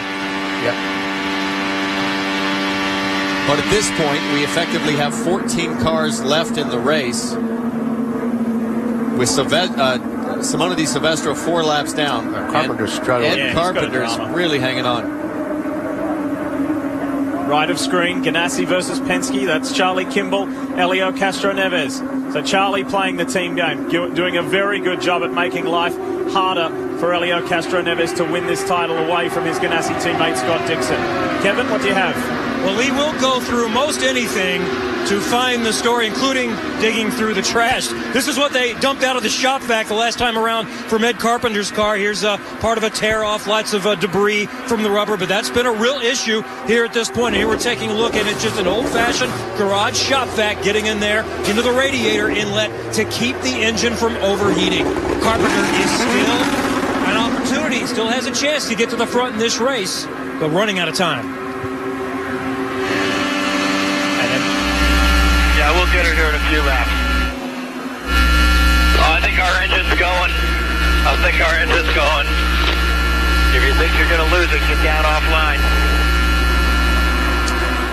So we've now had two Hondas with Sato and Rahal, a Chevy with Andretti. We've seen Carpenter struggling on temperature control. At this point, guys, it's a bit of a game of Russian roulette, because all that stuff we saw coming out of Ed Carpenter's Ed's car is in everybody else's car, Wally. Yeah, except for the bottles. But yeah, all that stuff in the middle. It's amazing how much they pulled out of those radiators. Here we go, Helio Castroneves on Charlie Kimball. Kimball doesn't want to yield. Side by side. Oh, they almost touch. They almost touch. What is Helio doing? Don't mess around there. You got to focus on winning this thing. Helio's just telling Kimball, you better give me a little bit more room here, my friend. At 220 miles an hour. But Charlie's not one of those drivers. He's getting crowded a little bit, but Helio's got to look forward. He's got to finish first or second. I think there's a little frustration in the three helmet. He's surrounded by Ganassi drivers. Kimball in the front. Tagliani's gone! Alex Tagliani has spun! Oh, no. That's too bad. He was having what a great run. He'll be able to continue here, Wally, unless he gets hit. He's going to be okay. He's going to have 4 flat tires from flat spotting him. He needs a front wing, but he'll be back out there if he can get going and stay on the lead lap. I don't think he's going to make the lead lap, but... Well, yellow's out, but, man. That seemed like it was really late, too, in the corner. It was almost like he was off the corner already. Oh. Having a great run. Not what he wanted. Let's have another look at it.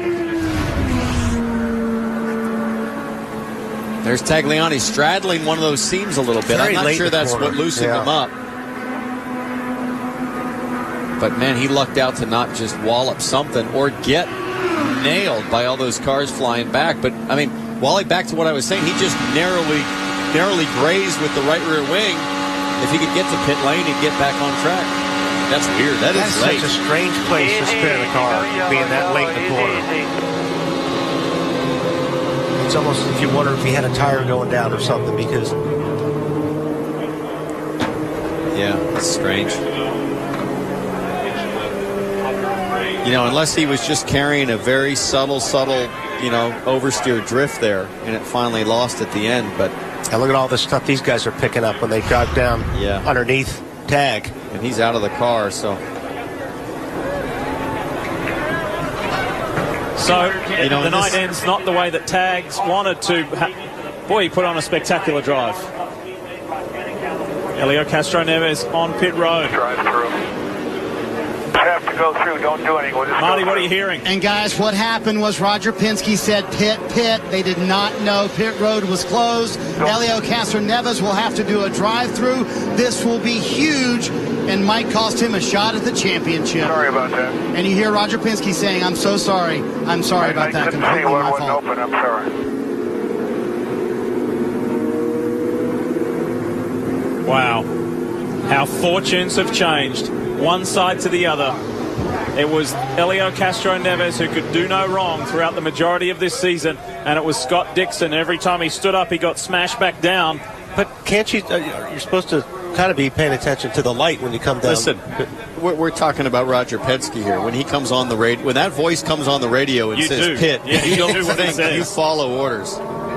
Well, and guys, it was funny. Helio was asked that earlier this week, and that's exactly what he said, Townsend. He said, you know when he makes a call, you trust it, and I've always trusted him. So he wanted Roger Penske on the box for this race, and I don't think Helio would change that right now anyway.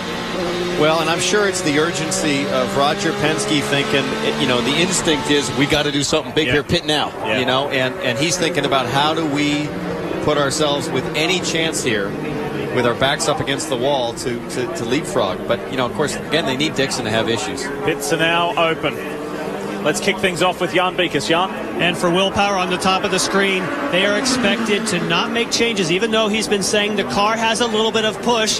They're hesitant about putting more front wing into that car. For Scott Dixon, they're not going to make changes. They're going to try and clear out the radiators and just do fuel and tires. So we watch Power on the top as his service has already started, and we're in Dixon's pit kicking an idea, and now Castroneves into his position. Marty? Bottom of the screen, Helio Castroneves. If there is good news, there's only 11 cars on the lead lap, so they can take their time here coming off pit road. All those cars go by him. He asked, do you want any changes? Roger Penske said, do you want any changes to the car? He said, no, leave it alone. And then once they had the penalty and they came down pit road, he said, I'm going to need a little front wing now. Got to make his way through the field, but can he make it from 11th back to the lead, guys? The task of being champion when it looked like it was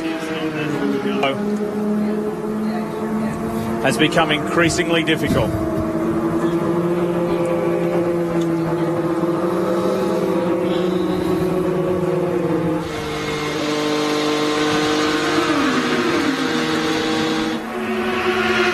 must that man be thinking? The captain, Roger Penske. Well, he's seen it all. He's been through it all. And it has not, for some reason, for whatever reason, every year for now, this is the 5th year in a row, Team Penske has come in with a shot of winning this IndyCar title. And for the last 4, it has evaporated. It's gone away. He's sitting at 9th spot. I mean, it's not like he's a lap down or anything, guys. Right. I mean, we still got a lot of laps in this race, and if his car's if he's as good as what he thinks he is right now, he's going to be able to carve his way through here. So I'm wondering if the more yellows we run, the more debris these guys, are picking up, because that last restart, when the guy's coming on pit lane off a yellow, I mean, the amount of dust, it seems like it's getting worse. Here's where I think you're picking up a lot of the debris, and that's on that apron. Every time you make a pit stop and you come down out of that apron, all the there's so much garbage on these aprons of these racetracks, and I bet that's where they're getting most of it. I think you're right. Remember in the drivers' meeting when guys were talking about all the stuff on the apron for, when they were making pit stops? Yeah. And guys, think of the savvy of Helio Castroneves to now realize, okay, I'm going to restart 9th. There originally were 11 cars in the lead lap. They're now going to restart 9th. And I'm going to need a bit of a different adjustment. So he said that coming down pit road. Now I'm going to need that front wing, guys, because it's going to be much different coming through traffic rather than restarting 2nd. Can you believe the attrition rate in this race? We've lost almost half the field. Alex Tagliani, the most recent. Graham Rahal, AJ Allmendinger, Sato, Wilson, Newgarden, Jake, Servia, Vautier, Munoz, Saavedra, and Pippa Mann. I can remember a kart race here. I want to say it was in the year 2000 when 9 cars finished, and they were popping, back then they were popping turbos. Quite extraordinary. And as we see, tires, we're going to go. The 2 Andretti Autosport cars come to pit road. The teammates to finish this season off with the amount of cars left in this race. And look, Lee, Hunter Ray, big issue there. They're in there with the air hose digging away. They too, Townsend, trying to clean out the radiator as best they can. They're having overheating issues. And look at this. This is what came out of Marco Andretti's radiator when they pulled all this stuff out. Look at that. There's some grill screen there. There's a tear off, a couple of things. This was in Marco Andretti's radiator. Some wire, a little bit of everything. That was inside the radiator, and that's what was overheating that 25 car all evening long. That's unbelievable. That amount of debris, that size of debris in the radiator blocking it. Ready to go, ready to go. The boys are anxious. Let's do it. One more time. Final 36 laps. Willpower at the front. Here comes Charlie Kimball. Right around the outside. And look at Castroneves up on the high side. Like I said, guys, don't count him out yet. He just passed 3 cars on that restart. So with the bonus points gone, it comes down to this. It's as simple as this. The blue, white, and red car up on the high side. Helio Castroneves needs to win this race to win the championship. Can he do it? Well, we know he can. Squeeze there. But he's got a bunch of cars left in this race that all think they can win tonight. Dixon to the inside. Dixon goes down low on willpower and takes the lead of the race. That was a gutsy move. And says to Helio Castroneves, if you're going to beat me for the title, you've got to beat me in the race first. There's Emma. That's Scott's wife. She's feeling the pressure. Anxious times with 34 to go. And Castroneves has come from last to 3rd, just like that. There may not be many cars left, but boy, they're putting on a show. These guys are all on new tires. There is dust everywhere on the track, and they are sliding all over. Here comes Helio. 3 wide, and Castroneves Neves is putting his foot down, saying, I want this championship. It's not over yet. And I don't think Charlie Kimball wants to be there at the moment with these two guys going at it. He is stuck inside. And just like that, from last to first, for the moment, Castro Neves sees a clear track ahead. Here comes Carpenter up on the high side. We talked about him a little bit earlier. He's trying to take third spot away. Hinchcliffe just got a big washout behind Dixon, and he hasn't lifted. Can you believe the twists and turns of this race and this championship tonight in California? This would be something to win it this way. With the only option of winning it, victory, Castro Neves can still do it. Still there. He's still been having a good fight tonight. Charlie Kimball, a teammate of Scott Dixon, pushing back forward to the front. And if I'm Charlie, if I want to help Scott, I'm going to take the high line into turn one, but he goes low. If I go to the high line, I know that forces Castro Neves down to that tighter inside line. And Kimball's driving the middle of the track, which forces Castro Neves to drive the long way around. Whoa! Hinchcliffe into the fence, a little bit of brush, and he's driving Bourdais all the way down to the inside. And Bourdais waves his fist at him at 220 miles an hour. They are turning it on for the final 31 laps of this season. What a race. And Kimball trying to be the ultimate team man and teammate to Dixon. The three-car team is down to two with Tagliani crashing out. Dixon's high now. Bourdais has been fired up for a long time. He wants to finish on a high before he farewells his Dragon team. Yeah, Kimball's car is really good in the dead center of the corner. Castro Neves going to try it on the bottom. He said, hey, I can't make it happen up top. A little bit loose, little bit. I don't know if he lifted.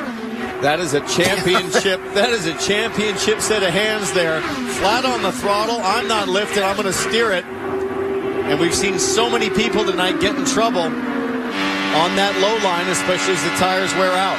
How about the Californian Charlie Kimball leading this race? And now we see Castro Neves and Dixon together while Bourdais slots into second spot. And right behind Dixon, we got two guys very squirrely. We've got Hinchcliffe and Carpenter, who have been all over the place trying to get to the front. And guys, this is where Dixon's really got to be smart. You know, he's right in the middle of these guys fighting like hornets. He doesn't need to be here to win this championship. I mean, you're really putting yourself in a really dangerous position here. Dixon in the red car, the Target Chip Ganassi entry running fifth at the moment. Sebastian Bourdais has pushed the McAfee entry to the front. He and Kimball now go at it with 28 to go. Outside look.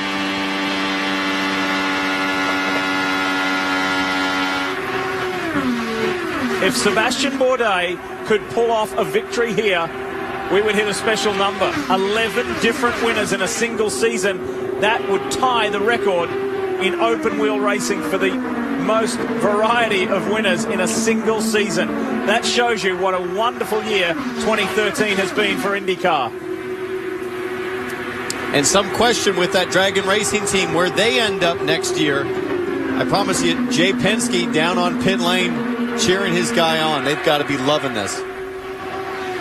And guys, back there, Elio Castro Neves battling with James Hinchcliffe, trying to hold on to third, and he will not. He said the car has gone extremely loose. Roger Penske reminded him, use your weight, Jacker, inside the car, trying to make it better, trying to cling to any hope of winning this title. Marty, I think Castro Neves has front wing damage. His right front end fence is down. He's had contact with something, I think. You can see it angled. Oh, big time. Yep.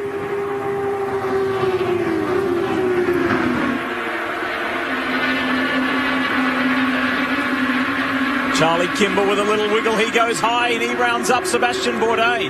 Got a broken front wing. Yeah, I got a broken front wing. That's the report to Elio Castro Neves. And Castro Neves is dropping quickly on pace as that front wing works itself loose. The call is to pit this time for Elio Castro Neves. Oh, I don't know how he's hanging on to that thing the way it is. Oh. That car is extremely loose. Fuel and tire. He's all over the place. And this will most likely put Castro Neves a lap down. A lap down at least. For those of you turning on, to watch soccer, stay with us. It'll be coming up right after we are done here from Auto Club Speedway Fontana, the championship finale, the decider, the fight between Scott Dixon and the driver on the left of your screen, Helio Castroneves. When the Brazilian has needed it to go his way, it has not, Marty. Well, and this will likely end the run at the championship for Helio Castroneves. He led the championship for so much of the season, had such high hopes until the huge swing at Houston. 74 points. They take the front wing off. You can see that damage clearly on the left front, almost on the ground. They get the new front wing on. They will take on tires here. The leaders flash by. That means he definitely does go down a lap. Helio Castroneves seeing the championship slip away, Lee. Marty, we never saw contact, specific contact with anything or anybody, but this is the view that Helio had. Check this out. Look forward. Yeah, it's already down. I mean, the way those guys were squirreling around and battling each other, you'd have to think there was contact at some point, but you never know. Maybe it was just a failure. 3 wide and Will Power. He wants to finish with 3 wins in the last 5 races of the season. 3 wide on the bottom. Oh, Kimball's getting squeezed. Charlie Kimball in the middle. The green car in the background, James Hinchcliffe. He's having a good strong drive tonight, and it's the farewell drive in the GoDaddy machine. GoDaddy farewelling the series and Andretti Autosport. However, the good news revealed today is that Hinchcliffe will be back. Look at how good he is in the center. I mean, his car, Charlie Kimball's car, is so strong in the center, and he's got a lot of confidence in that car to be in the middle that last time and just hung there. Talk about confidence, Wally. How about Will Power down the inside lane? Yeah, but Charlie's just so good. Dixon's on Scott pit Dixon. lane. What's Could the he- story? Could there be a temperature issue? On the last pit stop, they pulled out a radiator screen and they thought everything was fine. Whoa! Obviously, had a crash on the track. Bourdais, our race leader, fighting it out with Will Power and Charlie Kimball. Look at the look on Scott Dixon's face. Oh, my gosh. And to think Castroneves was on the lead lap with Dixon pitting there. I don't think Dixon lost a lap, did he? No. Did he not? No, that helped him. It's hard to believe. That helped him. He has had some yellows fall his way. Jan? And as you suspected, it was heat related. They had to get into the radiators. All of a sudden, it started to overheat. On the previous pit stop, they were able to remove the screens and thought everything was A-OK.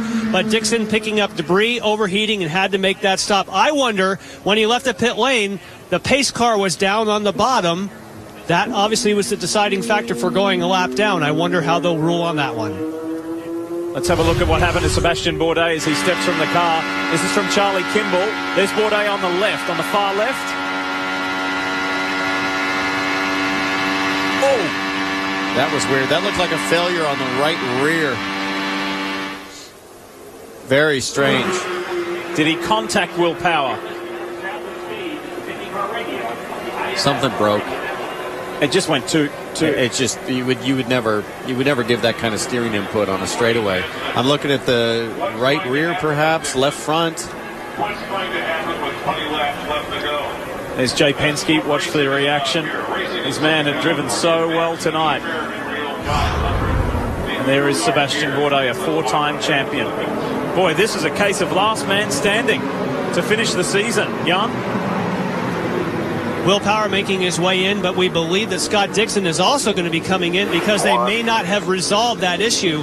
So we're having pit stops here for tire and fuel, obviously, so that you can have the most competitive when there's not that many cars on the lead lap. Why not come down and get tires when you have caution? But I do believe that the issue for Scott Dixon may not yet be resolved. They have tires out. They're still thinking about providing more service. Well, we talked about earlier, guys, once the temperature does go up on these things, even if you get it clean, it's so the damage has kind of been done as far on the engine stuff. So we've got 20 laps left. Dixon's got a long way to go if he's got heating problems.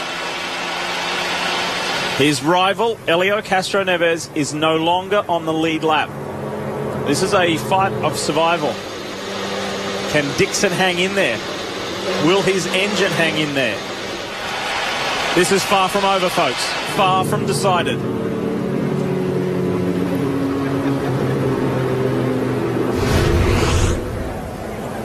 There we see the left front Both these guys, both sides. Oh, they both one on the right side. On the left rear, he's got the wand. Air hose wand getting deep inside those cowlings, trying to blow out anything and everything.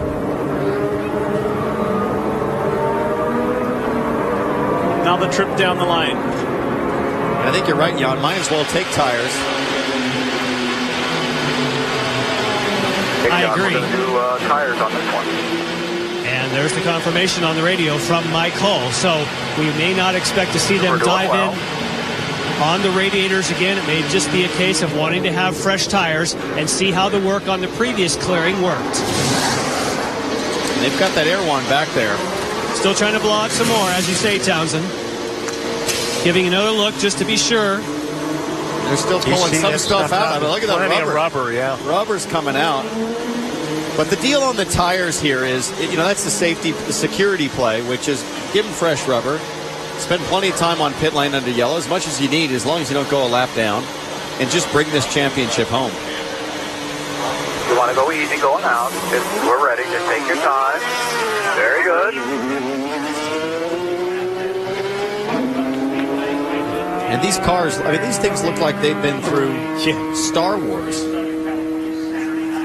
The helmets are pitted. There's debris everywhere. Yesterday,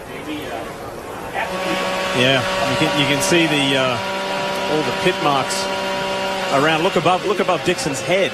And another thing to think about is your line of sight here is right through this windscreen, and that gets the worst. And there's no tear-offs on those windscreens, and that's what you look through. So you can see how Dixon's head is sort of cocked back. It wouldn't surprise me that he's just trying to see over the windscreen, which has become completely opaque. Remember going down, take a look at the cars yesterday after practice and qualifying. It was only the first two sessions of the weekend, and around the side pods of the cars in the front, it was kind of being sandblasted. Charlie Kimball is one of the drivers eligible to score points for the Manufacturers' Championship race, and he is powered by Honda. That could help Honda secure that championship.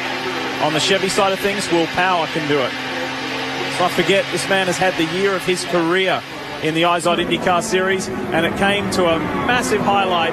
The high point was working a different strategy, rolling the dice, and some terrific driving to call himself an IndyCar race winner. That was at Mid-Ohio earlier this year.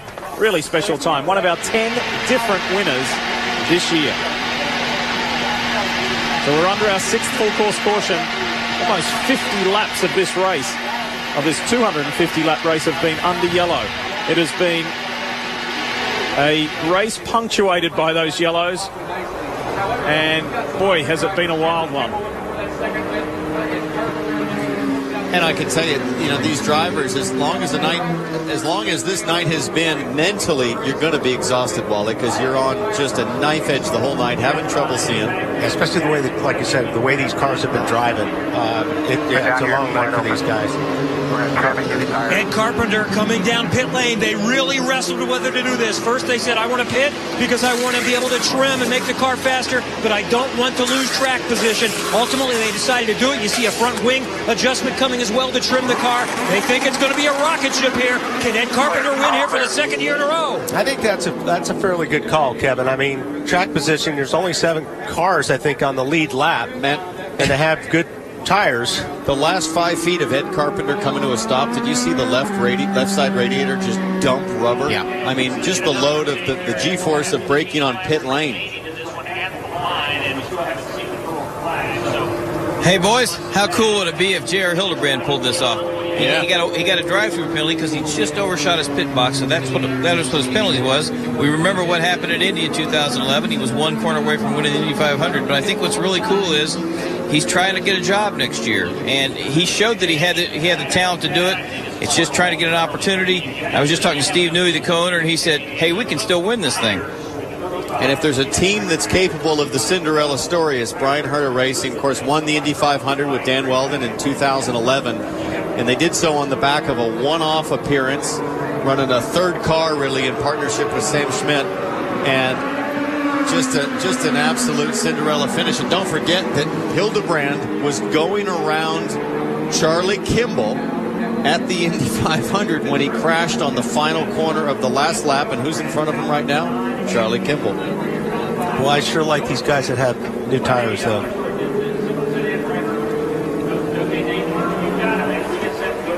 Ready to go back. I mean, because like I said, there's not that many cars down the lead lap. Well, if you got fresh tires, that's going to be huge right now. Yeah, with 15 to go, you can be all over that low line, which we know is faster if the car will hold.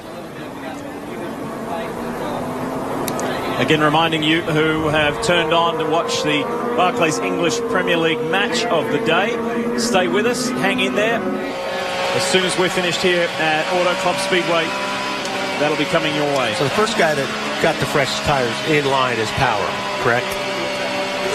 Correct. And if the last restart was any indication, this should be out of control. Yeah, look out. Let's go. Charlie Kimball's at the front. Power is in the draft of J.R. Hildebrand, but not for too much longer. Final 14 laps of the 2013 season. And look at that. Yeah, you the can guy with new tires right to the low line, and he's going to whistle by. Yeah. Power has been the pace man this weekend at Auto Club Speedway Fontana. Kimball and Hildebrand were just sitting ducks there on those tires. Kanaan has moved into second spot. James Hinchcliffe in the GoDaddy machine for Andretti Autosports being hounded by Ed Carpenter. The fuzzy Chevrolet has a shot. And Hinch makes it a little tough on him. And there's a little bag of $250,000 for Tony Kanaan. And Charlie Kimball has lost, it looks like, an engine. Caution's out.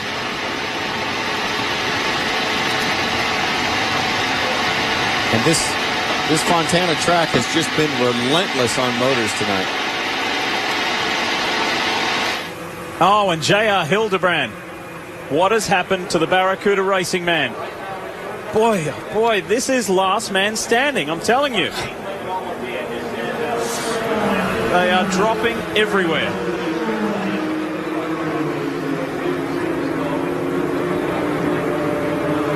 With this, Elio might win it because he might be the only man running at the end. Well, listen, if he does, and Dixon has an issue in the last 11 laps here, and it can come out of nowhere, clearly. I mean, look at these two guys, Hildebrand and Kimball.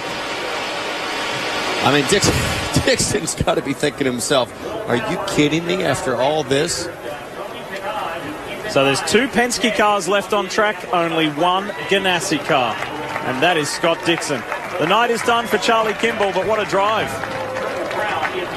He hung tough with the big boys tonight. He had a good run tonight. Yeah. He had a great car. And boy, I really feel like this season Charlie Kimball sort of raised that what used to be the Ganassi B team to the Ganassi team. Absolutely. You know what I mean? Absolutely. It's just he really solidified himself and that whole program as an integral part of the whole operation, and it's been a strong season. He's demonstrated over and above that he belongs here and that he's a force to be reckoned with. Ohio was a very popular win. Mid-Ohio was great.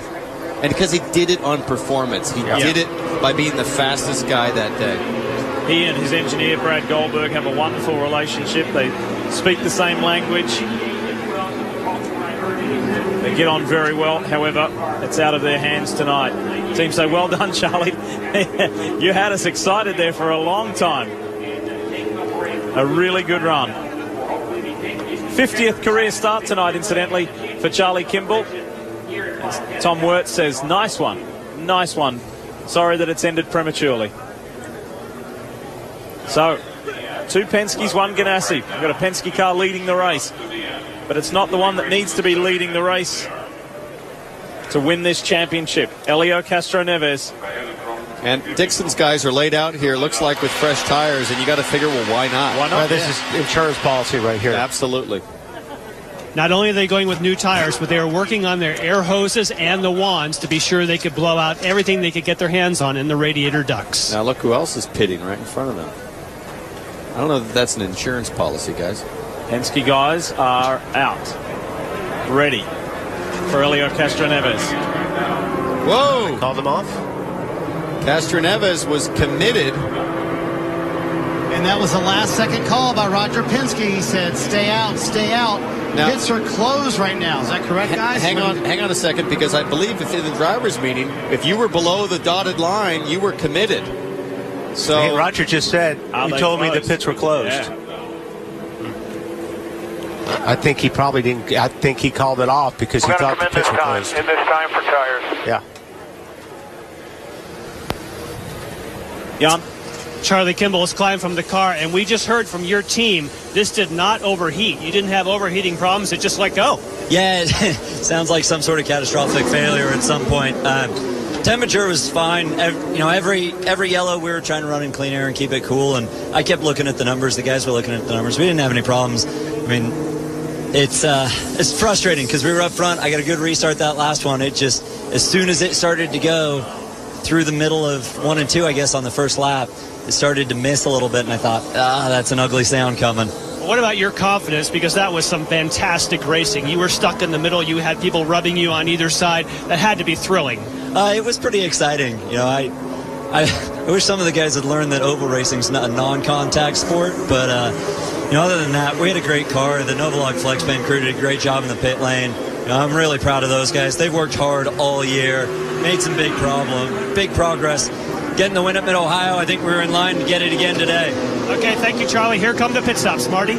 Our championship players will pit. Elio Castroneves, Scott Dixon right behind him. They'll both take on tires. This should be a fun run to the end to see who has the advantage. Roger Penske saying, watch me to Elio Castroneves. He'll beat Dixon off pit road, but you see Dixon's team once again cleaning that radiator, making sure they get it as clean as possible for this final green flag run. Now, don't forget, Elio's a lap down.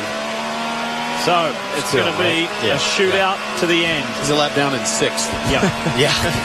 Isn't that crazy?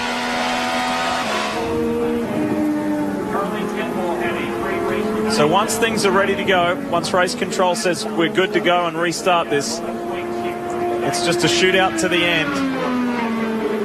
However, we won't have our top two in the championship fighting it out on track as much as we would like, with Castroneves being a lap down. But he's close to the front to get that lap back with the few cars we've got left running as we go back to racing. Tony Kanaan is in the mix. Remember that bonus $250,000 as part of the Fuzzy's Triple Crown. The Indy 500, the Pocono 400, and this, the MAV TV 500. Talking about Kanaan in 3rd place. Tony Kanaan driving for $250,000. Ed Carpenter trying to save his sponsor $250,000. What's going to happen here?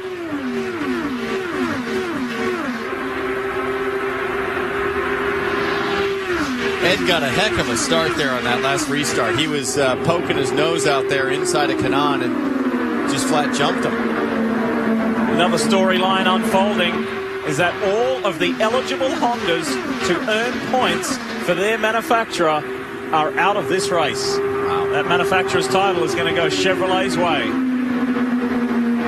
And up front, it's Chevy, Chevy, Chevy. Whoa, look at Ed. Whoa, hold on to it, Ed Carpenter. Yeah, I was surprised because he went down to the bottom of the racetrack, and that's normally not where he's been running tonight. He seems to have been liking the high line, and boy, he did a nice job saving that thing. I have had more oh my gosh moments following Ed Carpenter in my career than any other driver, and he tends to hang on more he of them. Has got a great feel on these He really ovals. does. Don't forget, he grew up sliding sideways in sprint cars, so it doesn't seem to faze him very much. He and Kanaan going at it. Hinchcliffe has arrived on the scene. Meanwhile, Will Power is just skipping away. There he is. And those seams that we talked about earlier in the race appear to have become less of an issue for these guys, or at least they're fearless about running over them. They are using every inch of the track, left, right, high, low, mid. And for the majority of this season, you know how crazy tonight's been? Because for the majority of the season, Will Powers just shrugged his shoulders and said, well, I know that I'm no longer a championship contender. I'm just so far back. You know, if they finish as they are, Power wins this race, he finishes only 79 points out of the championship in 4th place. Amazing. Carpenter is running a really strange line. I mean, he gets down there, and it looks like the car gets loose in the middle, and he's just chasing it all the way up the racetrack. Final few laps of this race, of this season, which has been one to remember. And Wally, you're right. He gets in there. He goes in about the 3rd lane up, but it starts to get away from him, and he has to get up on that seam. Yeah, the car's sliding. Watch him here. He's he goes running down the road. bottom, and it looks like it's loose right here, and then he goes climbing up the racetrack. Across the 2nd seam. Yep. But it's working for him. I'll tell you who I don't want to be is Tony Kanaan, because I'm watching it going, how do I go around this guy? He's all over the place. with a 1.5 second lead over Ed Carpenter and Tony Kanaan. Hinchcliffe and Dixon, they are the only cars on the lead lap in this race. The championship is going away for Helio Castroneves when he looked so strong to have this with 3 laps to go in California. And Power saying to himself, why couldn't this be last year? And the year before, and the year before. Yeah, this man here has been the class of the field all weekend. The pole position laps that he did were just mesmerizing. He was a cut above from practice to qualifying, and he has just looked rock solid in this race. And to think back to where we were at Sonoma, guys, when the pit lane incident happened with Dixon, and we thought, oh boy, we might have watched the championship go up in smoke. And to be here now and see Castroneves having the championship slip away from him, it just shows in this series, anything's possible. It's just an amazing comeback. Keep going. Scott Dixon on the left of your screen. Final lap of this season.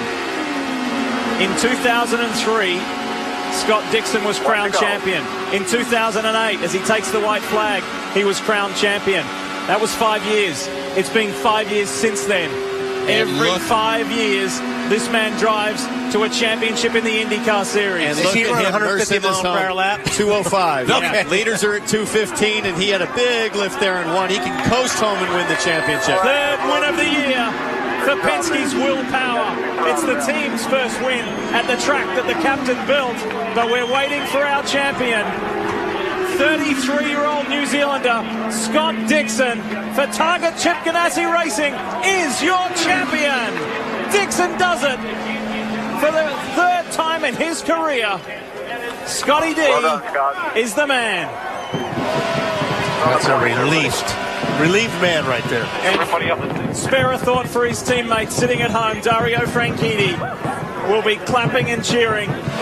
As a 4-time champ, his good friend and teammate is now a 3-time champion.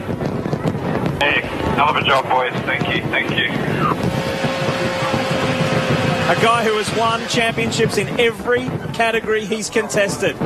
There was a consortium of New Zealand businessmen who got together. They saw the potential in this young man years and years ago and sent him off to America from New Zealand and Australia. And they would be sitting back in New Zealand very, very pleased with what they did all those years ago. Chip Ganassi's man is a 3-time champion.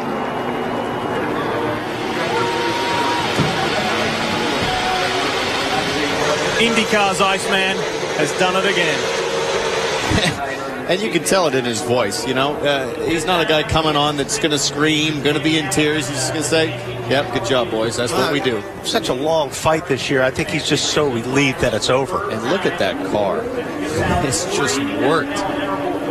There's paint missing on the headrest.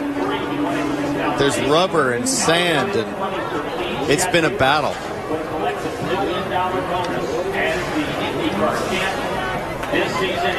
Scott Dixon unstrapping. When he climbs out, he can begin the celebration for the 3rd time a champion in IndyCar. Scott Dixon pilots the number 9 Target Chip Ganassi to a 5th place finish, and he wins the championship by 27 points. 2003 as a youngster, 2008, and again here in 2013. Scott, you had to survive this one. What were you dealing with late in the race to try and make sure you made it to the finish? That was a crazy day. We started back, the car we had to work on a fair bit through the race, but, just huge credit to Team Target. They played everything straight tonight. We had to work on a bit of strategy. We had to work on the car a lot. And then we had the issue with some overheating problems towards the end. And I still can't believe that we've actually won the championship. This is fantastic. So many people to thank, man. It's just unbelievable. Well, you have those 2 titles, but you finished the runner-up 2 times and then 4 other times times have been within reach. 6 times you've come close and come up short. So what does this mean to get it done again? Well, I guess the 5-year thing did play out, but it just means so much, that how competitive everybody is in this series, and to the trials and tribulations that we had to fight through this year. But big love to Emma, all my family back home, everybody in England, my sisters and everybody.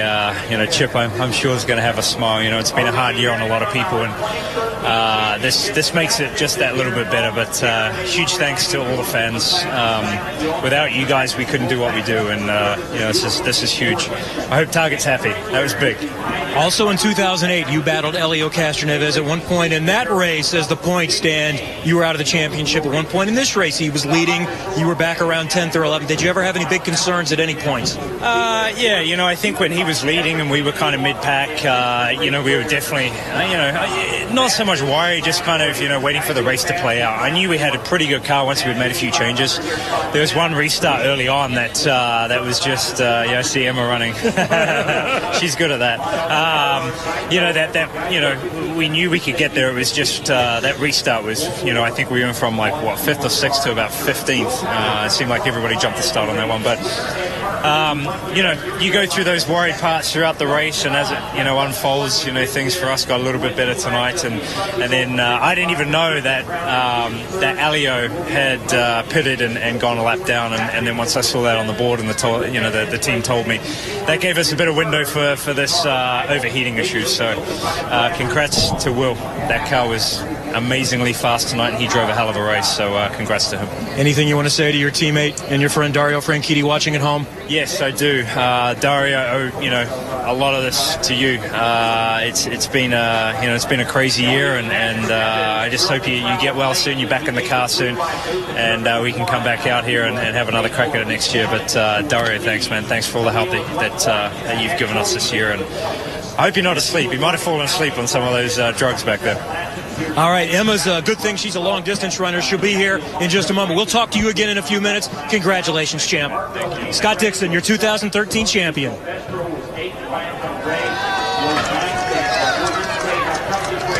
And champion, now we have an opportunity for Will Power, who's a bit wobbly, trying to make the leap, but this has been a long 500-mile run for Will Power. We talked about the fact about how this was an opportunity for you without pressure to exercise some demons. It looks like you got it done. It's the most satisfying win of my life. That is the most satisfying thing I've ever done. And I wanted to do it so badly all year. And I knew in the early ovals, I just was kind of conservative because I just want to finish every lap. And this time I'm going for it. It's funny that Ed and I were battling because I read a comment that he said in an article, and he said everyone did what Will Power expected last year at this race, and I thought I want to beat that guy, and I was battling him. I respect him, but that comment disappointed me, and it gave me a lot of motivation. And you turned that motivation. How much motivation did it take when you had a visor that you couldn't see through getting tear-offs off that visor? Yeah, I knew he had a very quick car, and I didn't care. I said, let's just fix this, and we can win this. Most satisfying thing. I'm so stoked for Verizon, and a great way to end the season. Wow, that is one emotional Will Power. Definitely feels as though vindication is now his. Look at that. I don't think I've seen Will ever react like that. He's not a happy guy. And there's a big kiss. He got a kiss from his wife Liz last year, but it was to say sorry, I can't believe what's happened to you. And now it's for a lot better reason. Boy, what a race. What a race. What an event. And Emma Dixon is reliving it as well, the wife of Scott Dixon, our 3-time and newly crowned champion. In the end, it was 27 points the difference for Helio Castroneves, who must be thinking, what do I have to do to win this thing? Simon Pagenaud maintained his third spot. And Will Power just rockets. 2 races ago, he was outside the top 10. Well, and to think how fast Will Power is on street road courses, and to see the relief on his face, really more than anything, it's relief to know now I can win on an oval. Yeah. I can hang on where others are making mistakes. Yeah.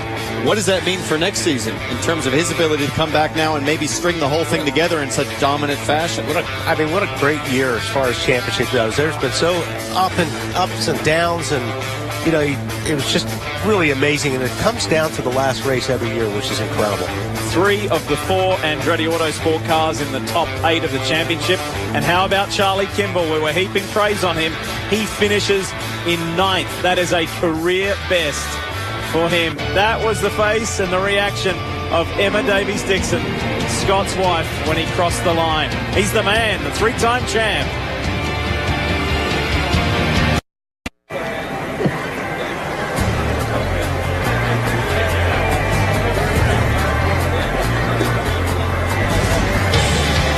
Back in California, and the people lined up to talk to Scott Dixon is long, and he's going to be chatting and interviewing and celebrating for a long time to come. 3 times a champion. Pretty amazing. And that 5-year interval, even more interesting. All right, well, there's the man who put up a very valiant fight. Let's hear from Helio Castroneves. Well, Helio, for the 3rd time, and even more times when you've been within reach, you come this close. How do you deal with this? Normal. We did an excellent job. The team, I'm so proud of these boys. Team Penske did a hell of a job. Honored to be part of this organization, and well, that's the good news. We got a next year, 2014, but we fought hard. We definitely pushed as hard as we could this last race. I had tons of fun out there, and but again, I want to thank the guy that cleans the floor in the shop, through the Roger and everyone else and all the partners, because without all this combination, everybody working together, we wouldn't be able to be where we are. So proud of Team Penske. So honored again to start next year, and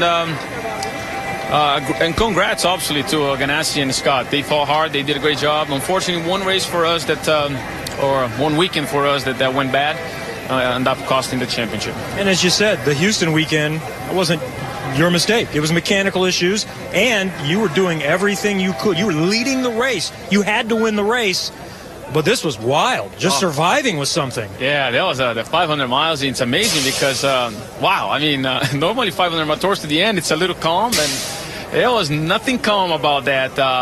But as I said, the team did a great job. It's a shame that we got in contact with the 83. I knew he wouldn't give it an inch. It was a little bit of hard fought, even with Tagliani. But hey, I knew coming this weekend we were going to fight hard. I knew that they knew that. And again, I hope the fans had a great time. I had a great time. So thanks NBC. Thanks all the partners again. So I'll see you guys next year. Hopefully we make it happen. It may have come up short in the championship, but I think he feels pretty good about 3 Indianapolis 500 wins. We'll see you next season. Appreciate that. Thank you, guys. And it was, if you kind of scratch Houston off the list, it was a remarkable season for Helio.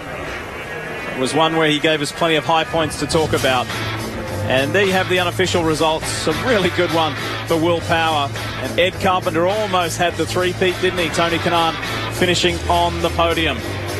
But the man we're talking about all night long is a 3-time champion, Scott Dixon. He joins the likes of Rick Mears and Bobby Rahal, Al Unser Sr.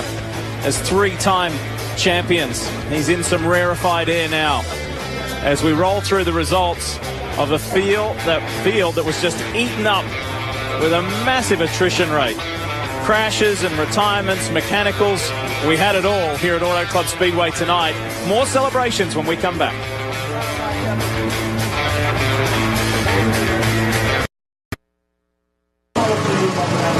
We've crowned an IndyCar Series champion for the 3rd time with Scott Dixon.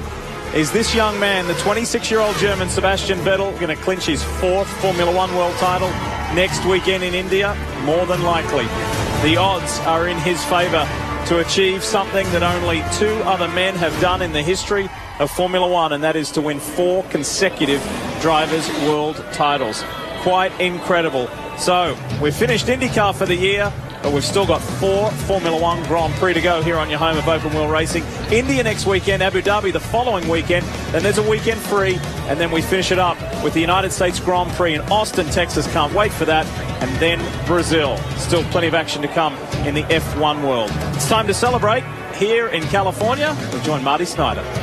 And Lee, it's time to hand out some hardware from the 2013 IZOD IndyCar Series season. Of course, it was a spirited battle on the track, especially between the manufacturers. Both Honda and Chevrolet duked it out all season long. It came down to tonight's final race, in fact, the final few laps.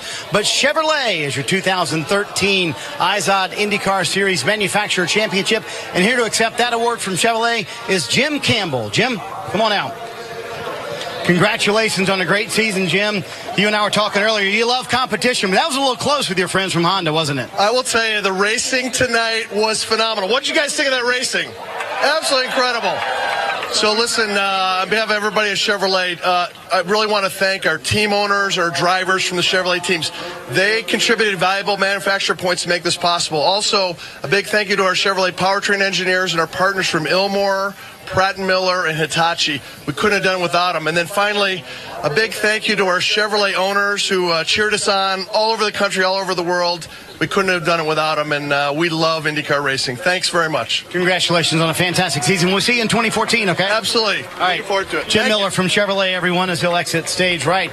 Of course, the IZOD IndyCar Series season is one of the toughest in the world of motorsports. You have, street courses, you have road courses, you have long ovals and short ovals. It is a grueling championship and one of the most coveted in the world. And this is what they've been after, the Astor Cup. It has every open wheel champion on it since 1909. They duked it out for 19 races this year, trying to decide who would take this home. How about we bring out the man who's the latest to add his name to this championship trophy? Ladies and gentlemen, from New Zealand, your 2013 IZOD IndyCar Series world champion, Scott Dixon.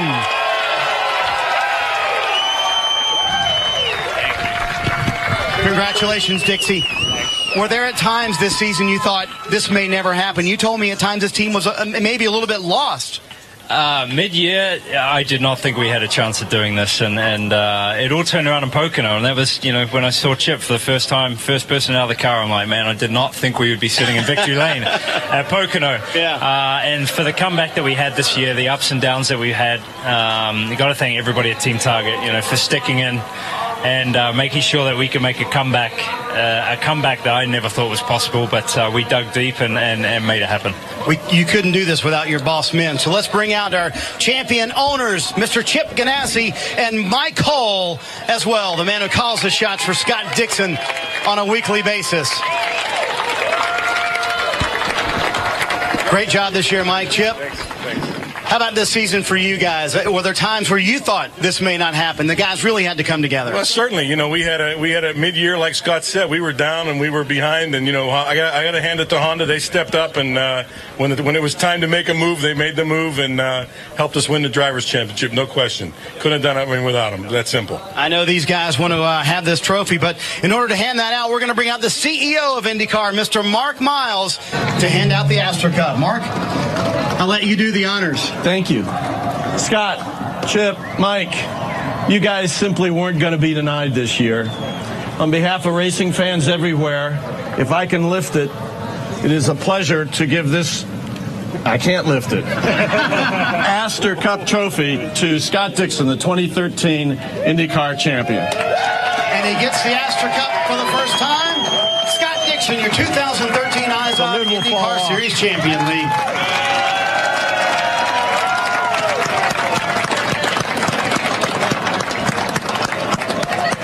You made it. Does he talk? Marty, thank you. Thanks. And again, we revisit that storyline that started all the way back at St. Petersburg, Florida, when he qualified 20th in the season opener and scrapped and fought. And the drive of that race very much reflects the drive of his championship, where he fought to get a fifth-place finish. And that's how his year started, and he didn't let it put him down and fought all the way to be champion for the third time. Pretty gritty stuff. It is, and to think that he's just in his, he's in his mid-30s. 33, yeah. 33. I mean, with that much success under the belt, yeah, he's got another 10 years of potentially just racking up more wins and championships with the way that he drove this year. Really impressive.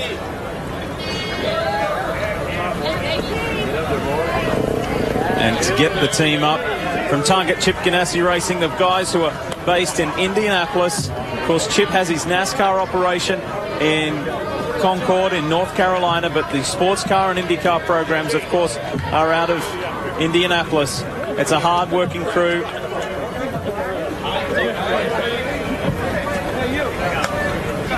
And it's tough, isn't it? It's hard when there can only be one. And there is the man who thought for a long time it was going to be him. He could finally see himself as being champion. And, you know, I don't think Castroneves has anything to be ashamed of, worried about. In fact, I think he demonstrated to himself, to us, to the whole IndyCar community, he can make a mistake-free season and drive like an absolute champion, and it's just going to be luck of the draw. If he comes back and does what he did this year, there's a very good chance he'll be standing at the top step. Next year, he's going to be tough, and I think this was a good, I mean, you know, he's been close before, and he's gone through a lot. I mean, Houston was just a disaster for that race team. Yes, and no but fault you take away Houston, I mean, these guys were championship material. There's no doubt about it. And so they're going to be tough next year. They'll be back.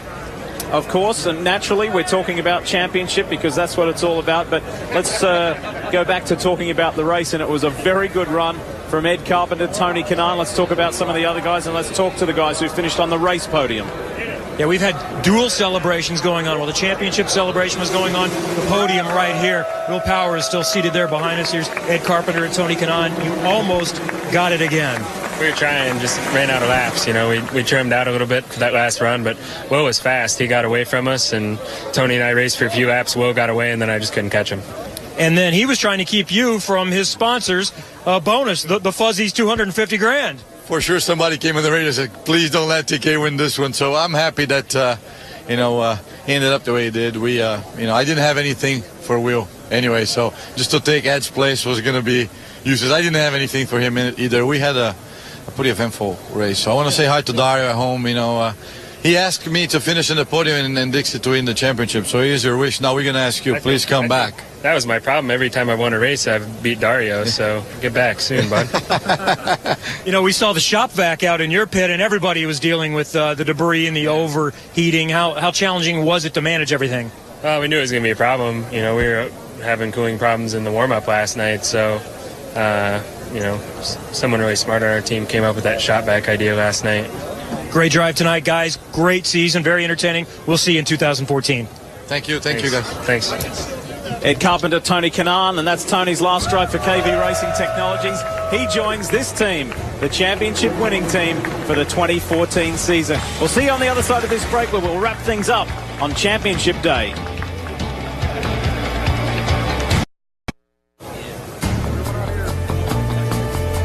We're back at Auto Club Speedway for the MAV TV 500 on IndyCar World Championship Day. And we can now say officially, Scott Dixon is a three-time IndyCar champion. And what a fight it has been throughout this 2013 season. Just on an update and a medical update, we've got news from Stephen Wilson, Justin Wilson's brother, that he has suffered a pelvis fracture. He's also going to undergo an MRI to check his back. So not good. He's obviously going to be in pain, but it's a lot better than what it could have been. So Justin, as well as Dario Franchitti, get well soon, mate. And unfortunately for him, he dropped from 4th to 6th in the championship, but he's got the off-season to heal.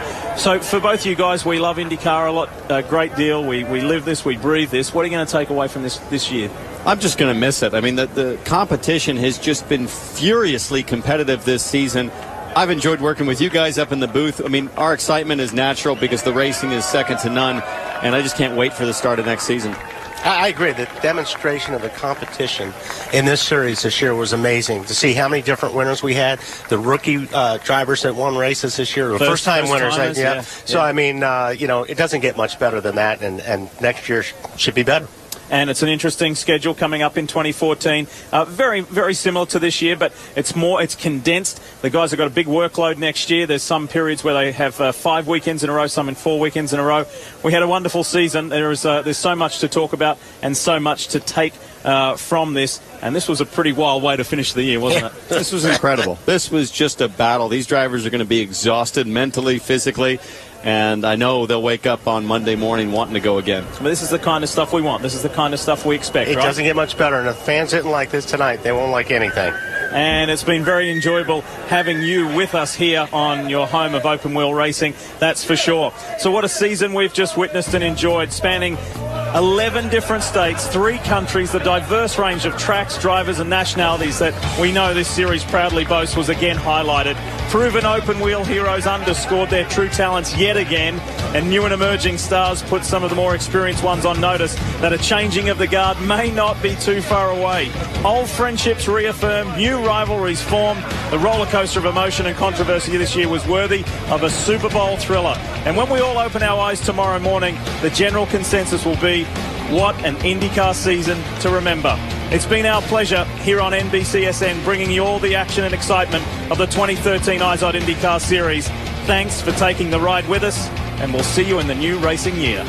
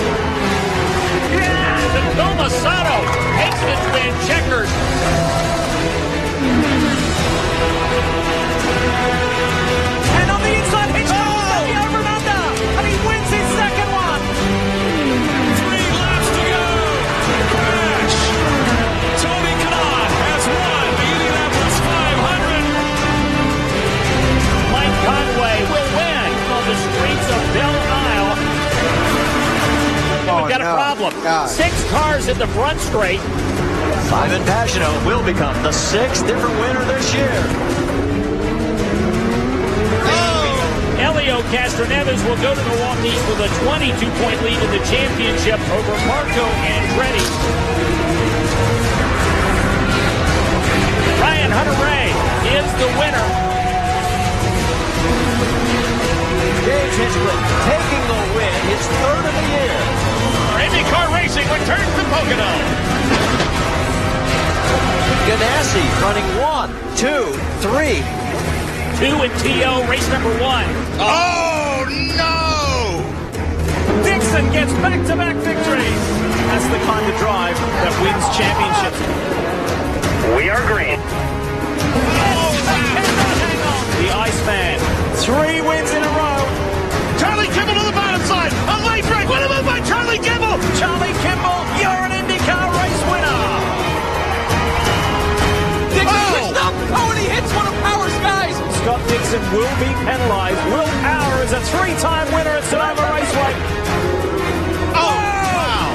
Will Power chopped Scott Dixon, and the championship contenders' day is over. This is awesome. Simon Pagenaud wins the Baltimore Grand Prix. Awesome job, guys. Massive championship implications. Dixon wins his 4th of the year. Oil everywhere, man. He's done. Can you believe this? Will Power goes to the lead on the streets of Houston. Will Power will lead Scott Dixon to the line.